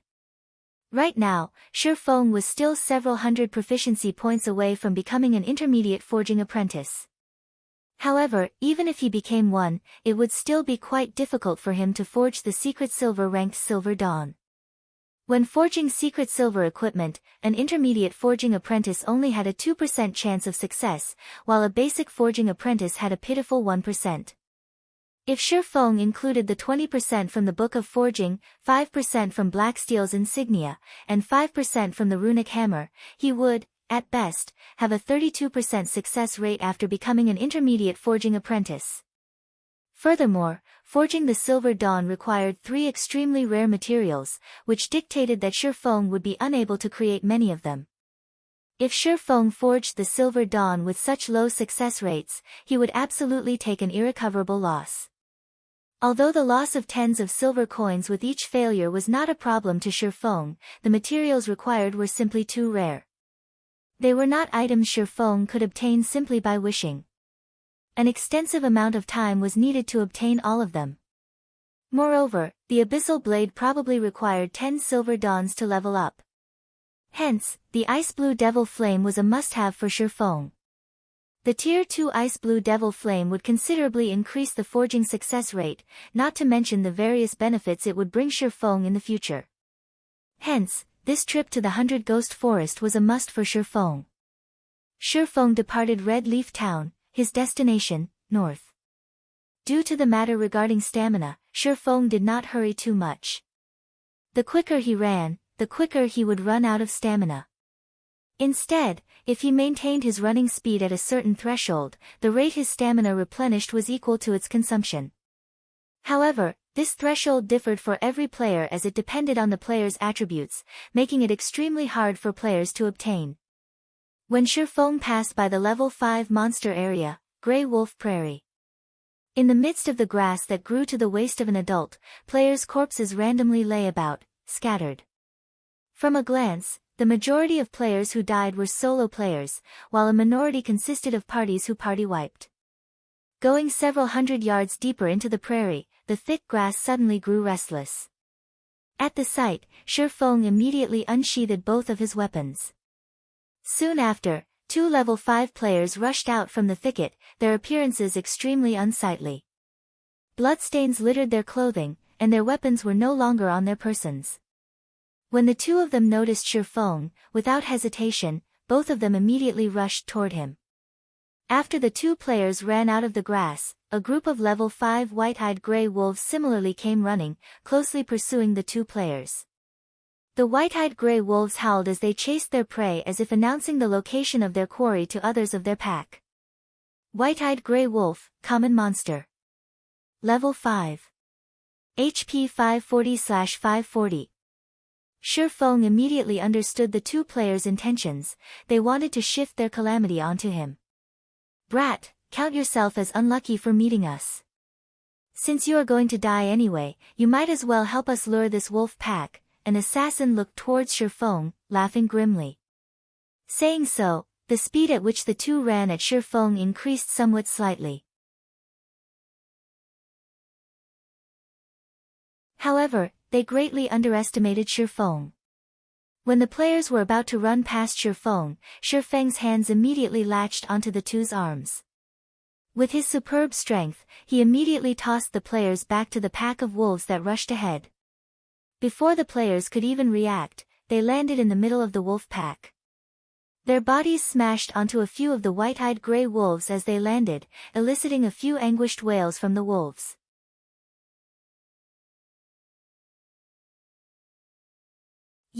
Before the assassin could even curse, the surrounding white-eyed gray wolves snapped at his neck and limbs.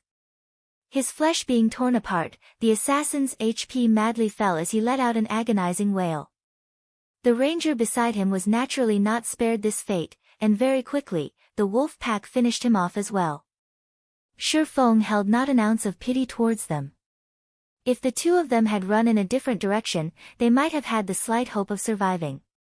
However, instead of doing so, they made the worst possible decision of trying to drag Shifeng into the mess. They had absolutely no idea that, when compared to the pack of wolves chasing them, Shifeng was much more terrifying. While the wolf pack was attacking the two players, Shifeng took the chance to use Thundering Flash the instant the two players were about to die.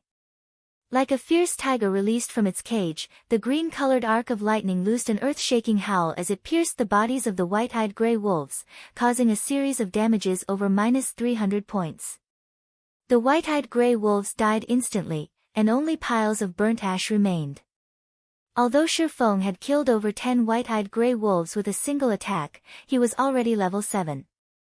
The total EXP of several hundred points was almost negligible to him now.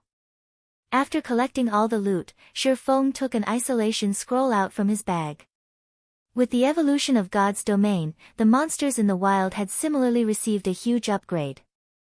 Not only was their sensitivity greatly increased, but they also had a more flexible way of thinking, and their range of activity greatly widened. Their battle methods started varying, becoming more similar to real melee battle.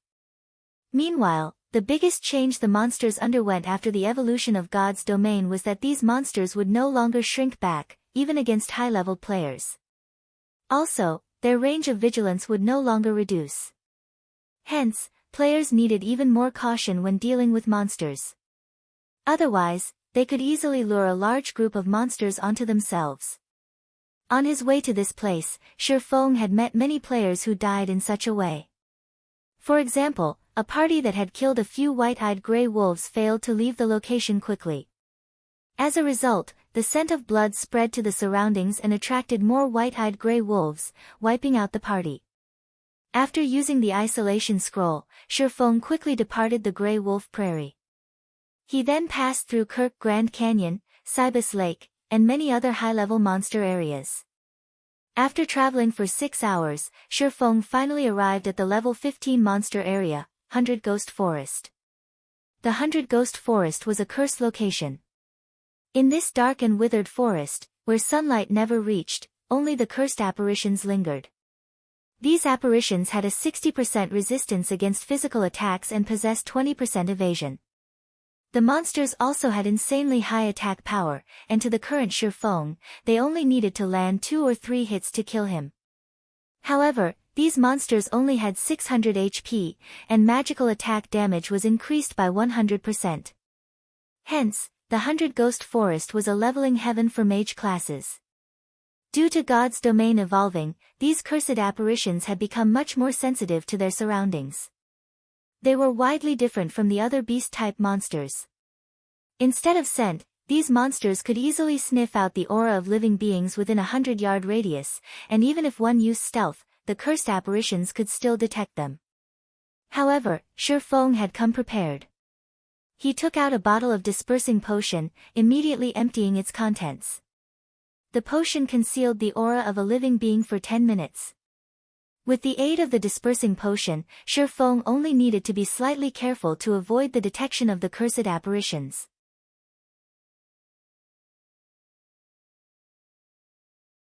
According to Shifeng's knowledge, the location of the ice blue devil flame was at the center of the 100 Ghost Forest, at the fountain located at the central of 100 Ghost Town. To obtain this ice blue devil flame, the guild, Glorious Light, had gone through a painstaking amount of trouble.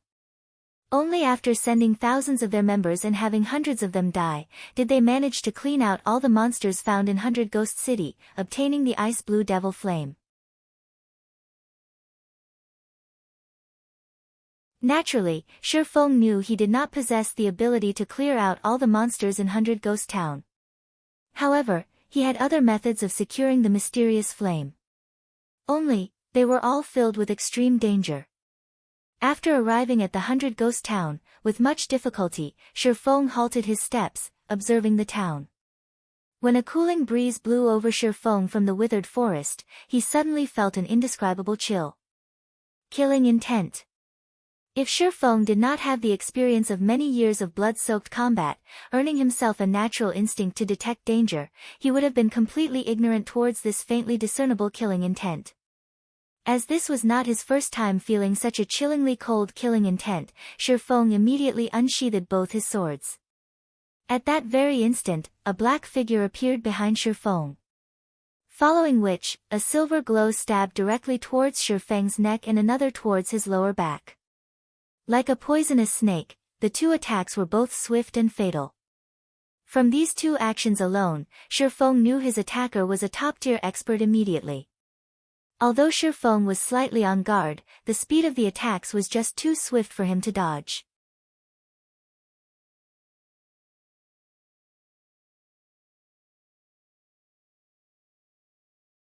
Chapter 124, Absolute Heaven. Just as Shi Feng was about to take damage, Shi Feng abruptly activated Defensive Blade, successfully blocking the ambush.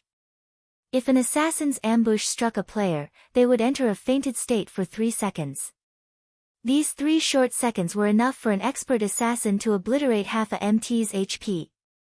Moreover, assassins did not possess only a single skill that could place their target in a fainted state. As long as an assassin placed a player in the fainted state, they would remaining in that state until their death.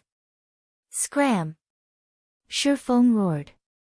He struck out with his sword as he withdrew his body, his sword capable of annihilating an army of thousands. As the abyssal blade hurtled towards its target, it carried along sounds of explosions. Interesting. The black figure reacted quickly, doing a swallow's turnover. As the abyssal blade scraped past his body, like a whip, the black figure brandished both his weapons once more, one of his daggers slicing into Shi Feng's side. Throughout the entire process, the black figure's actions were as smooth and natural as flowing water. You're courting death. However, Shi Feng paid no attention to the dagger sailing towards him, the crimson blade already in motion. The crimson blade transformed into 4 sword images, all aimed for the black figure's vital points. Shi Feng was utterly confident in his own attack power. The black figure was suddenly shocked. He did not think Shi Feng would be so decisive, giving up his defense and instead, aiming for mutual destruction. In a hurried motion, the black figure used his other dagger to block Shi Feng's attacks. Dang! Dang! Dang! Sparks flew in midair. Shi Feng's immense strength knocked the black figure back by 2 yards, he only managed to stabilize his body after retreating 3 consecutive steps. The black figure gazed at Shi Feng in shock. Indeed, you do not disappoint me, the black figure let out a muffled sneer. The black figure did not understand how Shi Feng possessed such impressive strength. Shi Feng also perceived him right before his ambush, taking preventive measures against it immediately. Furthermore, the instant before Shi Feng was attacked, he unhesitatingly chose to attack in turn, giving the black figure no choice but to attack. This was the first time he had failed an ambush in a virtual reality game. At this moment, Shi Feng was similarly in great shock. This black figure was practically a killer amongst killers. His movements were both soundless and lethal. His assassination techniques also seemed extremely well practiced. Furthermore, his attack speed was insanely quick.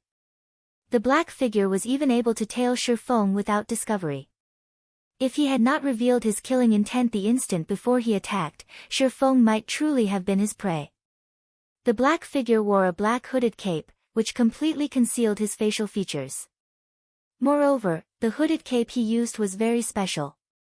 It was capable of rendering identification skills useless, and as a result, even his name was obscured. Shi Feng then turned to read at the system notification. System, Red player Absolute Heaven has initiated an attack against you. Although the cape managed to trick identification skills, hiding the black figure's red name, it could not fool the system.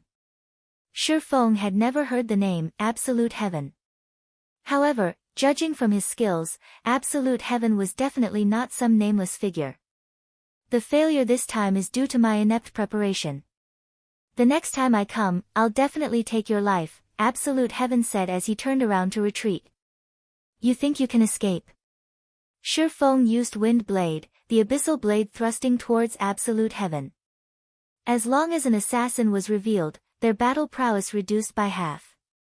Since Absolute Heaven wanted to kill him, Shifeng would not let him off, naturally.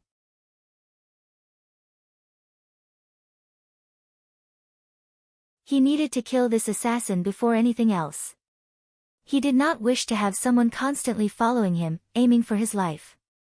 The abyssal blade moved along the wind, instantly arriving and slicing towards Absolute Heaven's back. As if he had long since been prepared, Absolute Heaven twisted his body, lifting his silvery white dagger. Using only a small amount of strength, Absolute Heaven managed to block Shifeng's sword.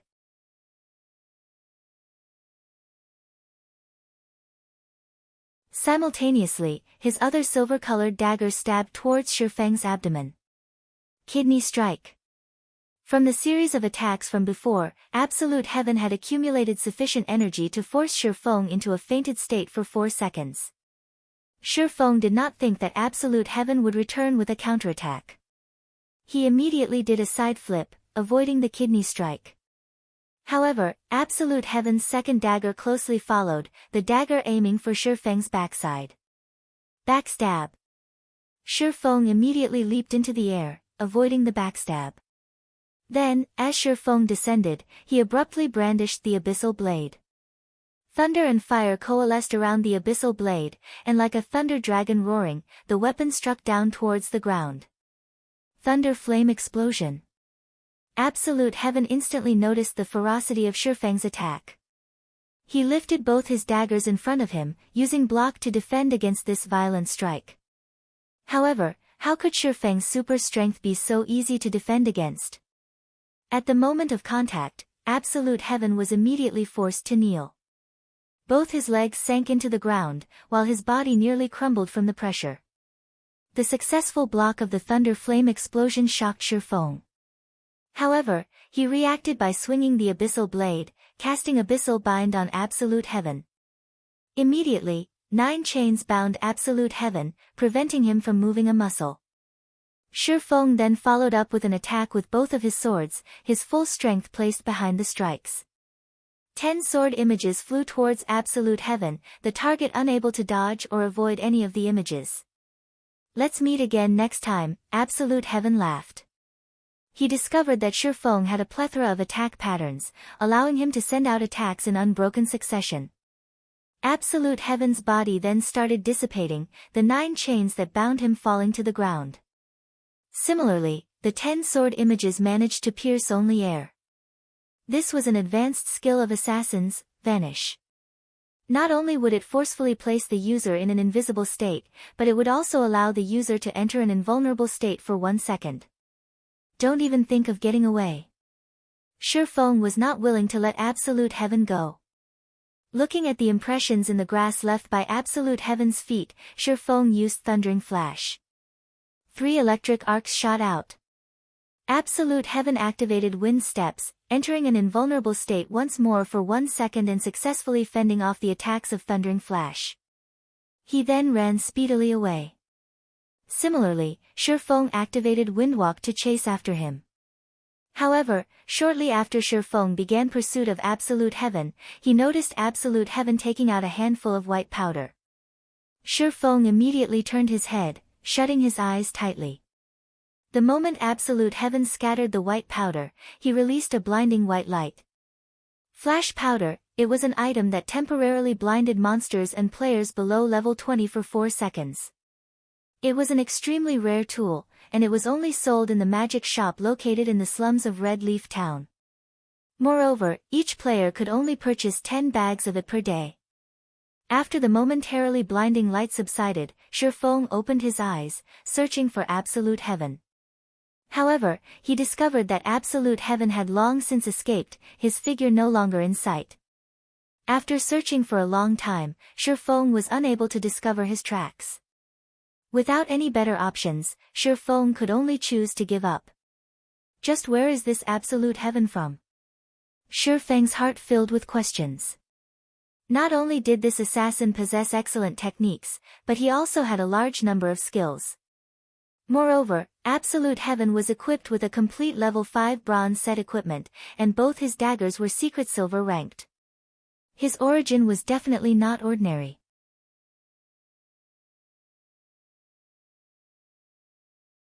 Shifeng had only been to Blackwing City recently.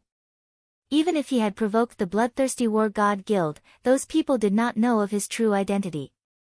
If Shifeng were to think of who else he may have provoked, then they'd be Flaming Tiger from Shadow and Ironsword Lion from Martial Union. Shifeng was extremely familiar with the internal members of Shadow, and he knew Flaming Tiger was not capable of finding such an unknown expert. The only possibility remaining was Ironsword Lion. Shifeng had previously killed Ironsword Lion. Based on Ironsword Lion's personality, he would definitely not let this matter rest. There was over an 80% possibility that Ironsword Lion had hired this hidden expert. Shifeng could not help but admit that this situation was a headache. With his current strength, he was unafraid of Ironsword Lion coming at him straight on. However, an assassin constantly following him, especially an expert assassin like Absolute Heaven, was truly a bother. If Absolute Heaven appeared and attacked him while he fought a monster or during a crucial moment, there was a 90% possibility for him to actually die. It looks like I can only use another appearance in the future. For now, Shifeng's only option was to alter his appearance. This way, even if that assassin called Absolute Heaven was powerful, he would absolutely be unable to find him. If Absolute Heaven couldn't find him, he couldn't harass him. However, Shifeng could not alter his appearance right now. He needed to find a place with nobody present before doing so. Shifeng worried that this person named Absolute Heaven hadn't left the vicinity yet, and instead, was still tailing him. Thinking so, Shifeng immediately activated the Ring of Nothingness, his body vanishing in thin air. First, he needed to look for a place without other players before changing his appearance. Then, he would continue searching for the ice blue devil flame. Some time after Shifeng vanished, a figure revealed itself from behind one of the large withered trees. Indeed, this figure was Absolute Heaven. Crap, is he an assassin or a swordsman? Absolute Heaven could not help but curse. He was normally not one to easily give up. Previously, he constantly said that he was leaving all in order to mislead Shifeng, looking for a good chance to ambush his target once more. He did not think Shifeng possessed such a move, instantly disappearing. Just how was he supposed to look for the chance to ambush Shifeng now?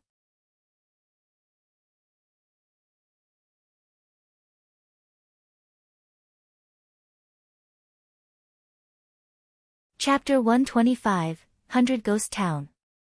Cold winds blew within the 100 Ghost Forest. It was a place daylight never reached. On an abandoned little farm, Shifeng, with his newly disguised appearance, was currently standing within a wooden building, searching for something. I've finally found it. Looks like the information wasn't wrong. After turning the place upside down, Shifeng obtained a bronze key from a wooden bucket. Secret door key. Able to open the steel gate to the secret passageway of the 100 Ghost Town. Now that an assassin crouched in a corner, waiting for him, Shifeng worried that a problem would crop up at a crucial moment. Hence, he gave up the notion of entering the 100 Ghost Town through the front door. With this key, he could use the secret passage to enter the 100 Ghost Town. Only, the process of doing so was filled with many complications. Legends had it, the entire 100 Ghost Forest was once cursed by an extremely powerful dark cursemancer, turning all the living inhabitants into ghosts. Trapped in an existence of endless torment, these ghosts harbored an intense hatred of the living. As long as a living person approached the 100 Ghost Town, the countless evil ghosts would ambush and devour them. Meanwhile, the secret passage would lead Shifeng directly to the central region of the 100 Ghost Town. Although Absolute Heaven was very powerful, he could not enter the 100 Ghost Town. What's more, Shifeng had altered his disguise again. Even if they met, Absolute Heaven wouldn't recognize him. Shifeng found a cellar a short distance from the farm. This cellar was the entrance to the secret passage that led to the 100 Ghost Town, while the owner of the farm was this secret passage's gatekeeper. The cellar was very dark, and Shifeng could not make out a single thing within. His only option was to take out a magic lamp to shine the way. He followed along the cellar's passage, advancing forward until he finally reached the large steel gates that led to the secret passage. At this moment, however, the steel gates were tightly sealed. If Shifeng's strength were over 100 points, even if he did not possess a key, he would be able to force open these steel gates with his arms alone. However, he was still very far from possessing 100 points in strength, so he could only obediently use the key to open the gates. After only taking a few steps into the secret passageway, Shifeng discovered that his surroundings were littered with pearly white bones, while the walls on both sides were filled with the scars of battle. Such a sight gave Shifeng a very bad premonition. The curse on the 100 Ghost Forest turned the living into ghosts. That meant that all the inhabitants of this place were ghosts. This pile of skeletons. Ayo. At this moment, a large group of pitch-black evil spirits came rushing out from the depths of the secret passage, roaring. Their scarlet eyes firmly locked onto Shifeng as they bared their fangs and brandished their, speeding towards him. Cursed Evil Spirit, Common Monster. Level 15. HP 700/700. Cursed evil spirits, when compared to cursed apparitions, were much more ferocious. They were unlike the cursed apparitions who were sluggish in their motions, depending solely on their instincts to move. Cursed evil spirits possessed a set intelligence and were extremely lively. They also possessed an instinctive madness and sensitivity to flesh and blood. The cursed evil spirits were all level 15. Meanwhile, Shifeng was only level 7. With a level suppression of 8 levels, in addition to the 60% resistance and 20% evasion of physical attacks, Shifeng would not be able to deal with even one of these monsters, not to mention a group of over 30. These cursed evil spirits could even wipe out a level 15 party with relative ease. Watching these cursed evil spirits rush at him, Shifeng took out a frost grenade from his bag, throwing it at them. The frost grenade instantly discharged in the midst of the group of cursed evil spirits. In the blink of an eye, the cursed evil spirits within a 10-yard radius were frozen. They also received -400 frost damage from the explosion. As expected, the 100% increase to magical damage was these ghosts' Achilles' heel.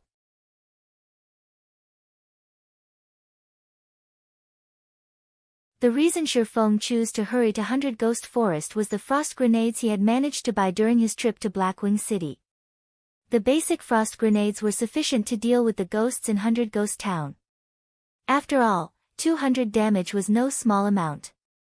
In addition, the frost grenades would have a 100% damage increase when used on the ghosts here, becoming even more remarkable. As expected, the frost grenades were very effective against these ghost-type monsters. Moreover, they had a throwing range of 30 yards and a cooldown of 1 second. However, it was half as effective when used against players. Previously, Shifeng was worried that the number of frost grenades he brought to 100 Ghost Town was not enough. Hence, he did not use any of them against Absolute Heaven. Moreover, the frost grenades might not be able to surely kill off Absolute Heaven, and even if they did manage to kill Absolute Heaven, Shifeng would reveal one of his trump cards. If others caught wind of this information and started making preparations against the frost grenades, it would truly be an unworthwhile trade. If he revealed this card, he needed to reap the most benefit out of it. Using the frost grenades to get rid of a single Absolute Heaven was just not worth it. At the very least, he should use them to give Martial Union a ruthless blow. Right.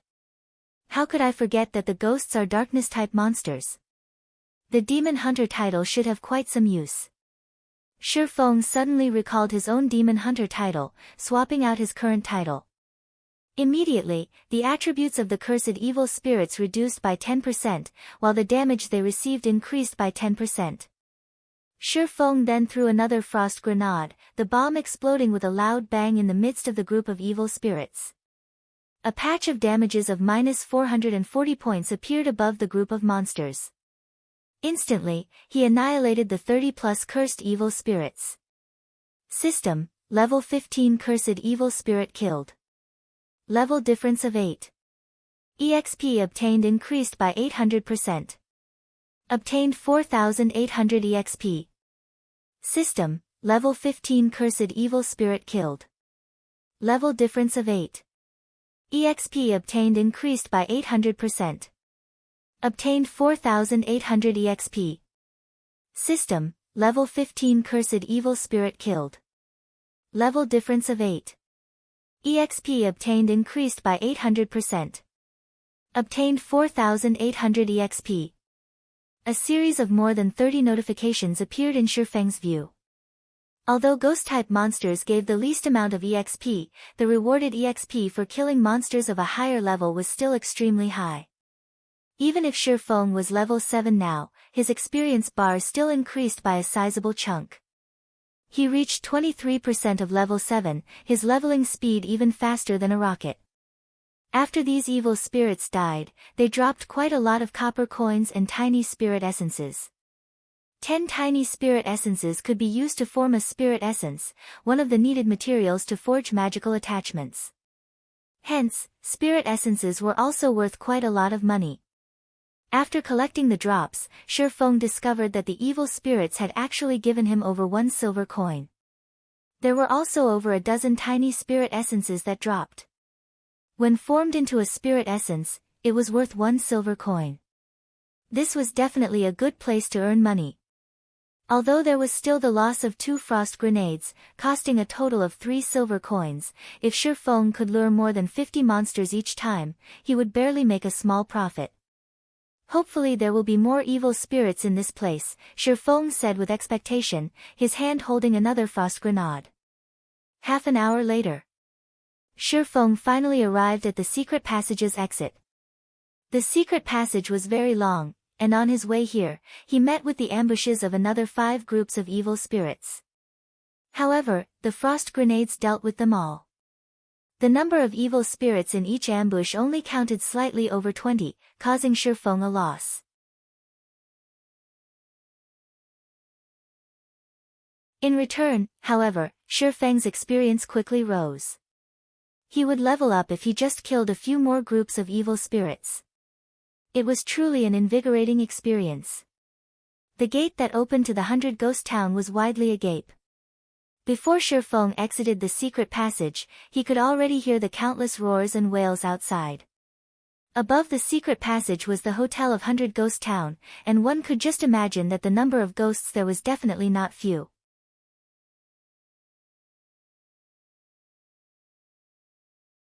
However, in such a cramped space, it would not be a good idea for Feng to use the frost grenades.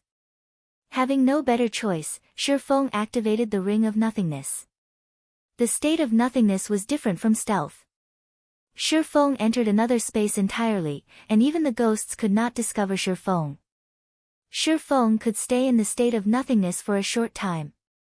Hence, he ran with wild abandon as he quickly departed the hotel, dashing towards one of the private houses. Seeing the duration of the state of nothingness about to end. If Feng were to take a stroll on the streets of 100 Ghost Town, filled with ghosts, he would truly be seeking death. As for the frost grenades, they had a 1-second cooldown, and they could encompass every location. 3 seconds. 2 seconds. 1 second. With only 10 yards remaining before Feng reached the private house, the state of nothingness ended, his body, revealed. Suddenly, the heads of the countless ghosts on the streets all turned towards Feng, revealing sinister expressions. Amongst these ghosts, there was no lack the elite-ranked monster, ferocious evil spirit, and they all rushed towards Feng. You're tuning in to the Blissful Bookshelf YouTube channel. We're so grateful for your support, and don't forget to subscribe to join us on this incredible journey through captivating stories. Your generosity through donations truly makes a world of difference, as it's the primary source of revenue that allows me to expand and enhance this channel for you. Thank you from the bottom of my heart for being a part of this adventure.